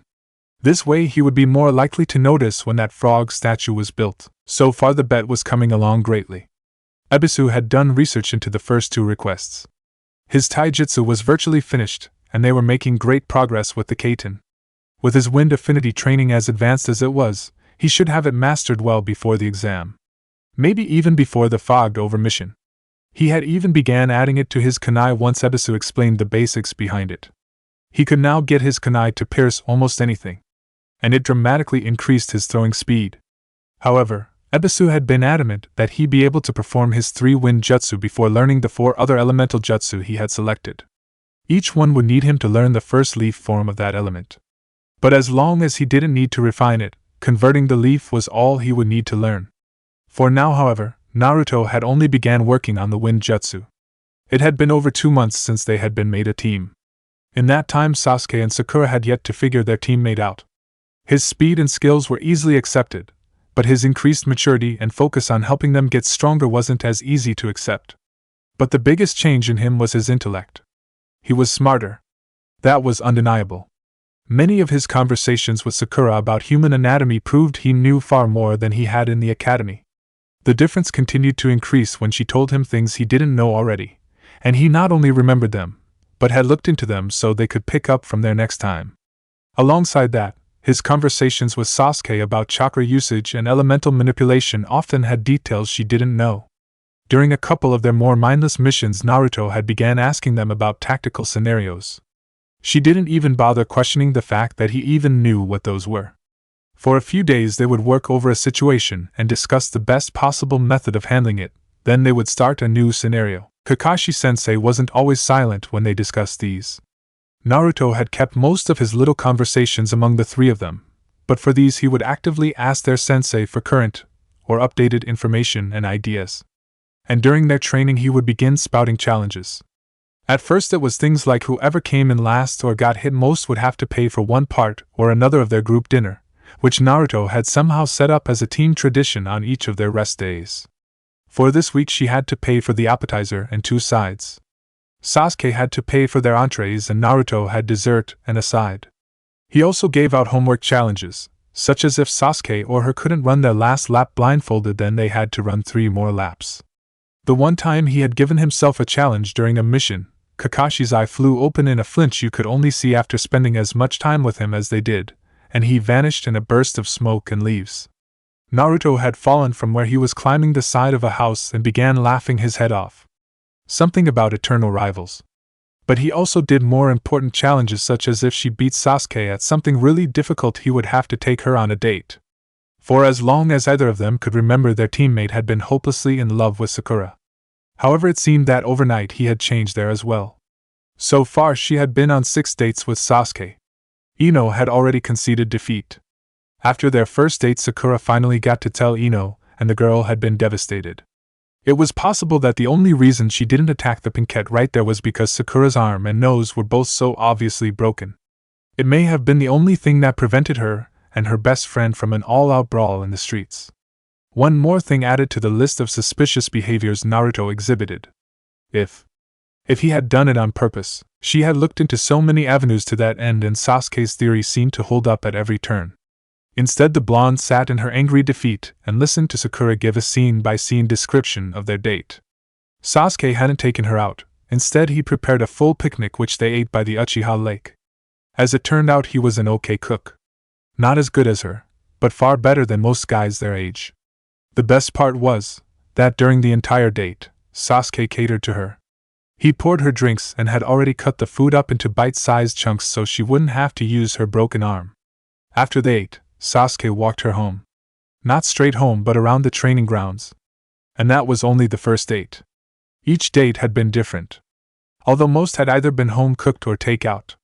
Sakura did eventually ask why they didn't go on a date in public. As Ino had guessed, it was the fact that once someone found out he was dating, then girls from all over the village would start making a big deal, and following him relentlessly was an acceptable reason. The Pinkette only hoped she could get Ino to keep quiet about it. But for her luck, the blonde girl already knew the situation and had been doing intel control ever since their first date. After her 5th date with him, the blonde girl told her she had discovered something that almost broke her heart for Hinata. They spoke about it for some time before deciding not to tell the poor Hyuga. They hadn't told Naruto her feelings before, so they didn't have the right to tell her his now. Sakura wasn't sure how to feel that Naruto already had a girlfriend. He had been asking her out for so long she had a hard time understanding what the loss of his affections meant to her. It was strange, thinking of Naruto treating someone else to his attention. However, her inner self ruthlessly crushed any sadness she might have felt over it. The description of his breakfast date with the woman Ino had spied on left no chance that it was anything else. Her outfit and behavior clearly implied they had been a thing for quite some time. Naruto was some kind of freak. This was the conclusion Sasuke had come to after he finally managed to find Naruto training. Most of the times he vanished somewhere around their own training ground, but the Uchiha could never find him. It was the odd chance that on their rest day, he managed to find the fake training in a hot spring of all places. But for the training he was doing, Sasuke could accept the rationale behind the location. Naruto had been spinning in place while holding more than 100 different small rocks about 2 feet from his body. When the Avenger tried to float a leaf that far, he failed miserably.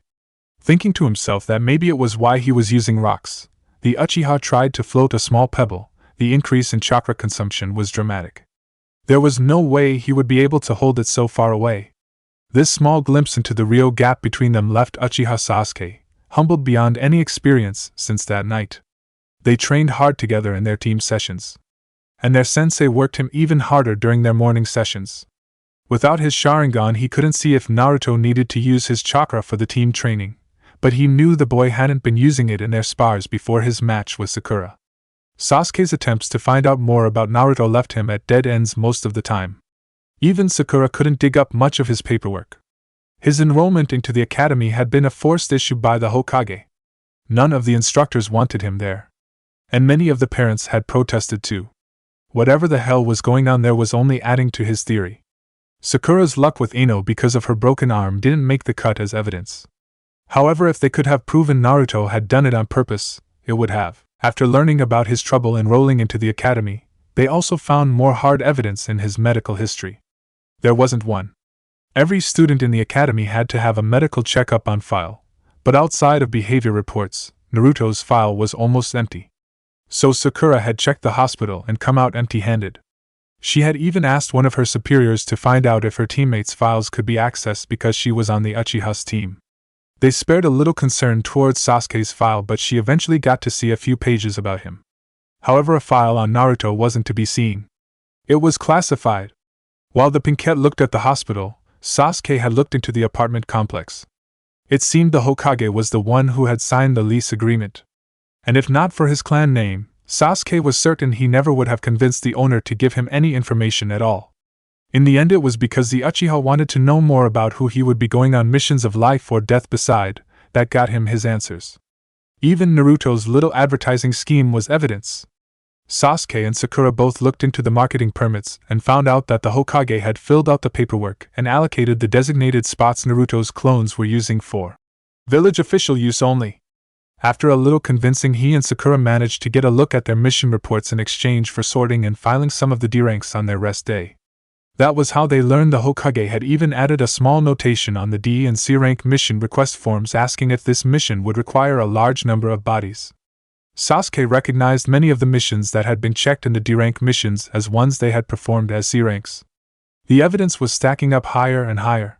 Then came their next big find. Ino and Sakura had been talking the night after their 5th date, when Ino told her that she had seen Naruto on what looked like a date with one of the Jonin women.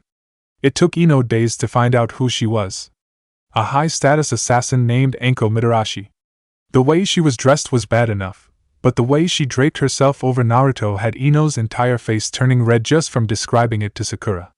Sasuke and Sakura's own sights of him spending time with the Hokage, Iruka and a couple other adults convinced them he was definitely at least a Chunin, and definitely hiding his real identity.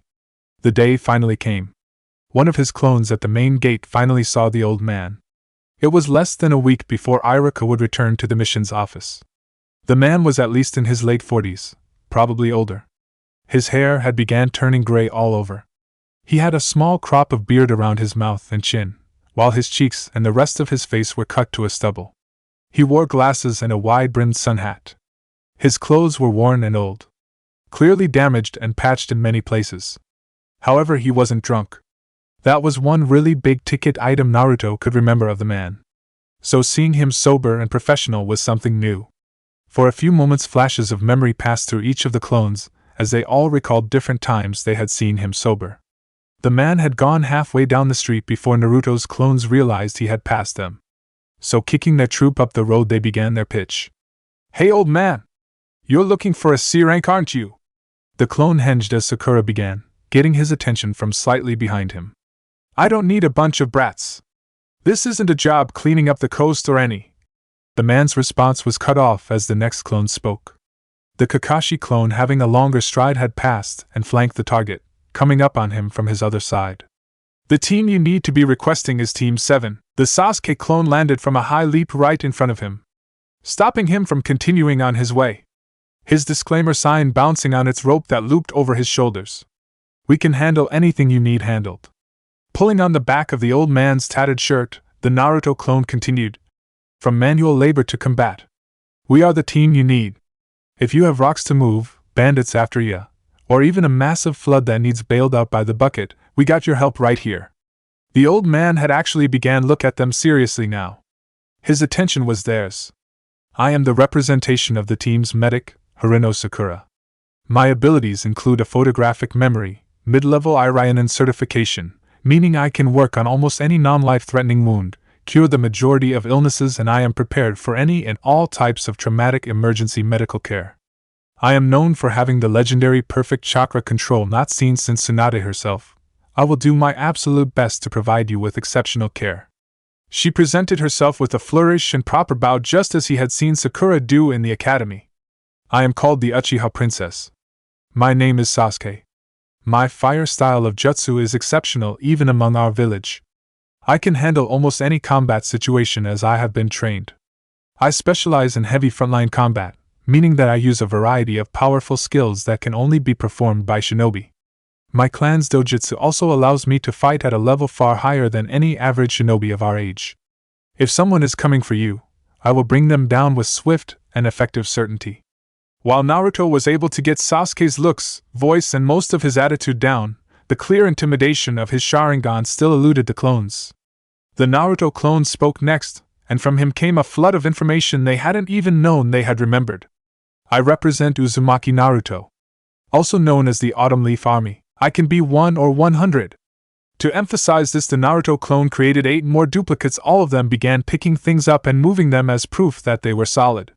With me on the team, we outnumber any job. You need stones or lumber moved. Each of my clones can lift 10 times as much as a civilian worker using our shinobi strength. Move them farther and way faster than any non-shinobi. And if there are 100 of us doing it at the same time, the job is done before you know it. For the next part, most of the newly created clones hopped onto the sides of stalls and buildings. One of them transformed into a bucket which another filled with water and step onto. Got a river to cross, we can walk on water and up the sides of cliffs.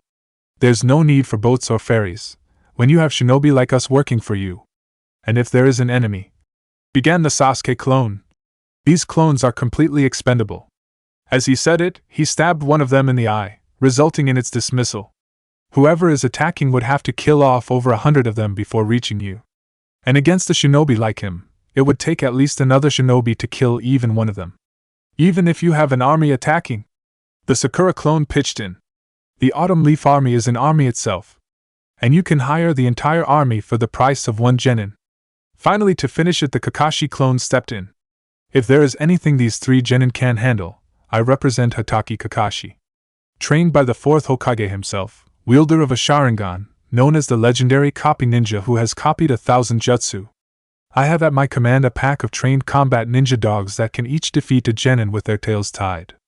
As a pack, they could match even a jonin. While I myself am a jonin of the highest caliber available. So if we are ever in a pinch, I will settle the problem with ease. By this time they could tell Tazuna was quite thoroughly convinced. The old man was wide-eyed and looked as if he had been handed all the food he could eat. With a relieved voice he agreed that they would fit the job he had in mind and shoved his way through the clones. The group of clones watched him until he was lost into the crowd. Not forgetting to send one of their number to tell the boss, they returned to their station and began advertising for D-ranks once more. The rest of that week felt to Naruto as if it was the longest week of his life. He couldn't hold back the fear of missing their mission. It crept up on him every time he let himself think. To take his mind off it, he put the Kaiten training on hold and began focusing all his efforts on mastering the 3 wind jutsu. He decided to begin with the one most like what he was already doing. The cutting breeze. He could already cut through a kunai if he wanted. Surely a cutting type jutsu would be easy to figure out. However, after only one try his extra sensei stopped him. Naruto-kun, I think it would be better if I fudged a little on our bet and taught you a minor wind jutsu as part of your elemental training. The man spoke tentatively as he knelt to Naruto's level. Don't worry, this will still fall under item 5. But I think you should learn how molding your chakra in a hand seal will affect the elemental manipulation process firsthand. We have discussed it, however I think you'd be able to grasp it better if you used a certain jutsu from the Traveling Ten. Naruto agreed immediately. He even knew which one Ebisu-sensei had in mind. The cutting palm jutsu. Naruto had been half convinced that all it was the raw manipulation of wind chakra to cut things the way he had been doing for the last month. However, what Ebisu showed him was a set of 2 hand seals. The first was the bird. It was often used in wind jutsu as his extra sensei had taught him, so Naruto kinda expected it. The bird seal was followed by a one-handed ram seal. The ram seal was usually used when pulsing your chakra, most often in fire, lightning, or water jutsu. But it usually went somewhere in genjutsu as well.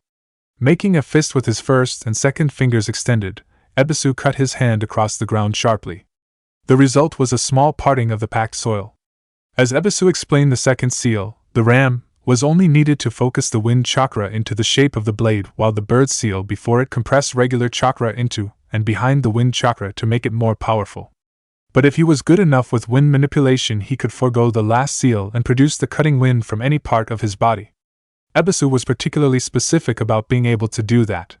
He spoke of a certain taijutsu style he had been told of in which the wind user used a blade of wind at each joint, knees, elbows, on each finger and on each foot. This created an extremely lethal offensive and left no openings in their defense.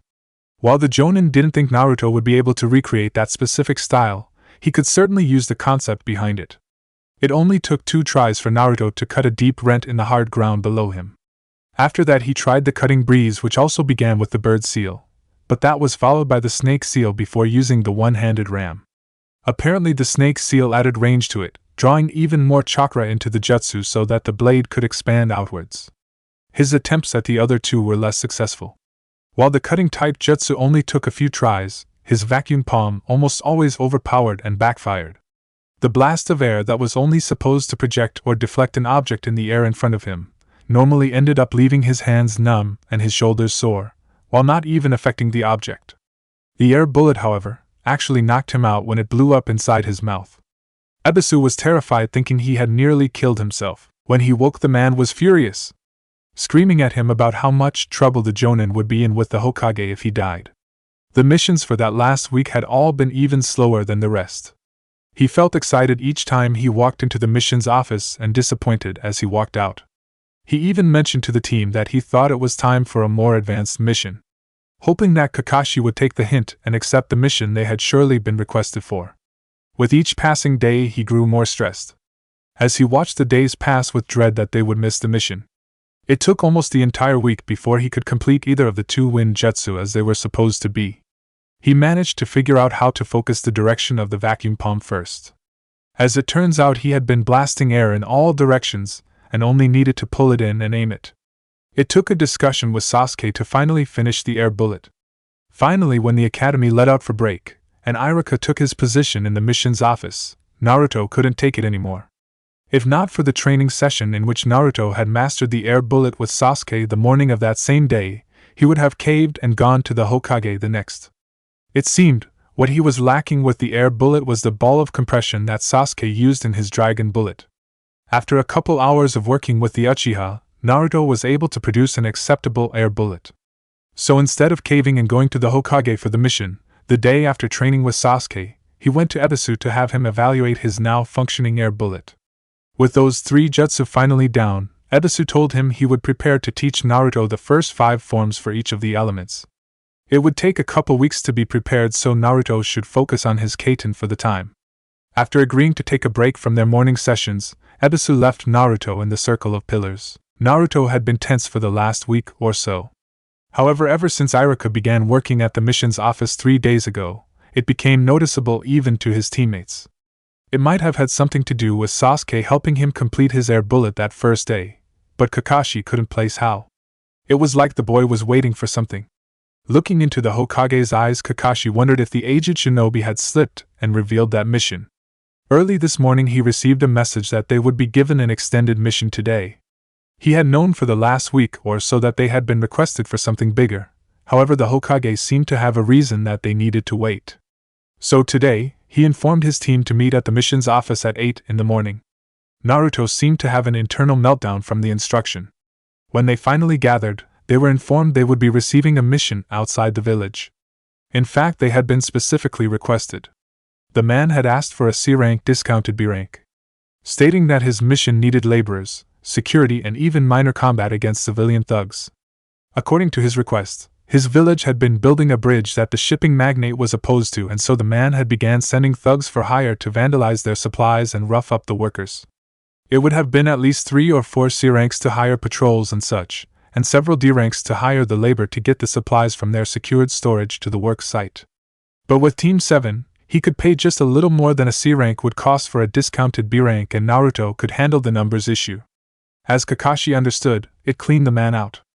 As such, the village had put him up in a local hotel until Team 7 was ready for the mission. The third had been quite insistent that they accept how little the bridge builder had to pay. The pay cut was directly from Team 7's profits. All the taxes for a B-rank had to be covered. After explaining it to his team, Kakashi passed on their unanimous desire to add a B-rank to their repertoire. Sasuke and Sakura were a little stunned that Naruto had gotten the mission he had obviously been waiting for. The moment they were debriefed about the mission, the boy seemed to melt compared to how tense he had been. The fact that they were given a higher-ranked mission right after he said they were ready for one only made them more suspicious. As Sakura looked into the details, she realized that the mission costs were barely covered. If the old man hadn't seen Naruto's advertising clones, he never would have been able to afford the right mission. They were all packed, and Naruto was in his Umbu-esque uniform. He looked and acted like a professional. At the same time, a pair of his clones in the common Naruto orange walked behind him. Each of them were loaded with a backpack of supplies. He told them if they were getting the job based on that skill, then they might as well use it from the start. Naruto's clone finally dispersed, letting him know that the construct had told Ebisu about the mission, and the man's reaction. He had clearly known about it beforehand. His extra sensei's only instructions were to use the opportunity to train. Wave was an island surrounded by a massive body of water. It would be the perfect place to perfect the Kaiten. Naruto had to agree. With a large enough body of water, he would be able to put the full amount of chakra behind the jutsu, and not worry about sending water all over the place or tearing up the ground beneath him. As Naruto walked along the road, he had to contain his excitement out of sheer force of will. Each step brought him closer to his newest jutsu. He knew for certain that he couldn't even manipulate wind last time. And now, the thought of his last time on this mission brought Naruto down from his excited high.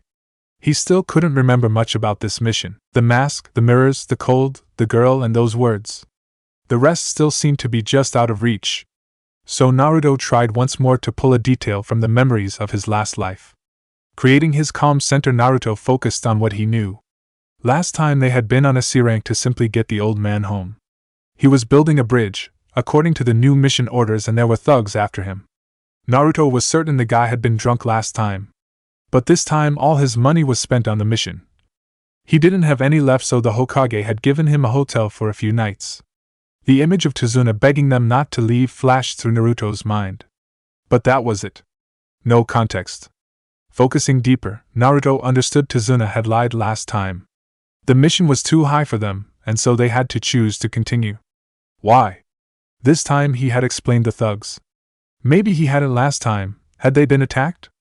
Naruto tried to picture some rough-looking thugs ambushing them on the road. But what came to the forefront of his mind was a pair of chains exploding from a puddle in the middle of the road. They coiled around Kakashi-sensei and parted him into several disgusting chunks. The shock of what Naruto just witnessed shook him from his calm focus. It couldn't have been right. There was just no way that had happened. He had still had his sensei later on, right? The man gave them their applications to take the Chunin exam, didn't he? But as Naruto thought for the image of sensei, what he saw was Ebisu and the hermit in the hot springs. Shaking his head, Naruto tried to focus once more and pull the memory back. However, before he could, he noticed the road ahead. The puddle was visible along the dry road, even from this distance. Naruto wasn't sure if what had happened even happened, but he still had to try to stop it. He couldn't just sit there and watch as his sensei was killed. What should he do? How could he explain it? Looking at his clones walking behind him, Naruto saw that they too had recalled the event about to happen. And they seemed to have a plan. With a nod from him, one of them slowed slightly and took off his backpack. Handing it to the other, who loaded it on his front, then turned so he could walk backwards. Naruto's attitude had slowly been building in excitement as they got farther and farther from the village. Kakashi was surprised to see his other two students seemed more focused on the clone Genin than the area around them. Not that they weren't keeping a good watch, however they seemed to be switching off. One would watch the road while the other studied their teammate and his clones. Then they would switch after a few minutes. When Naruto received the memories of a dismissed clone back at the village, he and his clones nearly began skipping. Kakashi had to acknowledge the effort Naruto took in finding his calm again. The boy focused his center in only a minute or two before he took on an entirely different emotion. Panic. Looking around, the Jonin tried to see what had set the boy off, but when his clones also began to panic, the copy ninja had little choice. He extended his senses outwards and even lifted the protector covering his eye under the guise of scratching. And that was when he saw them. Quite a ways up the road, hidden in a puddle projecting genjutsu, were two shinobi. Making a mental note to test Naruto for sensory abilities, Kakashi focused in on them. They were at least Chunin level, and obviously waiting in ambush. It occurred to him to simply switch out and allow things to unfold. They weren't a threat to his gennin. Sasuke could probably take them both out on his own. Naruto wouldn't have any problem overpowering them. But Naruto had panicked. Naruto had noticed them long before he had, and had yet to say anything. Why? If Naruto bolted or worse, attempted to engage the enemy, one of them might get hurt. Suddenly Naruto calmed. A brief exchange of looks between him and his clones, and the umbu-dressed child started walking slightly faster while his clones fell behind. What was he planning? One clone gave his pack to the other, who turned and held the pack in front of the first. Said clone began digging through the bag looking for something. They were just passing the puddle when the searching clone accidentally dropped something from the pack. It jerked towards whatever the roll was and made to catch it. It ignited. And the second clone shoved off the first clone, easily clearing the blast area. At the same time, other clones appeared, quickly driving Sasuke and Sakura safely into the trees while Naruto himself grabbed the client and leapt with a massive burst of chakra. Kakashi was slightly surprised at the sheer volume of chakra the boy used in the leap. As they picked themselves up, the group saw the results of the blast. Most of the road had been charred and a fresh crater dipped into the compacted ground. The two attackers had been hit full force. The blast went off between them, sending them flying apart. They might have cleared it, however their chain arms kept them in range of the explosion. The links of their prized gauntlets were melted and deformed from the heat. The brothers themselves had been caught fully, and were writhing on the ground. The stink of their burned and melting flesh was horrible. With a swallow, Naruto created 2 clones. Stepping up to the wounded shinobi, newly created clones used the cutting breeze to take their heads off, ending their cries of pain. The sight proved too gruesome for Sakura as the medic turned, retreating back off the road and heaved noisily into the ditch. Sasuke looked like he was in shock, but turned after Sakura and took hold of her long pink hair, keeping it from mixing with the expelled breakfast. The clone who had carried the 2 packs safely out of the area walked forward holding a small book out. Handing it to the sickly original, he flipped a couple pages and pointed one out to the umbesque Genin. The Demon Brothers of the Mist. B-rank rogue Chunin. And we just blew them up like it was nothing. Even the clone Naruto spoke with a cheer that was obviously and poorly forced. The true boy's slightly green pallor told of the impending vomit, and his multiple swallows showed how much he was trying not to. Closing the book, he unrolled a body bounty scroll and gave it to the clone next to him. Kakashi recognized the make and size. He must have gotten it from the Umbu supply depot. It was one of the 10-count scrolls they carried. Why did Naruto have one of those? And a bingo book. What was Naruto doing with a bingo book? What the hell were you thinking, Naruto? A very harsh scolding was the least he was allowed to do after a stunt like that. But for now it would suffice. He would have to figure out some cruel punishment for him when they completed the mission. Hey, it fooled and beat them before they could attack, didn't it? The indignant reply without any trace of respect bordered insubordination. Crap. This was getting more annoying by the minute. Your stunt was dangerous and could have gotten the client or your teammates hurt. You said nothing of your plan to the rest of us. We don't even know if those 2 were hostile or not, much less who they were after. Kakashi was reasonably certain they had been after them, and Naruto's plan was actually well executed. Informing the others might have given it away. And the original Naruto covering the client displayed a good sense of priorities. The Jonin was moderately okay with the plan itself. The result was a little messy, but the Thunder and Clouds genjutsu had taken hold. Releasing a significant amount of his killing intent, Kakashi continued the scolding onto the heart of his personal issue with the action taken. I don't recall clearing you to use explosive notes, and moreover where and how you acquired the bounty scroll is going to have to be brought to the Hokage. Genin aren't supposed to have access to such equipment unless their Jonin sensei distributes it personally.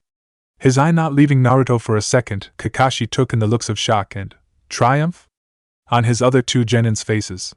They shared another one of the looks they had been giving each other. Obviously, they had expected Naruto to pull something like this. As for the bingo book, I will be holding on to that. Genin aren't permitted to even own a copy of the current bounty listings, much less compile their own bingo. How you even knew how to is beyond my logic. He held his hand out expectantly. But instead of handing it over or protesting that it was his hard work, or even bragging about how he made it, Naruto simply scowled and, holding eye contact, tucked it in his vest. A deliberate act of insubordination. Great. Now he had no choice but to bring this to the Hokage. He had been hoping to simply sweep it under the figurative rug, and torment the brat instead, avoiding the bad mark being placed on the Genin's record. With a sigh, Kakashi simply took the bingo book, his hand snatching it far faster than the Genin could even see. The flinch Naruto gave when the book appeared to simply vanish into the Jonin's hand was nearly comical. The book itself was made with a durable and well-oiled skin. The ingrained details of various tea leaves were etched into the cover's design with painstaking care. Flipping through the book, the Jonin was surprised at the level of information and analysis given for each entry.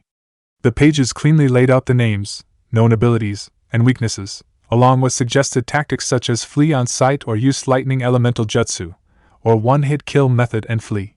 This is very well detailed. Some of the information here hasn't even been released to the public yet. Kakashi couldn't help but be impressed. However, much of the information in the book was need to know.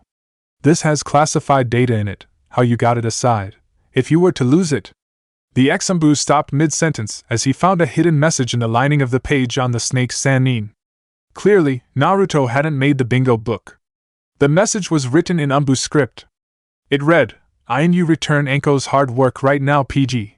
644 Anko had spoken of herself in the third person as a way to tell him who she was and claim her hard work at the same time. It explained why the bingo book was vastly more detailed and in-depth, along with all of the notes meant for a gennin. She knew what she was doing." Turning to page 644, he found himself and all his own data, much of it personal. Here, Kakashi also saw another code, but this one had been seamlessly stitched into the bindings of the page. It was in the encrypted code of the Hokage's black missions. One that even Anko didn't know and only a few others after him even knew existed. By the promise of an old monkey return this to its owner, or be demoted to gennin alongside him. That message basically exonerated Naruto for everything. After reading it again and double-checking his translation with the key he kept in his flak jacket's inner pocket, the Jonin felt he had no choice but to accept the order. It would appear the Hokage had been behind it. Figures. It would seem the Hokage had commissioned the book from Anko and had to have personally stitched the Black Ops coded message himself. He must have told her it would be on the Jonin's own page so she could include the page number in her Umbu script message. Kakashi had been a little skeptical about Naruto hanging out in that tea house so often. If Anko was one of the ones the Hokage had rigging Naruto's progress, then it all lined up. With the defeated side, the Jonin closed the book and held it out to his student. "Okay Naruto, you can have it back. Enjoy your tea." Naruto got the hint immediately. It was something to do with Anko.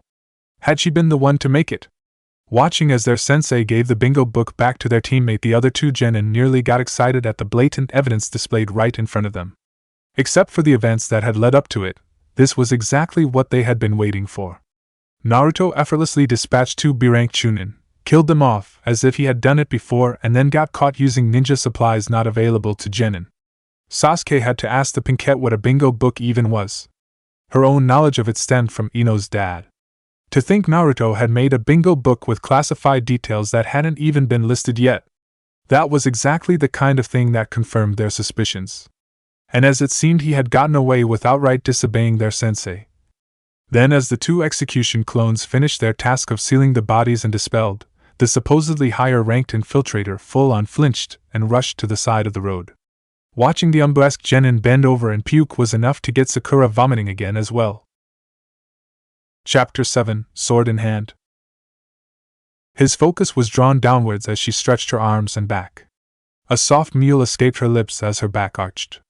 When she had extended herself as far as she could, she relaxed, letting her arms fall back to the bed. The kunoichi opened her eyes and zeroed in on his stare. He didn't avert his eyes as he would have the day before. There was little point to being shy now. As he held her gaze, her smile turned into a savage grin. "Enjoying the view? It is quite pleasing to look at." His admission seemed to satisfy her, as she threw herself back into the bedding with a giggle, squeezing a pillow to her chest. "So how do you think the Gaki's mission is going?" Her words immediately cut through his mood. His mind was pulled towards his elder student's training. "I'm certain the wait was worth it. They may not be there as soon as the man had hoped, but I am glad the Hokage agreed he should master those 3 before they left." It was his own insistence that they wait until Naruto had successfully finished the 3-wind jutsu he received from the Uchiha heir that swayed the Hokage to put the man up in a hotel for the week he had waited. His mission seemed to hold some combat potential, however the Sandaime had other reservations about it. Though the old shinobi kept them to himself, Ebisu clearly recognized the suspicion in his brow line. Anko gave a contented yawn and replied, "It wasn't that odd for them to be requested. From the description of the mission it sounds perfect for them." Her voice held a note of reassurance, as if she knew what he was considering. "Besides, Kashi-kun is with them, and I seriously doubt a village like the Island of Wave would have anyone that guy couldn't handle." "Yes, you're right. But I can't help but worry. And I'm sure I'll be just as worried when Konohamaru-chan goes on his first real C-rank mission. Much less his first B-rank." Sitting up, Ebisu turned out of the covers and set his feet on the hotel floor. "I suppose I should thank you." "Yeah, but it's fine, I had fun too." She curled back into the blankets even farther. "I meant for the bingo book. I haven't seen one that well made in years." Leaning back, Ebisu thought fondly of the boy's reaction when he gave it to him. He's grown so much in the last 3 months, you almost wouldn't recognize him in his mission outfit. Even his speech patterns have changed. Well, he seems to be benefiting from it. The woman suppressed a mischievous giggle, only barely losing to the snort that resonated through the room. Raising an eyebrow, Ebisu turned to look her in the eyes. Do tell me what that is supposed to mean. And so Anko launched into an explanation of her breakfast with the Gaki after Ebisu had left, and how she noticed the Yamanaka princess spying on them. Once she saw the girl, she couldn't help but get a little carried away, making the girl jealous. The kid's reactions almost made it worth it. But the girl rushed away in quite a hurry. While Ebisu didn't approve, he didn't see any adverse effects in the time since, so it was easy to simply laugh at his students' expense. The fact Naruto had emptied his stomach after killing the demon brothers didn't deter their theory. Sakura easily rationalized how it was possible he had done it on purpose, or it was also possible that while his rank was higher, he had simply been in the academy that long and had actually never seen that level of bloodshed. The fact that they both clearly remembered him as a child seemed to point to the later. A brief exchange of words between her and Sasuke confirmed their agreement. Turning back to the road, she thanked Sasuke for once again holding her hair. By the time she had finished sicking up, Naruto had recovered enough to set some more clones to the task of cleaning up the damaged road. With the silent promise to discuss the bingo book and scroll details later, the two real gennin separated and began helping the clones dispel any trace of the explosion. Once they had finished clearing the road of any remains and filling in the crater, the 3 gennin gathered around their sensei. It looked like the masked Jonin was pouting. At the same time, Tazuna was cradling and rubbing one of his arms. A frightened look on his face. Since we have no actual evidence that those two were after our client. He let that hang for a moment as he gave a pointed look at the man in question. We should continue the mission.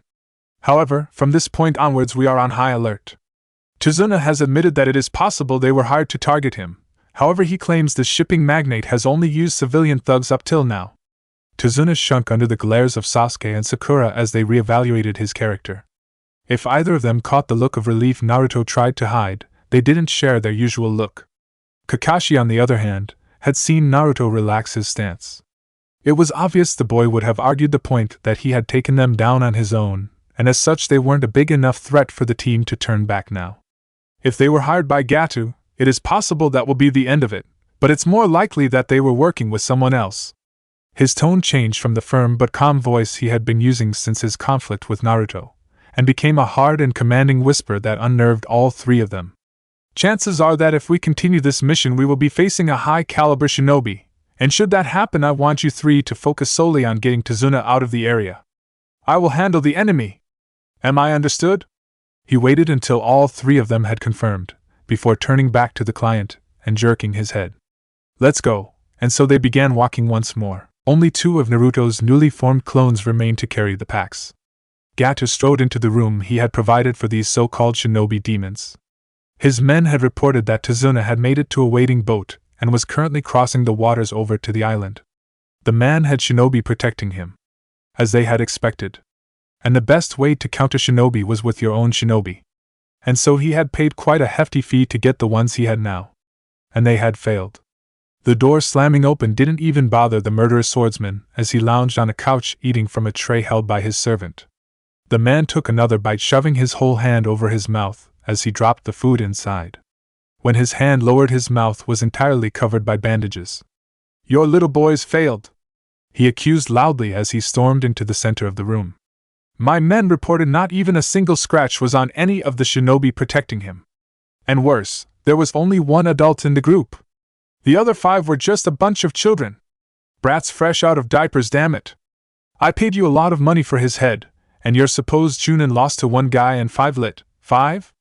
The shinobi cut him off with a tone of voice that sent shivers down his spine. The man's eyes still lingered on the food tray as if debating whether he wanted to eat more or not. Why? He was able to get out as he felt his lungs clamped shut from fear. Konoha teams usually only have 3 gennin. Without looking at him, the demon's voice had returned to a human tone, but Gatu remained silent regardless. The adult is likely going to be a jonin. A shinobi of my caliber, and at least 1 or 2 of the 5 kids is going to be a chunin, the same caliber as the demon brothers. The jonin alone would have been able to handle them, so they would have taken him out first, But with at least one Chunin there as well, I wouldn't be surprised if they were defeated. Standing from the couch, the rogue finally looked at him. It would appear he managed to acquire a higher-ranked mission than previously thought. I would guess he managed to acquire a B-ranked mission with the little money this island has left. Gato began babbling at the killing intent directed towards him. He swore he had no idea they could afford it, and vowed to find out how. He also promised to have his contacts find out exactly who was hired. But the shinobi towering above him simply picked up his sword and dismissed him with a roll of his eyes. Don't bother, I'll know who they are soon enough. I'm leaving now. Haku remembered the plan. Naruto had a bad feeling about what was going to happen here. They all sat on benches of a small boat as it crossed over the dark waters towards the island of Wave. As they passed through the eerie mist, Naruto couldn't help but feel an unease settling over him. It was as if he had been on the boat before. So yeah, something bad was about to happen. He had first felt the unease when he saw the boat. He immediately thought it was the boat that had him on edge and suggested that they could simply water walk to the island. That ended up being a minor argument between him and their sensei. Or rather, he had tried to argue and sensei had dismissed his arguments, as he always had, telling him that while the two of them might make the trip to the island, his teammates didn't have enough chakra to go even halfway. Besides that, if they met hostile forces on the water or the other side, they needed to be rested and ready. Exhausting themselves before a fight could get them killed. So Naruto had relented. Now though, the unease was beginning to get to him, and he had no choice but to summon his calm and focus for another session of memory retrieval. It wasn't the boat, that didn't bring any more memories than passing under the bridge, which he had remembered when his clones first met Tazuna, so it must have been something else that made him nervous. Slowing his breathing as he began to meditate, Naruto realized his breath misted in front of him. Even in the dense fog it stood out. The fog. In his mind Naruto could see the mist thickening, becoming so dense he couldn't see his hands in front of him. Then from out of the mist he saw a massive sword spinning like a shuriken heading directly for him. Before it struck, the memory dissolved into a man standing on the water.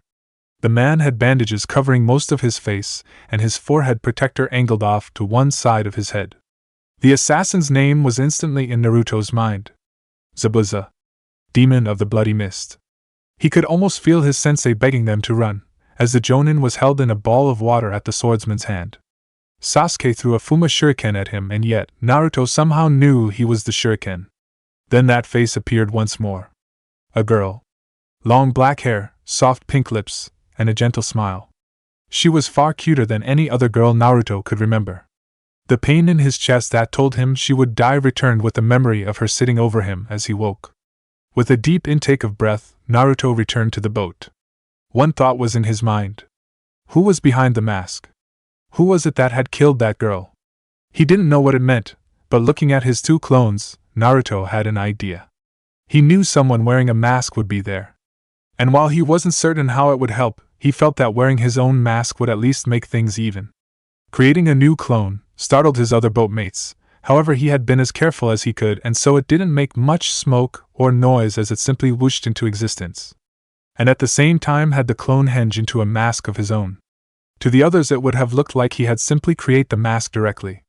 Putting the mask on, he hinged himself to change his hair color from blonde to red, making it about twice as long as it usually was. And while none of the others could see it, he had also given his eyes the same red slit he saw his eyes having in the mirrors he remembered smashing. Both his teammates were looking at him weird as he secured the mask of a fox over his face. His sensei even raised his sole visible eyebrow. Any particular reason for the choice in animal? Not really, it's just that I don't think I've ever seen anyone in this mask before. Yeah, they usually only give that mask to loose cannons that cause massive amounts of collateral damage. While his voice was cheery and nonchalant, inside Kakashi was livid. Was it possible that the Hokage had even given him permission to wear the Anbu mask? The boy had the bingo book and the scrolls already, and from Anko, and the Hokage's hidden messages. Kakashi was quite certain bringing it up would only result in yet another warning to leave his student be. It was as if the Hokage had only put Naruto on this team as a placeholder. Clearly the old man had personally force-fed information, training, and possibly even those jutsu through the shadow clone feedback. But how far was the village leader going to push the boundaries?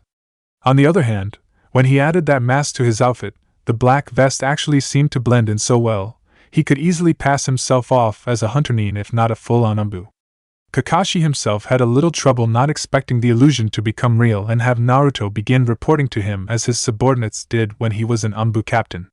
Both of the other genin's eyes had opened comically wide as they gaped at the Umbu-esque boy. His comment about the mask seemed to have struck some kind of chord between the two.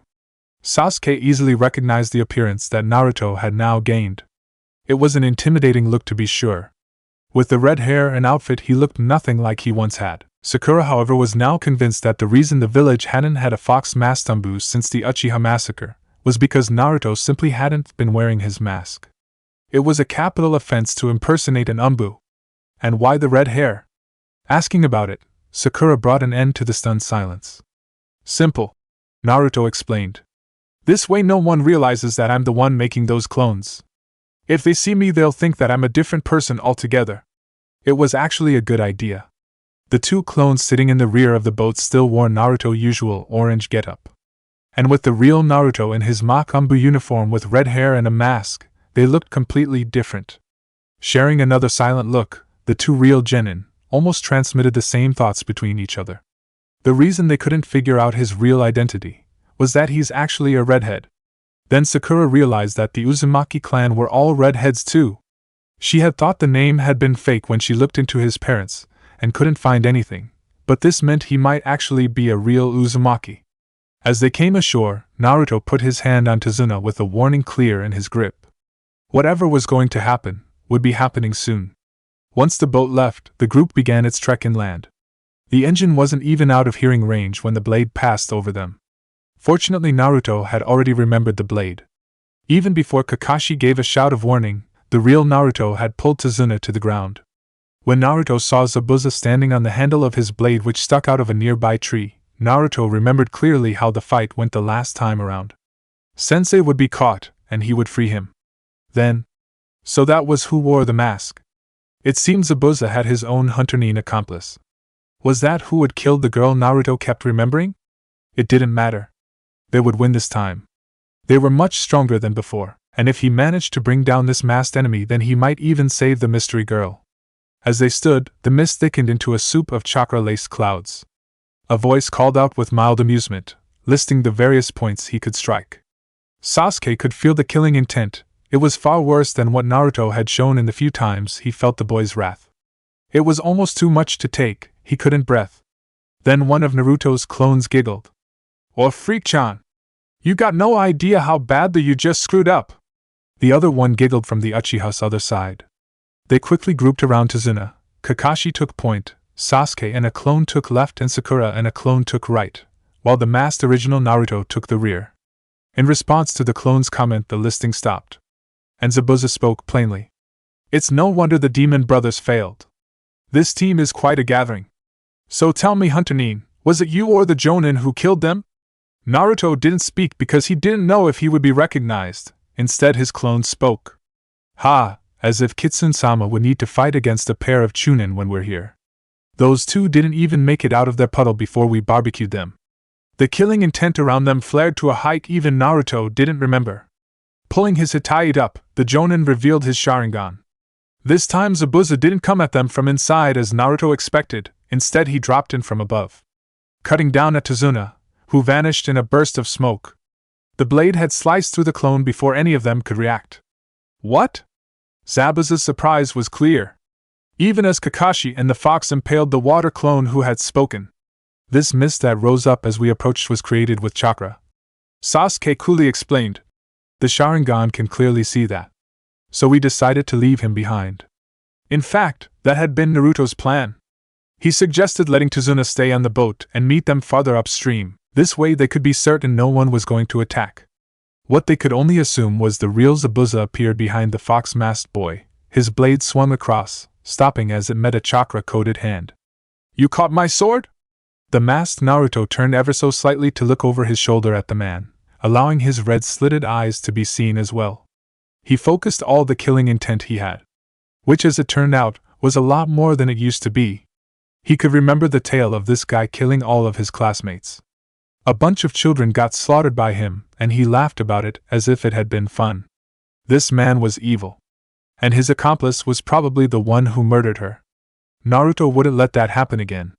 Sasuke put his kunai into the new assassin's clone's gut, and both water clones burst. Kakashi watched silently, as Sasuke calmed and realized he could tell which were clones and which was the real one. So, are you going to fight us, or are you gonna stay out on the water? The Uchiha asked. His eyes bright red as his second stage Sharingan flared. It wasn't fully evolved yet, but he didn't even have it last time. Naruto knew that made all the difference here. Stepping in front of them all, Kakashi reminded them of the order he gave them after they met the demon brothers. Their job was to stay back and make sure nothing threatened Tazuna, while he took care of the rogue Jonin. The two Jonin fought head-on in a series of barely visible combinations, their blades clashing as often as their fists, feet, and other parts. Naruto was almost certain he'd seen Kakashi headbutt the guy's elbow when he pulled up for a downward slash. With the rogue off balance, their sensei pressed him harder, and eventually they both wound up in the water. Then the water exploded around them both as a pair of water clones came at Kakashi from below either side. They were dispatched almost thoughtlessly before the water that composed them latched onto the leafning. He tried to move, but this chakra-laced water was too thick and heavy to be normal, and soon he was ensnared in a water prison jutsu. The moment Sensei got caught in the ball of spiraling water, Naruto put that plan in motion. He remembered exactly how it happened last time. And while this time was slightly different, and his aim was certainly better, he still needed Sasuke to pull it off. He had never even tried throwing two Fuma Shuriken at the same time. Kakashi told them to run. If they gathered Tazuna and fled deeper inland, he could meet them at the end point. But Naruto stood defiantly. So Kakashi began telling them of Zabuza's history. A tale Naruto clearly remembered from last time. The joy Zabuza expressed at the deaths of his classmates. Naruto couldn't forgive such an evil person. With his killing intent racing ever higher, the original Naruto laughed. Since he didn't have any other voice practiced as well as he did for his sexy jutsu, he had to rely on that one. But it seemed the lusty voice of his female henge fit well with his outfit. His clones grinned menacingly when they heard it. Oh! He killed a bunch of kids? So what? The feminine voice sang out. A few brats who weren't even gennin yet couldn't have been that big a deal. He's just some eyebrowless freak no matter what his village calls him. Oh, and you think you're something else? Zabuza replied darkly. Our graduations are quite similar, Buzi-chan. The assassin's eye visibly twitched at the name, and then narrowed at the implications of that statement. However, my examiners were well-known Chunin. The lusty voice almost sounded carefree as he said it. Even the two Jonin flinched as the thought of Mizuki's betrayal managed to boost the fox-masked boy's killing intent. The pain he felt knowing the man had intended to kill him, an irica welled in his gut. The feelings of betrayal compounded by his two separate memories of it, adding to the intent he already felt towards this man. On top of that, the clone that was henged as his mask also began to produce an equal killing intent. Both of them emanating from the same person seemed to mix and increase the intent even further. While their combined killing intent wasn't enough to equal, or even anywhere close to, that of the Jonin, when leveled at them with the cheerful voice of the sexy henge, the effect was enough to unnerve even Zabuza as the man took half a step back, ensuring his arm remained attached to the sphere of water. The Mist-nin fully believed that this young Anbu had slaughtered several Chunin for his rank. It was clear the boy was at least as ruthless as he was. Creating a water clone, Zabuza sent it to attack the brat in the Anbu mask. It might not be enough to defeat him, but it should be enough to buy him time as he finished off the Jonin. The clone was almost to the redhead, when the blonde twin Genin came in from the sides. Both of them were moving as fast as the demon brothers had ever been able to. The two of them managed to force the water clone to abandon his assault in order to remain intact, only for the jutsu to be finished off by the Uchiha. The water that formed the clone sprayed outwards as the Uchiha's kunai passed through it. The boy looked almost effortless and bored from the clash. Ha! Did you really think you could beat us with a simple clone? One of the blondes retorted. You're not just facing Kitsune-sama. You're facing Team 7 as well, the other declared, pointing at his teammates. The Uchiha Princess and Rookie of our year, Haruno Sakura, of the legendary Perfect Chakra Control, and also us. The other continued where he left off, by creating a bunch of shadow clones, all of whom spoke at the same time. We are the Autumn Leaf Army. The gennin who will become Hokage. Uzumaki Naruto. So put that name in your bingo book and remember it.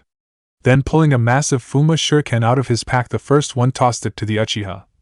Sasuke, your aim is double mine. Sasuke got the idea immediately after catching the blade. With a quick spin, the Uchiha was in the air, launching the Fuma Shuriken towards the two Jonin.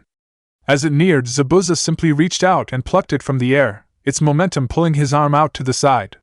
That was when he saw the second blade that had been in the shadow of the first. He had little time to consider his options, and simply jumped over the spinning blade, allowing it to pass safely beneath him. It was exactly as Naruto remembered it would be, and so the blade burst in a cloud of smoke behind the Jonin, transforming into another orange clone, who used his newly merged clone and henge combo to create a great Oma Shuriken, shaped like a regular throwing star, yet at least as large as the windmill blade had been.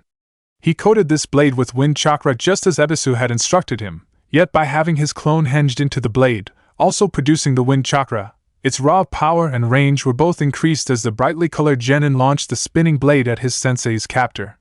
The shuriken sped far faster than his kunai had last time, and as Zabuza pulled his arm away, its invisible reach of slicing winds passed through the man's forearm just below his elbow.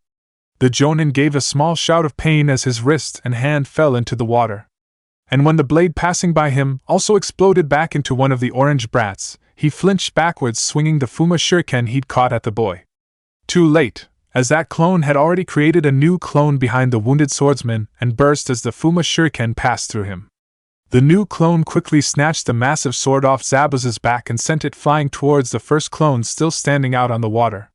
He caught it and wrapped a shadow clone hinged as a paper tag around the handle and threw it up as high as he could. When it peaked its drive skyward, the tag hinged back into a clone and sent the blade to shore from far above the Jonin's reach. By this time Zabuza had dispatched the clone from behind him and shifted his eyes between Kakashi and the clone out on the water. His bleeding arm curled into his chest as he raised the Fuma blade towards Hatake.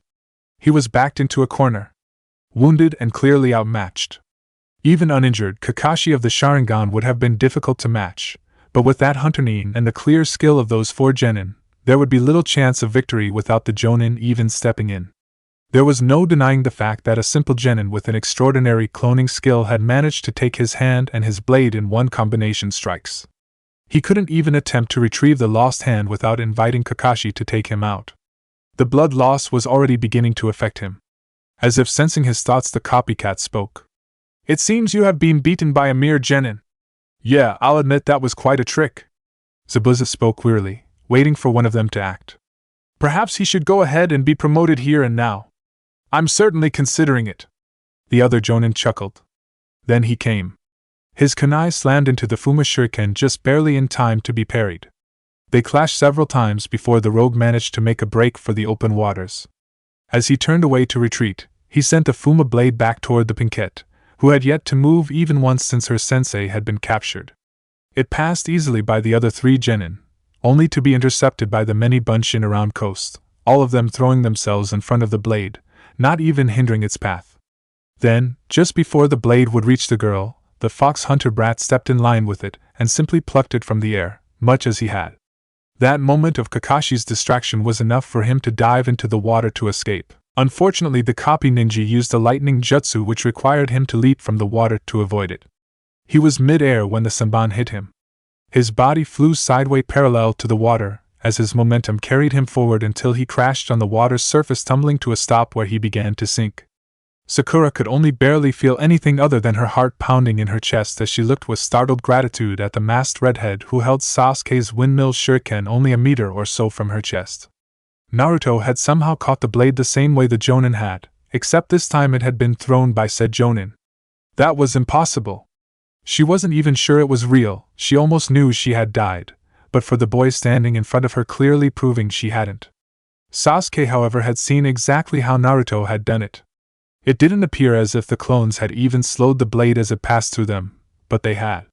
Each one forced chakra out one side of their bodies, resisting the spin of the blade as it cut through them all. By using them, not to stop it, but to slow it, Naruto had decreased its spin to the point that all he had to deal with was the forward momentum of the ring itself.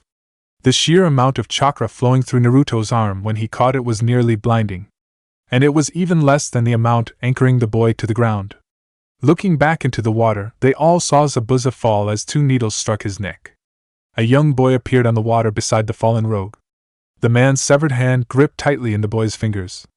The masked boy laughed as he took the body and hand in his arms, and addressed their sensei. Then turning toward the Naruto who still held the sword. If you would kindly return that sword as well, I will be leaving. It is one of the Mist Village's treasured weapons after all. I can't leave without it. All of the Narutos were frozen at the sound of that voice. The masked one was the only one to step forward. Just take that guy and go before we have to kill you too. Sakura, however, seemed to have heard something else as she motioned to him. 2 enemies. At the sound of that voice, every clone he had created felt their chests tighten. That was Haku. Naruto had even remembered the girl's name. He knew she had spoken to him before. He could clearly remember them gathering plants. But another image flooded his sight. Haku stood in front of him, her mask broken and falling from her face as mirrors crashed around him. Had he been the one to kill her? He knew Zabuza was alive, but he couldn't attack Haku. And so he tried to do the one thing that made sense. Just take that guy and go before we have to kill you too. Haku understood the meaning in his words, though he was sure his teammates would have heard it differently. The boy simply held up 2 fingers and vanished in a cloud of smoke. He wasn't sure why the boss wanted info on the demon brat, but then again, he didn't know why the boy was called the demon brat either. Still, his boss probably wouldn't know the reason either. Most of the time they smuggled information out, it was for another village or a merchant group. This time it seemed the request was from some corporate type. What they would want was specifics about a bunch of gennin. Only Kami could know. Pushing his curiosity aside, the youth shook his head. His job wasn't to ask questions. Or, well, it was. But not about the boss and their clients. He could already tell his boss everything he wanted to know about the other 2 gennin. They were easily researched. One would think it would be the Uchiha who would have the most security, but it wasn't.